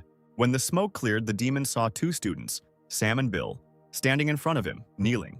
First you ran away and now you decided to come to certain death? The 2 students looked at each other. Suddenly, Sam said that they just needed to wait and get everything ready. 2 students wanted to join Master Roger.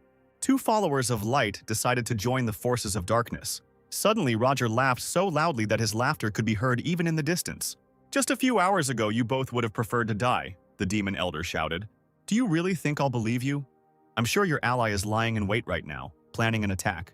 But suddenly the students showed them a tied-up and sleeping Alan, saying that this was complete nonsense, because as a sign of sincerity they cast a spell on him and immobilized him. Roger was a little scared to see his sworn enemy, but he was still stunned by such a gift. Bill bowed his head and shouted that they had decided to dedicate their lives to the demons. They did not want to die in vain, because now that the Sword Clan was almost completely destroyed, they wanted to follow the new master. Roger began to concentrate his energy and asked 2 students to prove their sincerity to him. A huge hand of chakra fell upon the students, and they knew that they would not be able to stand against the demon elder. But suddenly, Alan began to wake up and Roger saw it. The demon abruptly shifted his aura so that it would not hit the frightened students. Bill turned slightly and saw the energy hit behind them. The boy realized that death was very close. Roger, meanwhile, decided that he needed to get rid of Alan first, because the guy had too many aces up his sleeve. He summoned demonic seals and sent them towards his former enemies. I will cast a special technique on you, the demon said. Only if you obey, you will be able to enter our clan. If you take any action, you will immediately lose your life. Roger turned and ordered the students to follow him. Sam let out a quiet breath, hoping that their plan would work now. Meanwhile, deep in the peach orchard there stood a lonely tree, the color of whose leaves was different from the other trees. Suddenly, Hannah appeared next to him and began to approach him.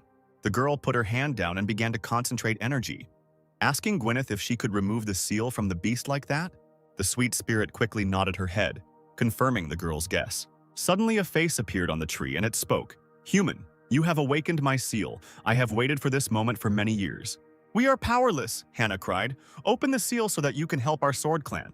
The girl suddenly placed her hand on the tree trunk and ordered him to open the seal. The tree closed its eyes and suddenly they saw a bright color of flame coming from within. In place of the tree's leaves, a huge fiery phoenix appeared. His strength was so great that Hannah immediately fell to the ground from such power. "Are you the ancient beast that sister spoke of?" Zhao asked in surprise. "Don't talk to me so disrespectfully," replied the phoenix. Hannah immediately bowed her head and asked the ancient deity for forgiveness. "We have been invaded by a clan of demons," the girl said, "and the traitor Urui has decided to remove the seal from the moon tiger. Many disciples of the sword clan are in danger, and only you can help us.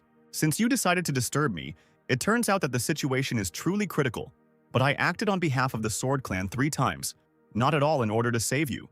Hearing these words, Hannah became furious. She could not believe that the elder would refuse and go back. "Do you know, child, what was before I was sealed?" the phoenix asked. Hannah replied that of course she knew. Humanity was extremely weak, constantly suffering from attacks from all sides. At that moment, when it was in despair, one of them realized the connection between heaven and earth, opened the path of cultivation, and began to control his body.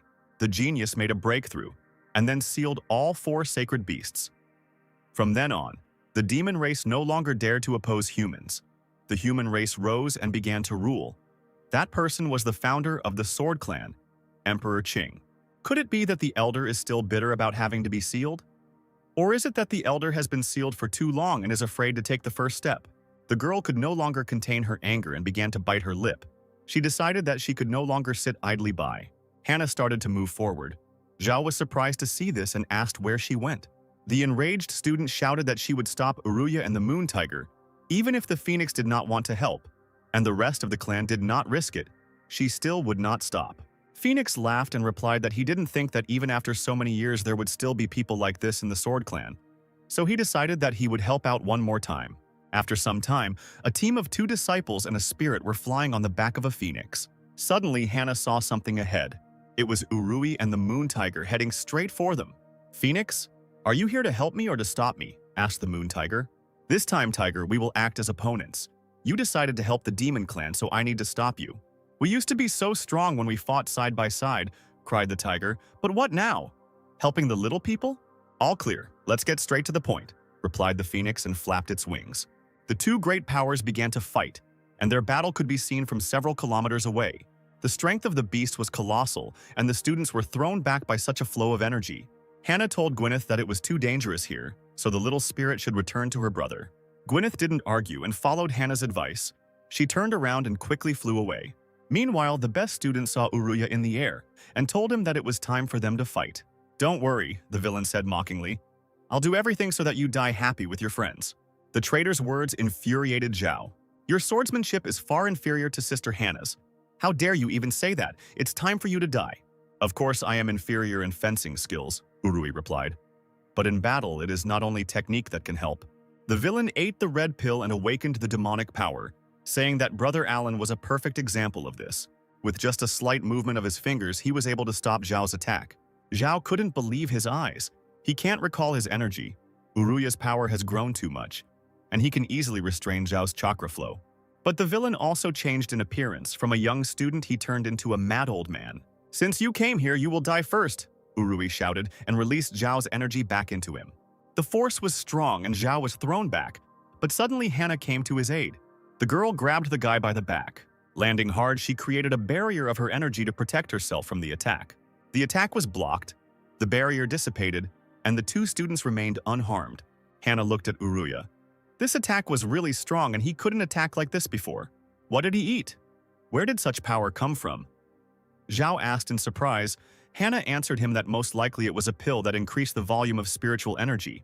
"You abandoned your own clan and decided to join the clan of demons," the girl said, looking at the villain. "Even chose to lose your own youth, crippled former comrades. Was it worth it?" "You still ask?" Urui replied. "No matter how hard I tried, no one in the clan had heard of me. In their eyes, I was just another useless student. Can geniuses like you judge me?" After these words, Urui unleashed his energy on his former comrades. Zhao tried to defend himself by summoning sword techniques, but he still missed some of the blows. Hannah was also getting injured. She knew they wouldn't be able to hold him back. The powerful disciple of the demon clan concentrated power in his hand and told Hannah that it was her turn to die. But suddenly he heard something. It was the sound of a beast battle. The moon tiger had shot at the phoenix, and right now, a huge beast was moving towards them. The phoenix fell to the ground with a crash, and Urui did not have time to react and lost his balance. Zhao and Hannah also got hit, but they managed to jump away. The girl became worried when she saw the elder phoenix losing to the moon tiger and asked if everything was okay with him. Breathing heavily, the phoenix said that he was fine and that the girl should think better of herself. Hannah understood that now the gap in strength between them and Urui was too big. If they continued in the same spirit, then the phoenix would not last long. Something had to be done. Meanwhile, Sam was flying after the demon elder and carrying Alan on him. Suddenly, Alan noticed how a familiar energy was concentrating behind him. It was Gwyneth, the frightened spirit, shouting to Alan that his sister was fighting a hard battle. The guy barely moved his finger and wondered if this would be considered overtime. He decided to proceed with the secret plan. At that moment, a sign appeared in front of Hannah and fell into her hands. Then Alan emerged from it. But his skin color was not the usual one. The guy suddenly leaned towards the girl and greeted her, which made her embarrassed and asked how he ended up here. "I am not here," Alan replied. "To be more precise, it is not really me. An hour in this space is equivalent to a moment in the outside world for me." It was time to teach his sister the technique that would help deal with Urui, but Alan asked her not to brag about it too much to others. Hannah's eyes sparkled with happiness from this news, and she immediately agreed. Suddenly, the phoenix felt a familiar aura. This feeling could not be confused with anything else. The great bird looked at Hannah and could not believe what she saw.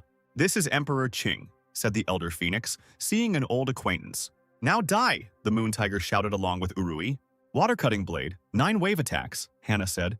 Urui directed a stream of energy towards the phoenix, but suddenly a wave of energy appeared out of nowhere, stopping the enemy. "How is this possible?" Urui was indignant. Where did such power come from?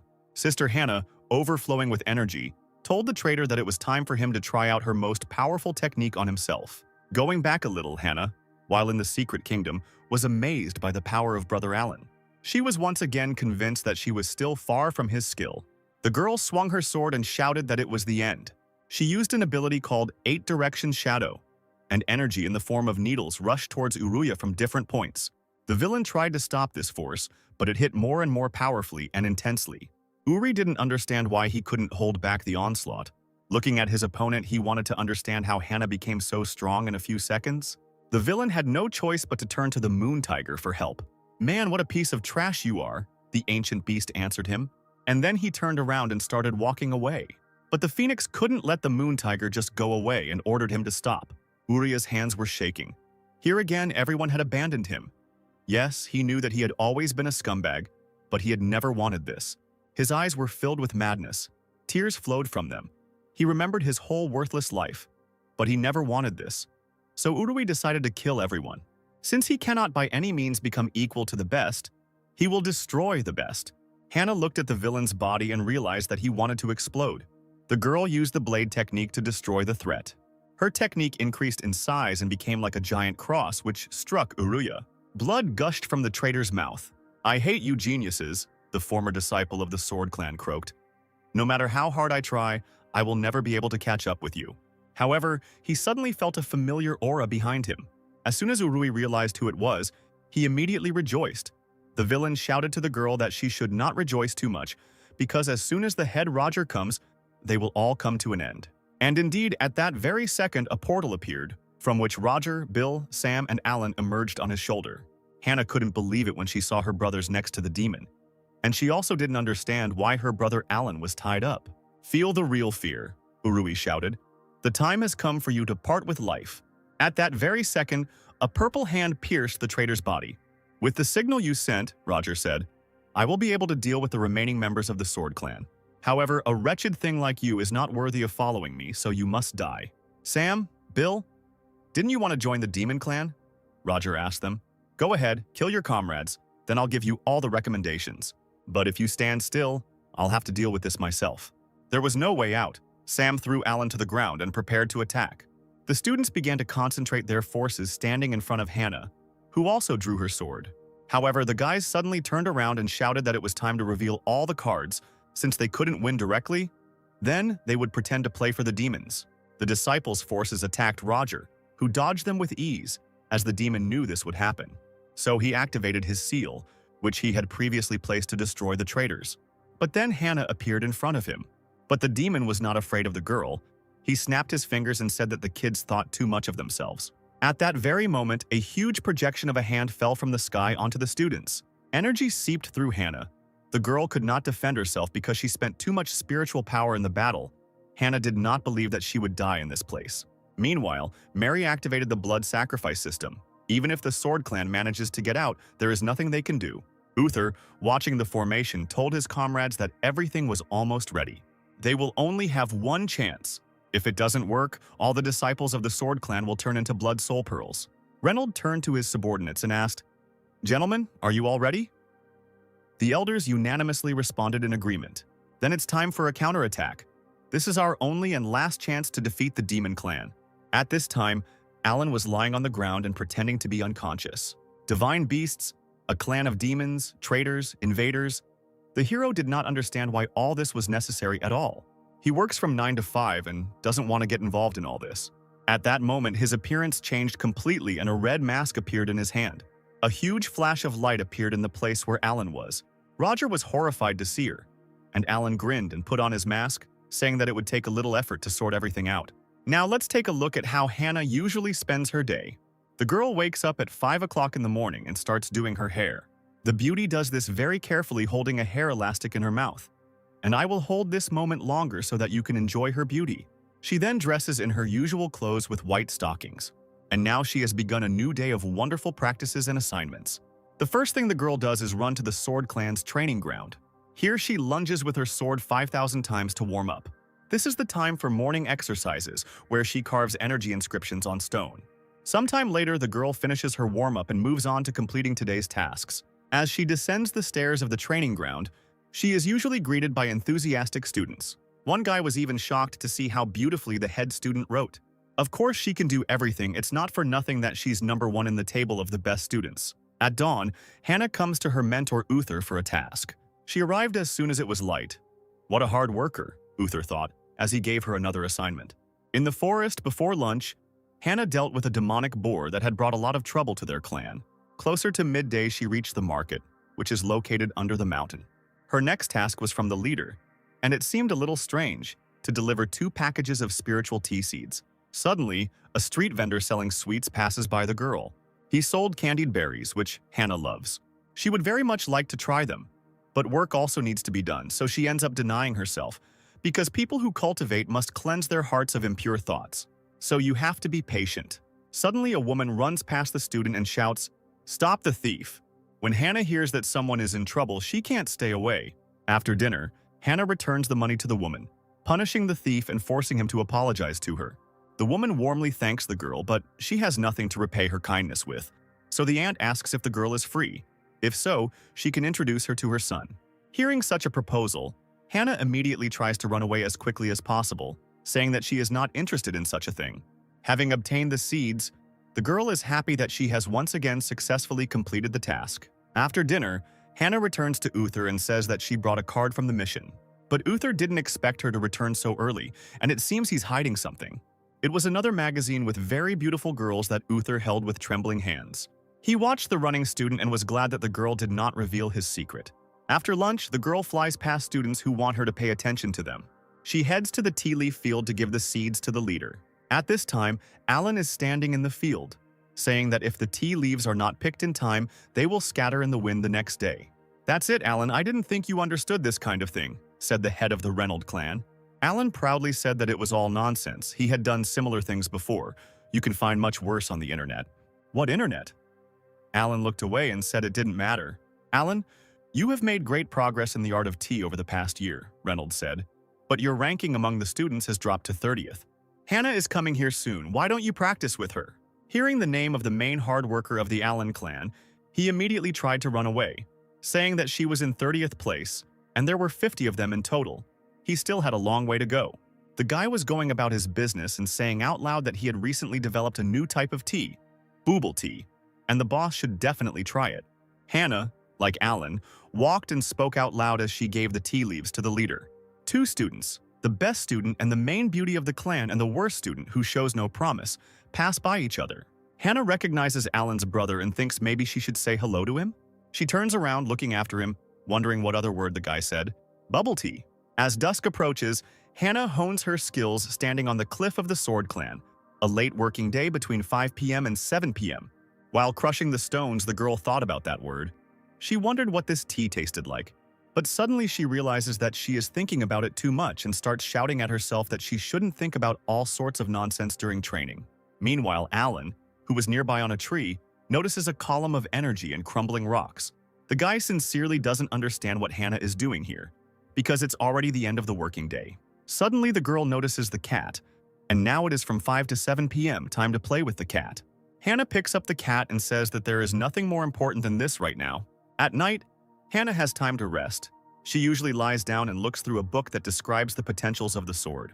Sometime later, the girl takes a bath in a hot spring with her new cat friend.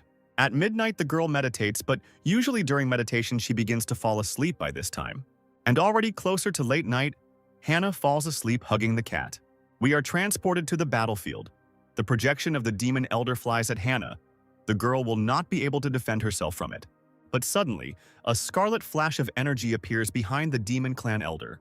Before he could turn around, Roger was hit with a powerful sword technique and flew a fair distance away, spraying blood. At great speed, he crashes into the ground, shocking everyone. Hannah can't even guess who it could be. The energy of the blow was colossal. Bill recognized the technique of their clan. He assumed that it was one of the elders. Roger asked the stranger who he was to interfere in the affairs of the demon clan. It was an unknown man with long black hair, dressed in a black and red cloak, hidden behind a scarlet mask. "Don't worry, it will all be over soon," said the stranger. Hannah remembered that Brother Alan had said so. This stranger for some reason looked very much like him. Roger stood up and wiped the blood. He was wondering what kind of powerful technique this was. Apparently, the unknown person is at the Purple Palace stage. It's amazing. The hero concentrated his energy and replied that this attack was too weak and was not capable of defeating Roger. The demon elder rushed towards his opponent, summoning a projection of a tiger and directing it towards the unknown person. However, this projection was instantly destroyed by the hero's power. The blue aura pierced through the tiger and slammed the demon elder into the ground. Roger felt a hellish pain. He couldn't believe that with the Purple Palace it was even possible to cause such damage. In the face of absolute power, minor differences don't matter all that much, the hero said. These words angered Roger, and he decided to show his enemy his true strength. This time the demon decided to go all out. Scarlet whirlwinds swirled before the hero. A furious force awakened and burst forth. Hannah was scared and asked the elder to be careful. But the hero had already begun to use his technique by concentrating chakra. The guy used his main skill, destruction, and in an instant, a huge beam of energy shot out of his fingers. Sam couldn't believe what he was seeing. The elder used basic techniques but was able to defeat a man with the 9th level of the Purple Palace. The guy began to guess who it was. This stranger looked very much like Emperor Qing. Suddenly, there was a clap of thunder, and Alan looked at his seal and realized that he had almost broken through.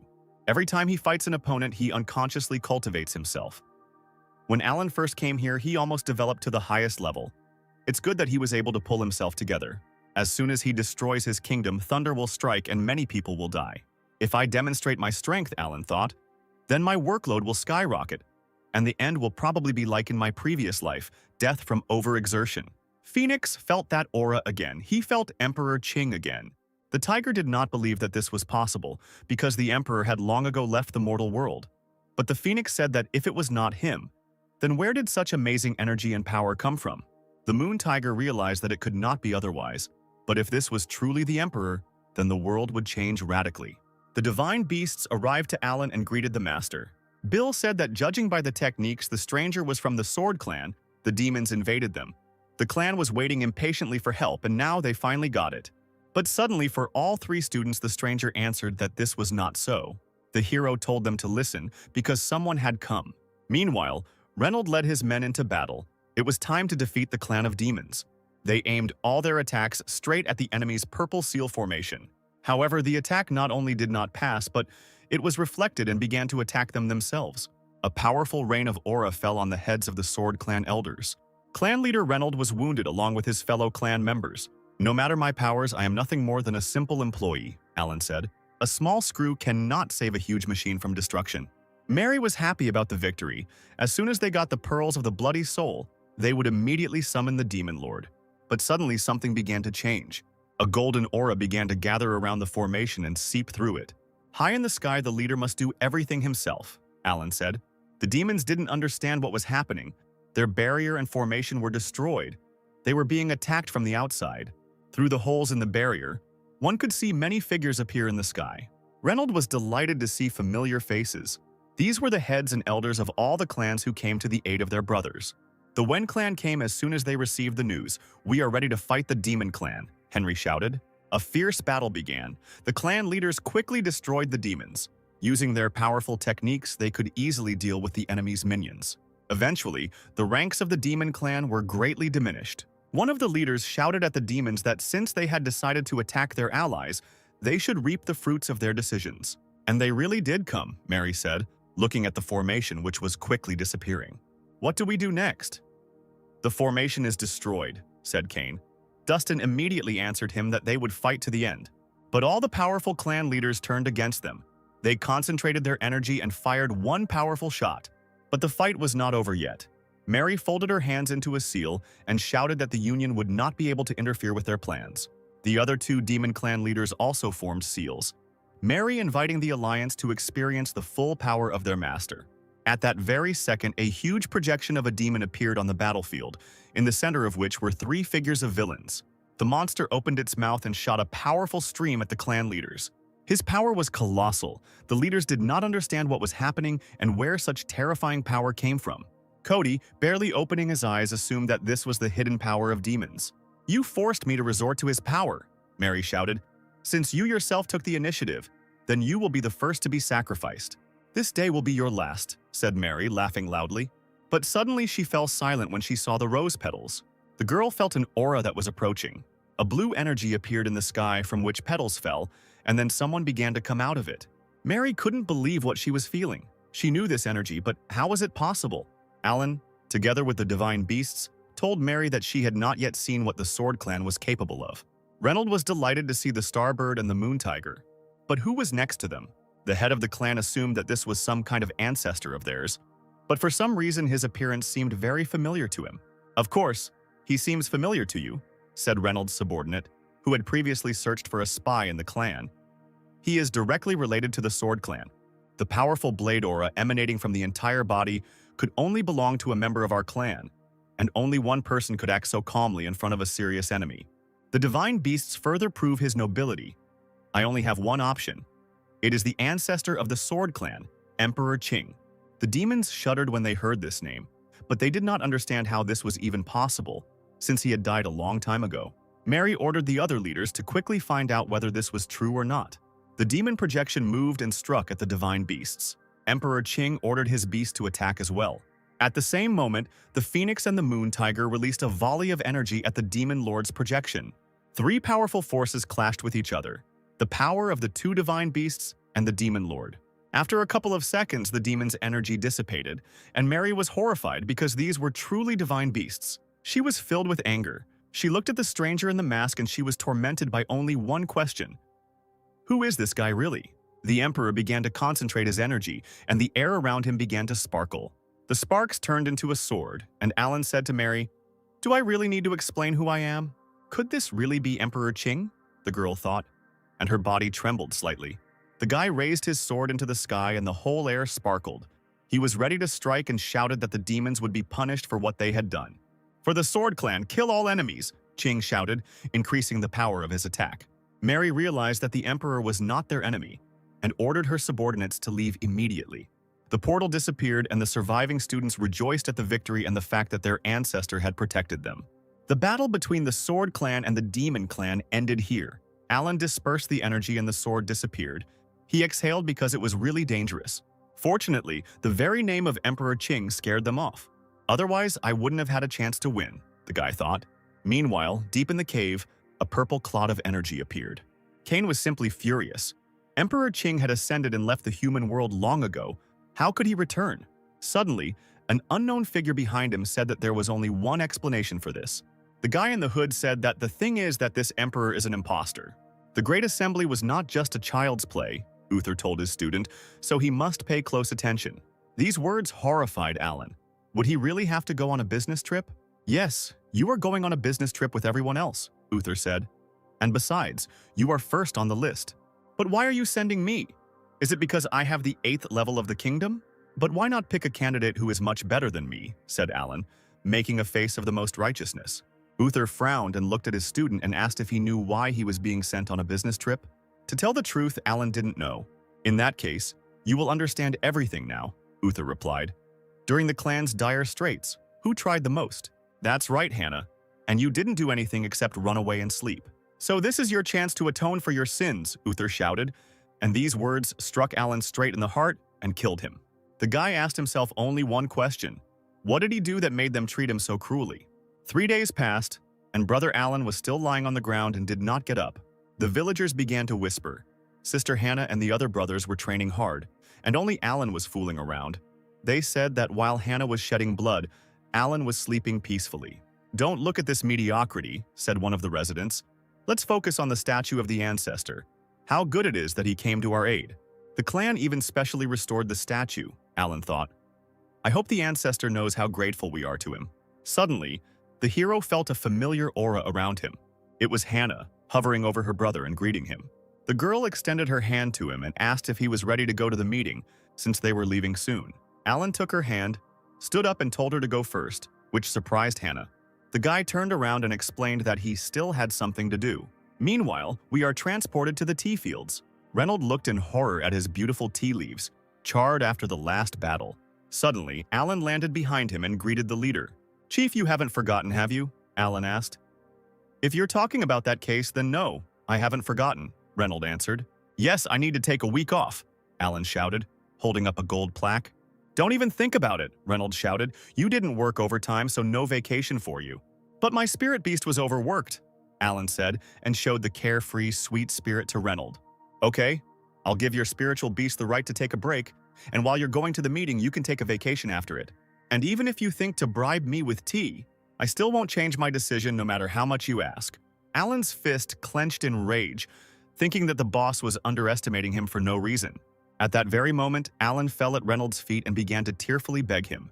"Alan, even though I'll look selfish, I'll still send you," Reynolds said. "Because among all the true disciples, you have the highest cultivation base, and yet sometimes it seems like you are suppressing your strength." Alan was scared, but didn't show it. Could it be that the leader had guessed his true strength? Reynolds added that he thought for a long time about who to send, and in the end chose Alan. In this tournament, the winner will be given the key to the Emperor's tomb. There are many different treasures there. Among them, there is something that will help a person even survive a disaster and remain safe and sound. The words about the disaster he had experienced interested Alan, and he remembered the lightning that appeared when he woke up. The clan of demons is becoming more and more active each time. It is possible that Alan will have to act again soon. If he is not careful, there will be trouble. "In general, the invasion of the demon clan has seriously undermined us," Reynolds said. "We need a short break.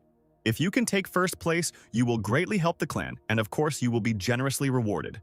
You are one of the strongest students of our clan. All hope is on you." Alan smiled slightly and told the chief that he understood. But still, the guy wants the boss not to forget about his week-long vacation. Reynolds flared up a little, saying that everyone had already left, and Alan was just chilling here. The hero heard the words of the head and set off on his way. Meanwhile, everyone had already gathered at the clan square. Bill asked if Alan had arrived yet, and Hannah answered that he had not. Suddenly, the hero of the occasion appeared on stage. Alan smiled sweetly and greeted everyone, and apologized for the wait. Uther began the briefing by saying that this was a great gathering and everyone had to remain safe and sound. The escort was only watching and could not interfere with the game. And during the competition, everyone had to worry only about their own safety. Hannah nodded and said she understood. Suddenly, Uther took Alan and told him that he wanted to show him something before he left, so that the hero would not enter the battle empty-handed. The mentor quietly took out a book and handed it to the student. It was one of those books that had a hot girl on the cover. The book was called Hot Sister Teacher, and it was a limited edition. Alan was amazed. The guy decided that he was wrong to think badly of his mentor. It turns out he is a genius. "That sounds rather odd," Uther replied. "I'll get you the next issue after you return if all goes well." After all the preparations, the boys set off with Frank on their way to the great meeting. Reynolds watched the students leave.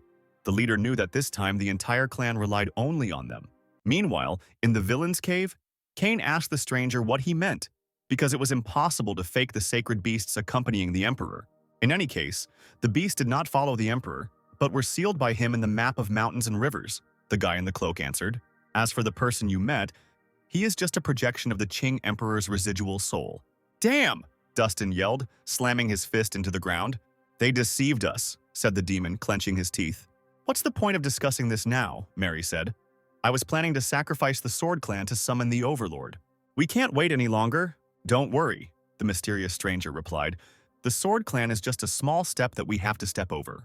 Many capable people will take part in the great meeting, and then we will act. I will personally purify everyone and summon the Demon Lord to this world. Meanwhile, a small meeting was taking place in the main hall of the Sword Clan's leader. Reynold and the other leaders discussed the battle that had just taken place. The leader thanked the other clan leaders for their help in the battle. One of the leaders, sipping his tea, replied that they could not act otherwise because helping their allies was their duty. The Sword Clan must have many more plans, Henry said. Otherwise, why do they keep making sacrifices everywhere? We suspect that they want to summon the Demon Lord. In that case, are you sure nothing will happen at the Great Meeting? Reynold asked him. The head of the Starry Sky Clan said that if anything happens, it will be possible to repel the attack of the Demon Clan. Everything will go well. The prize at this meeting will be the key to the tomb of the Heavenly Emperor. Reynold resigned himself to the situation and exhaled. It seemed there was no other way. At that moment, Sweet Hannah was sitting near a tree and thinking about the past battle as well. But she wasn't thinking about demons, she was thinking about that mysterious guy. When this man made his move, his techniques were very similar to Brother Alan's, but he was too far away, so nothing was completely clear. But if you think about it, Brother Alan always seemed very suspicious. That day after the battle, Hannah found Alan tied up with the others. Suddenly, two students approached the girl. Bill greeted the girl and joked that apparently she decided not to practice today, which was strange. The girl turned around and saw Bill and Sam. Hannah folded her hands in a welcoming gesture and greeted the boys. I invited you here today because I wanted to ask you something. A little later, near this place, Alan was calmly reading his favorite novel. I'll try to find out if Brother Alan is hiding his true strength, the cunning student thought as she crept up on the hero. Because Alan certainly won't be able to hide his subconscious reaction. She made a sharp lunge and attacked Alan. Hey, what are you doing? The hero shouted. But the girl did not stop and continued to try to strike, which Alan dodged. Hannah wanted the hero to let her see his strength. It was important for her to know what he was capable of. Suddenly, Alan heard two more voices. It was Bill and Sam. To the hero's surprise, the guys also took out their swords and surrounded the lazy swordsman. No, when did you manage to sneak up from behind? Alan tried to turn around and hide, but as soon as he turned his head, he saw Hannah, who was standing too close to him. Sister, what's wrong with you today? Alan asked her with a sweet smile. Brother Alan, we just wanted to… Before she could finish speaking, Bill pointed to the sky and shouted to his comrades to pay attention to him. To the hero's surprise, they saw a fire phoenix, a moon tiger, and an ancestor in the sky. The residents also noticed Emperor Qin and greeted him. The emperor said that this time the clan is in a state of limbo, so the sacred beasts will protect it from the attacks of demons. He flew away with the animals, and the inhabitants bowed their heads in greeting to their ancestor. Seeing the emperor, Hannah was upset. Could she have been mistaken? Alan saw Hannah's reaction and calmed down. He got away with it. It's good that he was prepared. His talismans are quite simple to use. Nothing better could be imagined. It was just one of his clones. The guy stretched and decided to rest a little, because he would finally get a well-deserved rest. Suddenly, he heard someone calling them. It was Frank, who said he had come on important business. The intra-clan distribution is complete, the mentor said, reading the decree. We have chosen a disciple who will represent us at the great meeting. All the students held their breath. Who would be the first to represent their clan at the meeting? To everyone's surprise, Frank called out Alan's name. The guys went off to prepare for the meeting, and a few hours later, Frank informed Reynold that the emergency meeting was about to begin. The topic of the meeting will be the Demon Clan. Reynold replied that he was just about to go there. Great powers have gathered in the secret realm of the Immortal Alliance on the edge of the Dark Moon. A few minutes later, Reynold's figure formed, and the leader apologized for the wait. A stunning girl named Aileen, who is the head of the Huang clan, told Reynold that the current topic only concerns the Sword Clan, so it's time to get started. The girl stretched her hand into space, saying that on the day of the attack, the Sword Clan sent a request for help to the Alliance, but it was almost intercepted by the Demon Clan. A mirror formed from space showing an image of a rushing guy. He held a green bundle in his hands and said that the Sword Clan was under attack and he needed to hurry urgently. Suddenly, he saw a silhouette in front of him. How did you end up here? Said the guy, seeing the stranger and as if he recognized him. The stranger in the cloak asked what happened. The Sword Clan is under attack, the messenger shouted. They need help immediately. Before he could finish his report, the guy suddenly received a powerful blow to the chest. "You shall not pass," replied the mysterious man. "Daredevil, how dare you harm my disciple?" Suddenly, a voice was heard from behind the man. It was the clan leaders who were nearby. The unknown man was not pleased with the arrival of reinforcements. In a rage, he smashed the report with his foot. Looking at this image, Reynolds said with horror that the power of the demon clan was increasing every time. If it weren't for Elder Mark, this follower would have lost his life long ago and the Sword Clan would have been destroyed. Unfortunately, it would be impossible to determine the location of this person, Eileen added. But judging by the follower's reaction, his power rank was not low. "I understand," Reynolds replied. "I think there's a spy among us. The restoration of the demon clan is going faster than we thought. I think the spy is not weak either." The Ghostgate clan's leader said that they should be careful since the strongest of their disciples had gone to the Grand Meeting. And besides, the meeting was related to the Imperial House. There shouldn't be any information leaked. "Don't worry," Silas said. "The Starry Sky clan will use special means to verify the identity of all participants.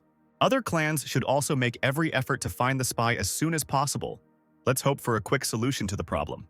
The meeting ended, and by that time our heroes were heading out on a mission. Bill was very tired, because they had been flying for 2 days, and one night he asked Frank when they would arrive. The Starry Sky clan was originally far from everyone, preferring to lead a detached life.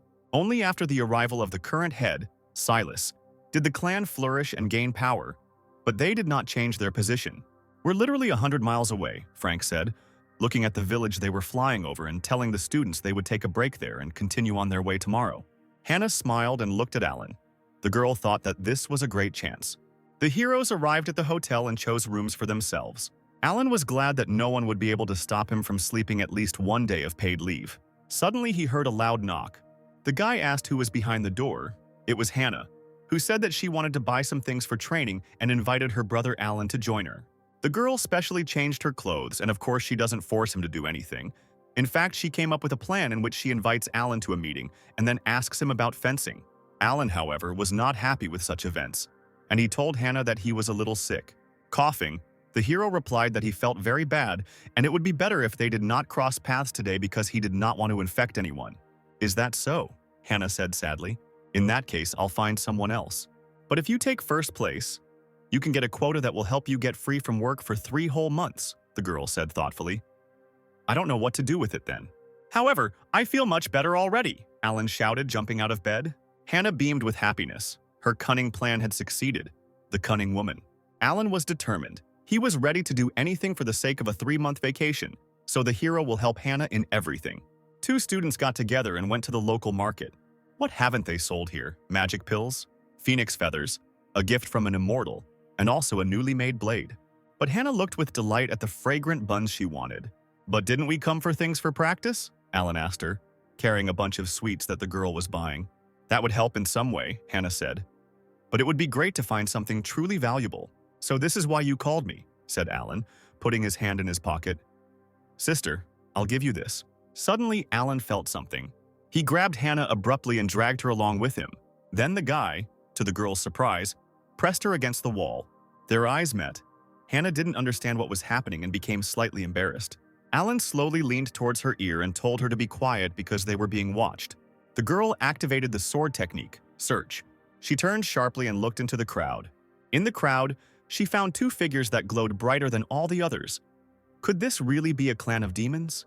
"They are completely different colors," Hannah said.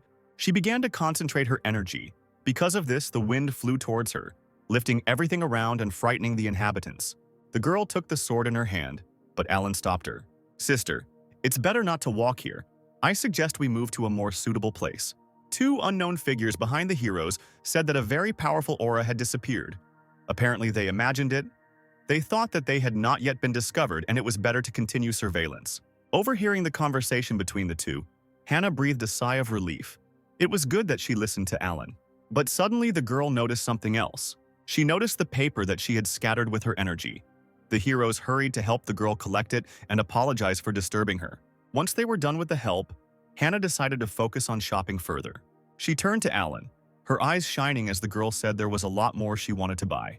But suddenly they heard someone threatening a woman, calling her a liar. Alan and Hannah decided to see what was going on. "If you dare to offer such garbage again, you will say goodbye to your life," the young man shouted, pointing at the elderly woman. Please take a closer look. This family heirloom has been passed down from generation to generation. It was passed down to us from an immortal. If it weren't for my daughter's serious illness, I would never have given it away. How can you say that? This isn't trash.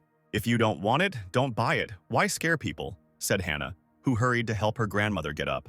The great gathering is approaching, the man replied. Recently, many cultivators have been stopping in the city to recuperate. Who knows, maybe this woman is a spy for the demon clan. I don't think there aren't more suspicious characters in this big city, but who would buy such trash? While the man thought that the woman was greedy for money and that was why she brought such trash, Alan began to notice something. An ominous aura emanated from this doll. The hero realized that this thing was definitely not a fake.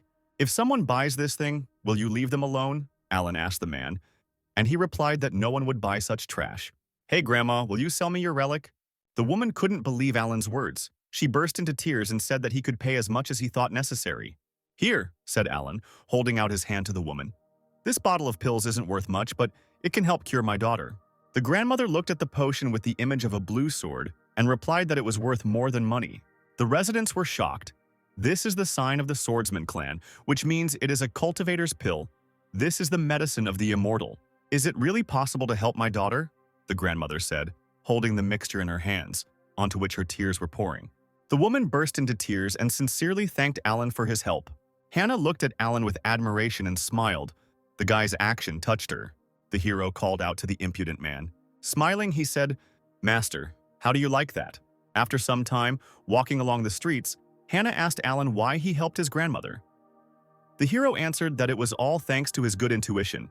He immediately understood that the woman was not lying, even though we practice while being far away from the rest of the world, Hannah said with a smile. But it still doesn't work to suppress emotions completely, doesn't it, brother? Besides, you gave her such a valuable medicine. Alan just smiled sweetly, looking at the kind girl. But suddenly he shouted that he had prepared the medicine himself, so it was worthless. And Hannah should be careful not to be deceived in the future as well. The boy then extended his hand towards the girl who was clutching the figurine. Hannah was surprised and accepted the gift from Alan. But even if she used her recognition technique, she still didn't see any power in the doll. Could it be that the woman's ancestor was deceived? She didn't lie, Alan replied. This doll is truly a rare thing. Try to take a closer look. I think you will definitely understand everything soon. Focusing her energy, Hannah suddenly established a connection with the doll. The wooden figurine lit up and flew out of her hands. Suddenly, the girl was enveloped in a golden space. She seemed to levitate in it, seeing ancient writings. A mysterious technique similar to a sword began to form in her hands. Then this sword grew to gigantic proportions. After studying the technique, Hannah returned to Alan.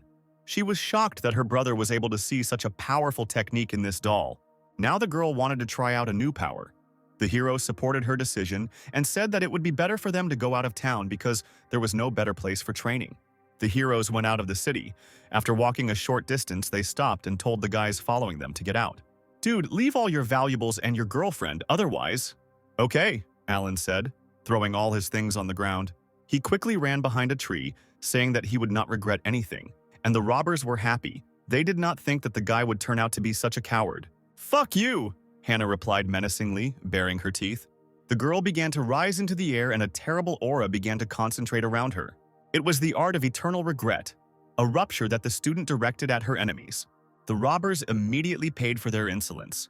After the attack, there was nothing left of them. Hannah, seeing the aftermath, told Alan that she liked the new technique and thought it would take her time to fully master it. You have mastered them perfectly, but you still lack experience, the hero answered. I think a few training sessions will be enough for you. Brother, you are so strong. Is the gap between us really that big?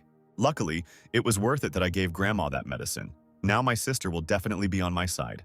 The heroes arrived at the hotel and went to their rooms. Alan summoned energy from the doll. According to his memories, this spiritual power hidden in the card. It looks like someone deliberately hid the map in this clipping. Maybe that same immortal? The map pointed to a certain place. Alan asked Gwyneth if she knew anything about it, but then he abruptly dispelled the technique because it had nothing to do with him. He covered himself with a blanket and said that rest was his only and main goal in life. Hey brother, are you there? Suddenly someone knocked on Alan's door. No, I'm already asleep, the hero answered loudly. We asked my sister, she said, you're not sleeping, Bill replied. Besides, we didn't have time to thank you for what happened recently, so we found a suitable moment. Okay, I don't need anything. Good night, Alan shouted.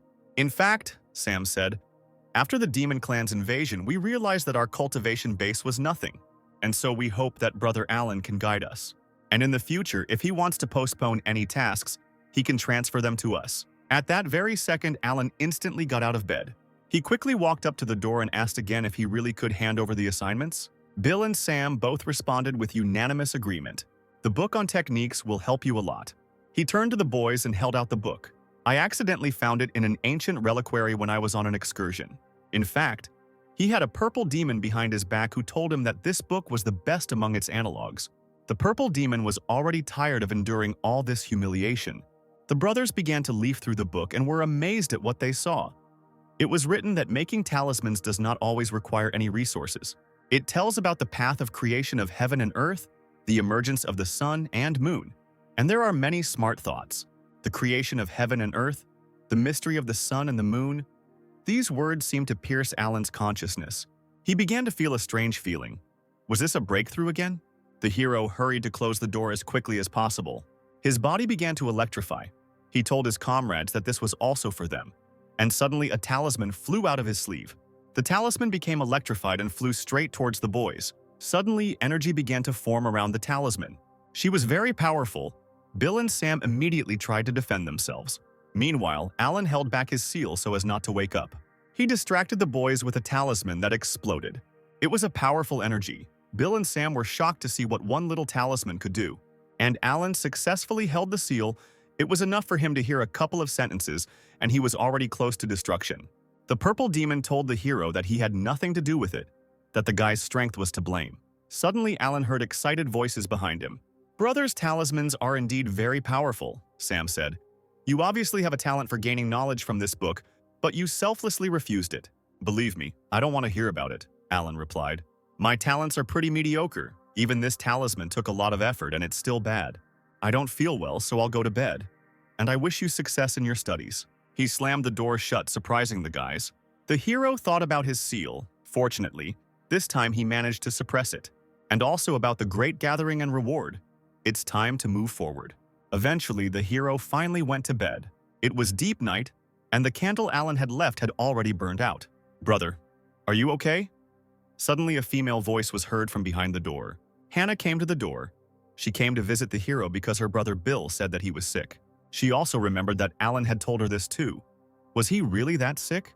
No way, I definitely need to check if everything is okay. Hannah opened the door abruptly and saw Alan lying on the bed. She tried to wake the guy up, but she couldn't do it. The girl felt that his spiritual strength was very weak and thought that the wounds he received in the garden were to blame.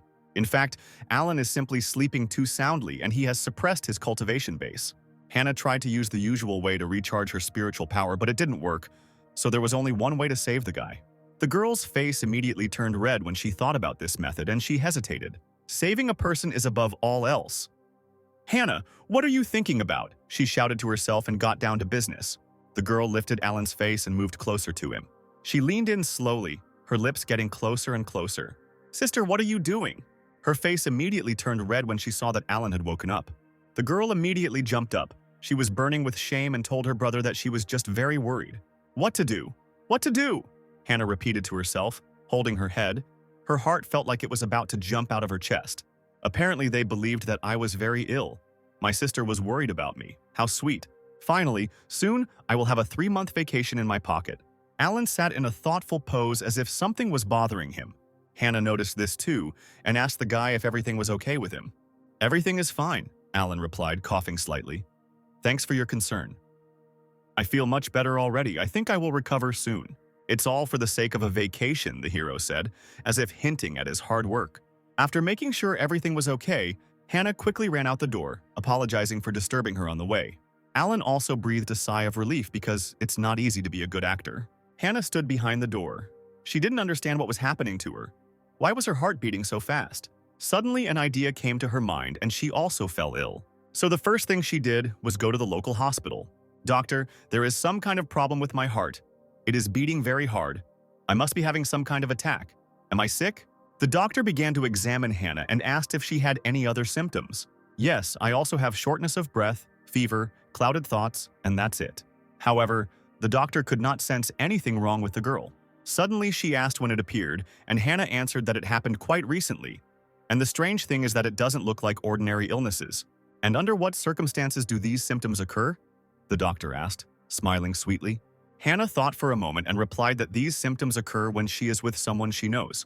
The doctor laughed quietly and said that everything was clear to her. This is not a disease, this is falling in love. After hearing the doctor's answer, Hannah was shocked. How is this even possible? Meanwhile, Alan was transported into his consciousness. There, he took out a sheet of assignments and handed it over to his subordinates. Using some techniques, he managed to create a certain world in his mind where he could calmly rest and recuperate. On the sheet were several items that Alan asked his new friends to make. The celestial animals immediately obeyed and set to work. Although Alan could do all this himself, he could not leave them idle. Ever since he inexplicably subdued them last time, they have been living here, and the hero allows them to perform various tasks so that they don't get bored. Initially, there were only 2 divine beasts, but then another one appeared, and after defeating the demon clan, the other seals on the beasts were also removed. As soon as Alan removed the seals in the peach orchard, the animals immediately called him Lord. "Don't shout like that," the hero answered them. "I'm not your master, let alone the Emperor." "We don't confuse the Emperor's energy with anything, Master. Have we done something wrong? Why don't you recognize us?" The animals made pitiful faces and told their owner that they would follow him everywhere. Alan thought about it and decided that the animals would still be useful to him. "We didn't expect the gentleman to agree," said the Phoenix, and Alan asked not to call him that. Phoenix explained that they cannot leave the hero because this is their destiny, to follow the Master, because they want to find the jade of the Dark Demon. 9,000 years ago, the Emperor sealed their bodies and only the Dark Demon Jade can completely break the seal. This is the key that will remove the shackles from their bodies and release the energy.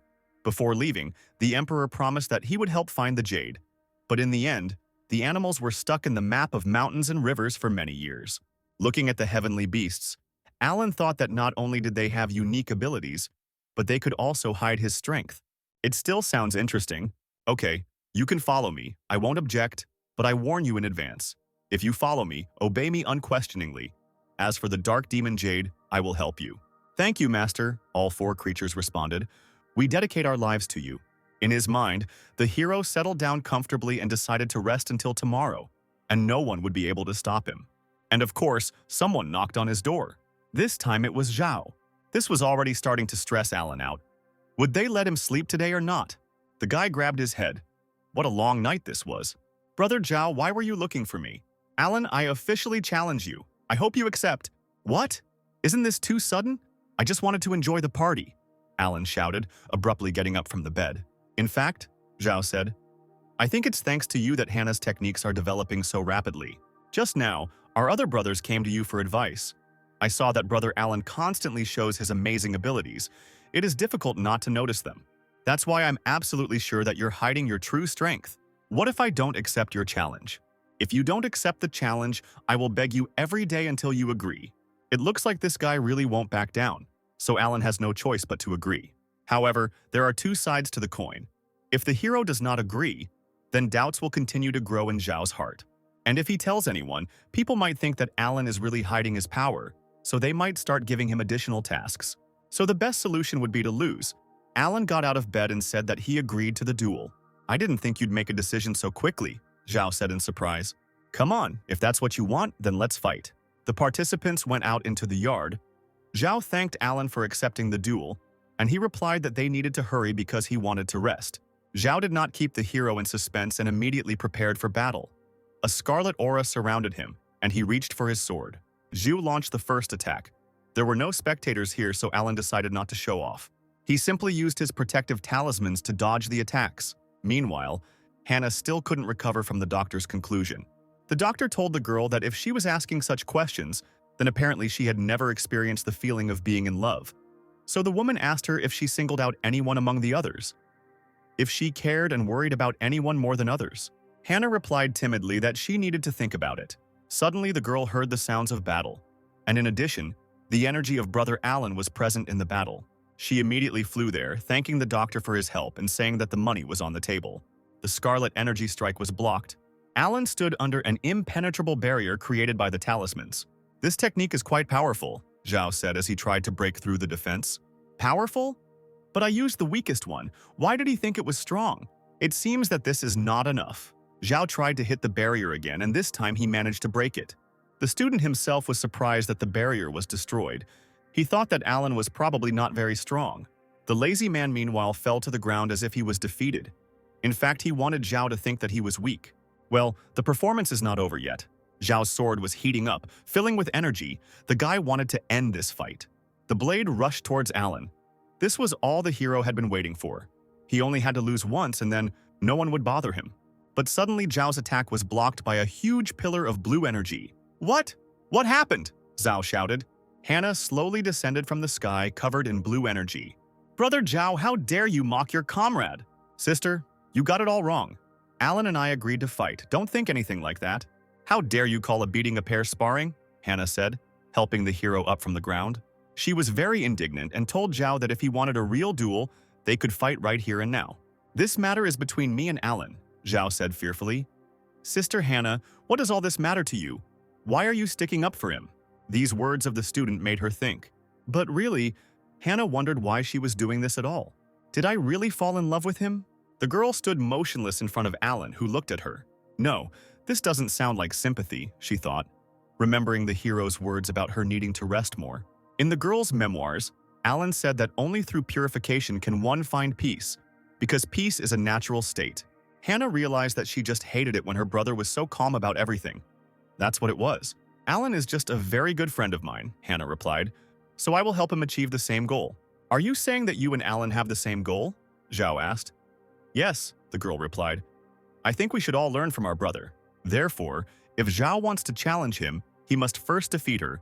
The student accepted the challenge because their competition in the garden was not over. But before they could begin, two more figures appeared on the battlefield. It was Sam and Bill who also stood up for Alan. You too? Zhao asked. What is your relationship with him? Brother Alan helped us without asking for anything in return. He is our best friend. So if you want to fight him, go around us first. I got there first, Hannah said, so just stand behind me. It's been a while since I fought side by side with my sister, Bill noted. Great, Sam said. It's time to try out some new techniques. Stop it! I fight Hannah first, Zhao shouted. A fight began, and Alan, watching it, could not understand how an ordinary duel had turned into this. But he still considered that he was to blame for everything. And why do I have to constantly be involved in everything? It will be difficult to lose in such a fight, so you need to expose yourself. A wave of energy was heading straight towards Alan and hit him in the chest. Alan fell to the ground. Hannah, seeing this, rushed to his aid. The girl became worried and asked the hero if he was hurt. Other participants in the brawl also noticed Alan fall. It was you who hurt Brother Alan. No, it was you who hurt him, okay? I admit that I lost my sense of proportion, but you are also to blame. Enough, a rough voice shouted. It was Elder Frank who was approaching the disciples. How dare you behave like this while on a mission? What the hell is going on here? The meeting is about to start, so you should train hard. Stop being childish. Don't let the clan down. The disciples bowed their heads. They were ashamed, and they apologized to the elder. We are all from the same clan. Frank continued to scold the students. You should be more united, since Alan is wounded. Then help him. If he has an uncompleted task, do everything for him. Hearing the elder's decree, the lazy man was glad. At least something good happened that night. In the morning, the boys continued their journey to the place where the great meeting was being held. Bill started complaining that he was very tired. Sam decided to joke by saying that it was probably because of their fight yesterday. By the way, one question always bothers me, Zhao said. The Starry Sky clan has always been considered small and preferring to remain on the sidelines. How could they organize such a grand event? They say that the Starry Sky clan was going through a very big crisis before. Hannah began her story, and the head of the clan, Silas, disappeared somewhere for a while.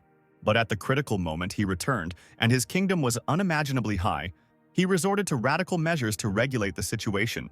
It is said that Silas accidentally found himself in an ancient secret kingdom, where he was given the opportunity to rise, the Starry Sky clan was saved, and it became the new venue for the great gathering. The possibilities of the secret kingdom are terrifying, Zhao replied. Yes, and among the greatest prizes of the collection is considered to be the key to the tomb of the Jade Emperor, Frank added. The person who gets this key will become unimaginably strong, and after the winner is determined, the world will change radically. There are many brilliant people among the participants. It seems that the battle for the key will not be easy. Only one person was not interested. Alan was reading some strange book. Sam became interested in what kind of book on cultivation the hero was reading. Was he really so focused on studying the art of wielding a blade? Taking a closer look, they saw the inscription on the book, Sister Cultivation, Special Edition. The boys were disappointed, so that's what kind of books he reads. Well, in principle, nothing else could be expected from the weakest student. Suddenly, a strange energy appeared near the squad, which was immediately felt by Hannah and Alan. Warning! Demonic energy nearby. At that very moment, the energy took shape. It was the Blood Moon Demon Wolf. Frank, seeing the monster, warned that the power of the demonic wolf exceeds the power of the Purple Palace, so they should be careful. Only together they can win. The squad understood the order and launched a joint attack on the enemy. Chains of energy began to appear around the demonic wolf's neck. The chains then took shape and held the monster firmly in place, at which point Hannah jumped up to attack. Seeing the nimble girl, the wolf formed a demonic ball with his mouth. Hannah was surprised by this attack. After all, the wolf used the ability. They can't do that. The monster split into 5 parts. Each part attacked the students, but they successfully fought them off. Suddenly, the wolf pounced on Alan, but the hero easily jumped into the air, dodging the attack. Suddenly, Alan noticed a strange formation in the monster's body that was emitting energy. At that moment, Hannah came to his aid, protecting her comrade. The wolf was struck by the combined attack and disappeared into thin air. Having finished off the last copy, Frank asked the squad if they were all safe. Jay replied to the elder that they were fine. It had appeared too suddenly, Frank noted, and was probably created by someone, so they had to hurry. But Alan was against it. There was something wrong here. He grabbed Hannah's hand abruptly. He pulled her towards him.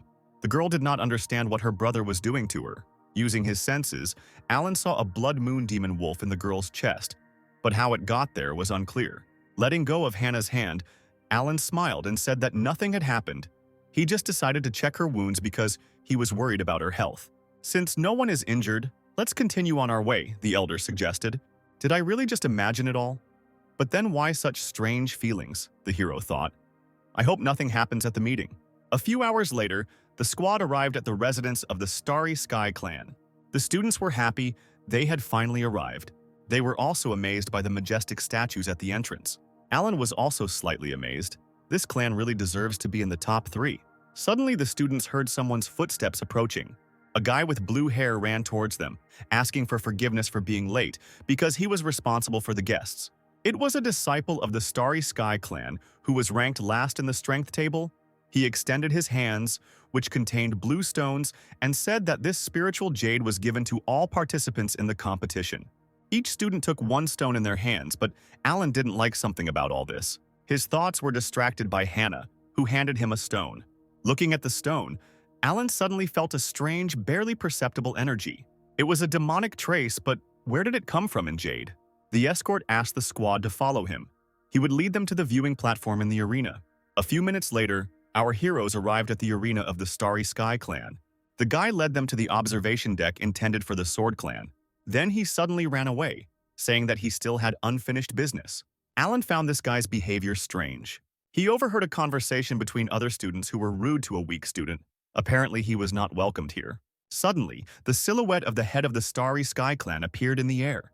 It was Silas, a handsome, smiling guy with white hair, and quite handsome in appearance. Silas said that from now on, the students represent not only themselves, but the entire clan in these competitions, and he hopes that they will show themselves in all their glory. The clan leader began to announce the participants of the competition to the cheers of the crowd. The Purple Spirit clan, whose representatives were Sarah and Brian. The second clan was the Shen clan, whose representative was Alex, a muscular man with red hair. I wish all participants good luck, Alex shouted. I think our clan will definitely take at least 2nd place. The third clan was the Huan clan, whose representative was the beautiful girl Arya. The 4th clan was the Sword clan, represented by our heroes, Hannah, Zhao, Bill, Sam, and Alan. All the spectators chanted the names of their favorite clans. Alan quietly read his book, thinking that most of the clans were more or less well known, and it seemed that if he was careful, there wouldn't be any problems. And another invited clan, Silas announced.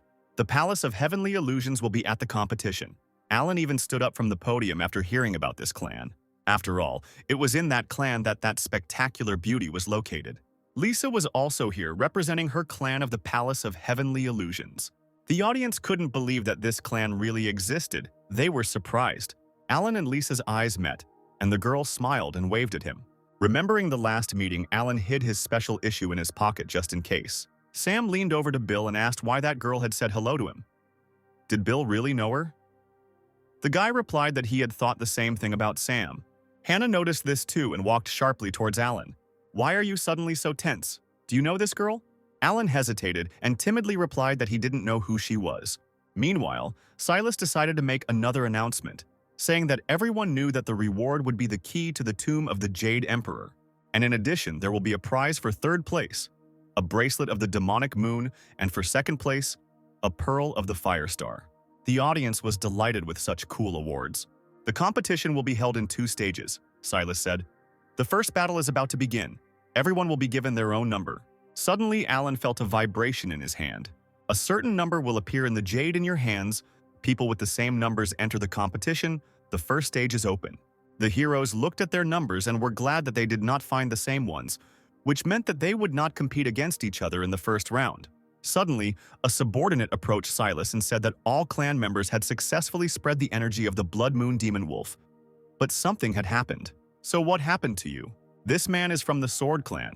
His body did not allow the energy to pass through. It just so happened that the energy simply evaporated from his stone. Well then, let someone take care of him, Silas replied. The traitor, watching the arena, was glad that so far everything was going according to his plan. The girl began to announce the first duel, in which men from the Starry Sky clan would compete. Suddenly, she faltered when she saw the second name. It was Tongue of the Starry Sky clan, the same weak guy who greeted the guests. Well, the Starry Sky clan is unlucky, Sam said. They say Min is considered a true disciple, but Tongue is the last among the laggards. Hannah turned to Alan and asked what he thought about the fight. Who would win? But suddenly she saw that her friend had fallen asleep while reading a book and was not even listening to her. Hannah realized that her brother was apparently not interested in this competition. Min entered the battlefield and prepared for battle. Tun also jumped into the arena.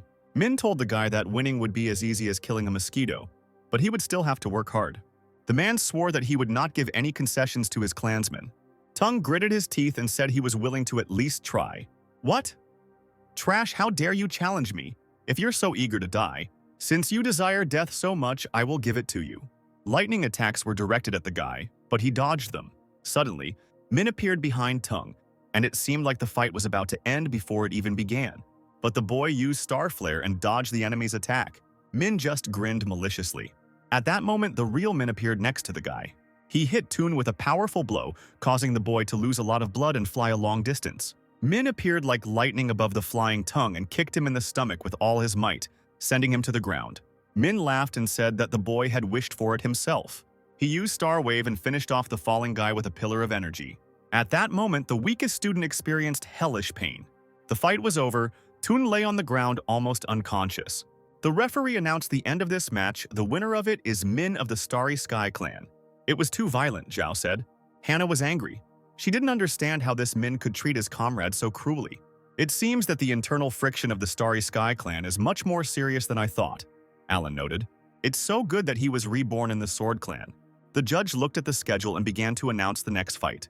Next on the list were Hannah from the Sword clan and Alex from the Fen clan. Alex, as soon as he heard his name, immediately descended into the arena like a superhero. Finally, it was my turn. My fists were seriously missing the battles. And why wasn't I called earlier? O dark dragon, dozing on the fiery bed of the lotus, please give me strength, get rid of all my enemies. Sam, watching this character, decided that apparently this guy was not all right in the head. Zhao also understood this, so he told Hannah not to worry. She would definitely defeat such a fool. Suddenly, Alan called out to Hannah, "Be careful. Don't look at his behavior. He is much stronger than it may seem at first glance." The girl thanked her brother and said that she would never lose. Hannah appeared on the battlefield. "Girl, if you surrender now, your face will remain whole and unharmed. If not, then the Lord of Flame will get rid of you." Before Alex could finish speaking, he saw Hannah's huge cut flying towards him. An explosion thundered in the place where the fiery warrior stood, and the arena shook. "Fight, stop talking nonsense," said the stern girl. "And it turns out that you are a villain. How dare you interrupt my magnificent speech?" "If everyone were decent, the world wouldn't be in such chaos," Hannah answered him, directing another attack at the guy. The girl's cuts transformed into waves of energy that headed towards the enemy. Suddenly, Alex screamed and his body was covered in flames. Hannah was surprised to see this. The flame protected the boy like a barrier, and her attacks were unable to harm him. "But the villainess turned out to be weak," Alex shouted. You will know better than to doubt my great power." At that very moment, Hannah felt her body frozen in flames and she couldn't move. And the great warrior was already heading towards her with his fiery attack. The air grew hotter from Alex's speed. Hannah also stood motionless. It seemed as if the end had come for her. "How you irritate me," she said quietly. In an instant, a whirlwind engulfed her, and she was freed from her shackles. The whirlwind of energy was so powerful that Alex was sent flying. The warrior girls watching the fight nodded approvingly at Hannah's success. Alex braced himself to avoid falling. He became more and more serious. The guy said that he didn't think that the girl would be so strong. She impressed him. Hannah told him that she thought the guy would be more serious. "In that case, our battle will soon come to an end," Hannah shouted and used her sword technique, 9 swings. A wave of energy struck the guy, but suddenly he began to dissolve into thin air. Was it really a clone? Suddenly, Hannah saw blue petals flying in the air. "The main character is destined to become great, and the villain will die," said Alex, appearing dramatically behind the girl. Hannah tried to catch the enemy again, but her energy simply hit the blue flame, which then dissolved into thin air. "The fire cannot be cut," Alex shouted. Blue flames like blades tried to catch Hannah, but she jumped back, dodging him. It was a trap. The girl stood exactly where Alex wanted and was surrounded by blue flames. In him, she saw a fiery warrior who asked her how she liked this style of play. Alex calls it divine flame. The fire of justice will strike everything around. Despite his obvious mental problems, he definitely has potential, Frank said, and the boys meanwhile began to worry about their sister. Everyone was worried except Alan, who was reading his special issue. He just knew that Hannah would never lose. The girl's energy gradually decreased. She couldn't believe that she would lose. How could her spiritual blade power give in to some flame? But the answer came by itself, Hannah reassured herself, because she couldn't lose while Alan was looking at her. Closing her eyes, Hannah felt completely at peace. And then she saw something, as if great gates were opening before her. Is this a blade breakthrough? The air is getting heavier. Opening the doors a crack, Hannah felt the right energy and understood everything. "Well, the time has finally come," Alan said while reading the book. The vortex sparked. Hannah's blue energy changed to gold and began to absorb Alex's flame. Frank couldn't believe his eyes. He knew what it was. This is the unity of man and blade. The blade of the heart. The audience was shocked because the girl is so young and was able to reach such heights. "You say you stand for justice? But do you know what that is?" Hannah said, looking at her opponent with sparkling eyes. "It seems you are decent too," Alex replied. "Now I am starting to respect our battle. Now it's my turn to make a move." Hannah also did not stand aside and rushed towards the enemy. "Well then, take it." The girl screamed and dealt a lot of blows. Her movements were so fast that it was hard to follow. Alex also used 2 types of flame at once and rushed at the enemy. 2 powerful forces crashed into each other. Dust rose and nothing could be seen. Some of the residents trembled, afraid of danger. "Are these their true powers?" "You have excellent skills," Alex said. "Your fire is not bad either," Hannah replied. "Well, who won? Who won?" Alan just smiled slightly. He already knew everything. In an instant, Alex's body was covered in blood and he screamed, falling to the ground. The competition between the Fen clan and the Sword clan has ended, and Hannah from the Sword clan has won. Silas was surprised. The girl truly had a wonderful talent. What a pity that all their lives will end here. A few minutes later, Alex was carried away on a stretcher to the infirmary, and Hannah also came to receive treatment. The healer said that the girl had minor wounds. She introduced healing spiritual power. Hannah would soon recover. The girl thanked the doctor for his work. At that moment, Alan was watching all this from the stands. He recognized this energy. By healing, they only stimulate the demonic energy in their bodies. That dark core turned out to be demonic. Suddenly, Hannah heard a male voice calling her. It was Brother Alan. The girl was happy to see her friend. While she was asking why he came, Alan quickly approached her. The guy grabbed her hand abruptly. He squeezed her hand tightly and pulled her towards him, which surprised the girl. Lisa watched all this from the stands. She seemed to be jealous of Hannah. The girl thought that the two were dating. Hannah felt the gaze too. The girl did not understand why this man was watching her so intently. At this moment, Alan quietly used his ability. He passed the energy through Hannah's hand and struck straight into the heart of the demonic infection. He destroyed the nascent demon in his sister's soul. Now everything will be fine. "Young man, do you have any problems?" said the doctor, who suddenly approached. "Hey brother, what's wrong?" Hannah said, abruptly removing her hand from Alan. The girl blushed, but it seemed like she didn't mind. The hero answered the doctor that he was simply worried that his sister might be hurt. It was a small test. "Don't worry," the woman replied. We will take good care of every participant in the competition. Okay, I believe that you can handle it, and even better than me. Well, since everything is fine with my sister, we'll leave. Alan and Hannah passed by Alex, who stood up with difficulty and asked them to stop. You're a good opponent, so take care of your injuries, Alex said in his usual manner, looking forward to the continuation of this fateful duel. I think you did a good job during the round too, the heroes answered him without much enthusiasm. Interesting, first monsters and then demons. It seems like the Starry Sky clan didn't care much about safety. We need to be on guard.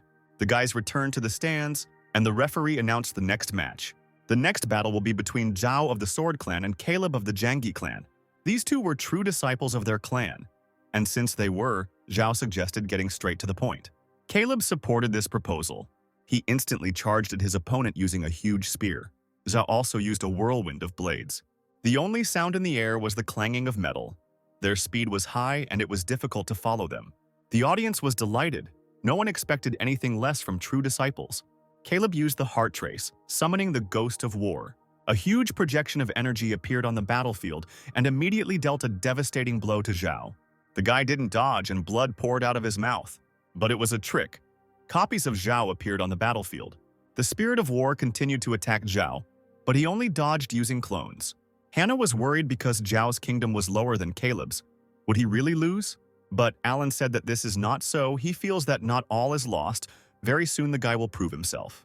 Caleb tried to persuade Zhao to accept defeat because their forces were unequal. But Zhao is not so easy to take. Relax, it's just an opponent who is slightly stronger than me. What would Hannah do in my place? It's complicated and troublesome, but you can show soft power. Using the blade's intent, everything can work out. So, I need to use the blade's intent. Now I understand everything. Zhao's energy suddenly increased and he was engulfed in a whirlwind of energy. Caleb knew things were bad, but Zhao had already prepared to attack, summoning the blade's intent. A huge wave of energy immediately rushed towards the spirit of war. Caleb commanded the ghost to protect him. There was an explosion that shook the entire arena. The shockwave also affected the spectators. The wind obscured their view, and they couldn't see anything. Once again, it was not clear who won. The brothers panicked. But Alan wasn't worried, because he already knew who the winner was. Caleb was kneeling in a pool of blood, saying that he would not give up easily. But the fight was already over. The spectators were jubilant. The students of the Sword Clan were showing themselves in all their glory. They must be clear contenders for victory. The first round is over. Zhao climbs up to the observation deck and thanks Hannah for the victory. The girl did not understand what he meant. And Zhao explained that the thing was that her skill with the blade impressed him, and he used exactly the same method. Well, if that's the case, then you should thank Alan, not me, because he actually inspired me to use the blade's intent. Meanwhile, the referee announced the next fight. Next up is Alan from the Sword Clan against Ethan of the Huang Clan. The fight begins.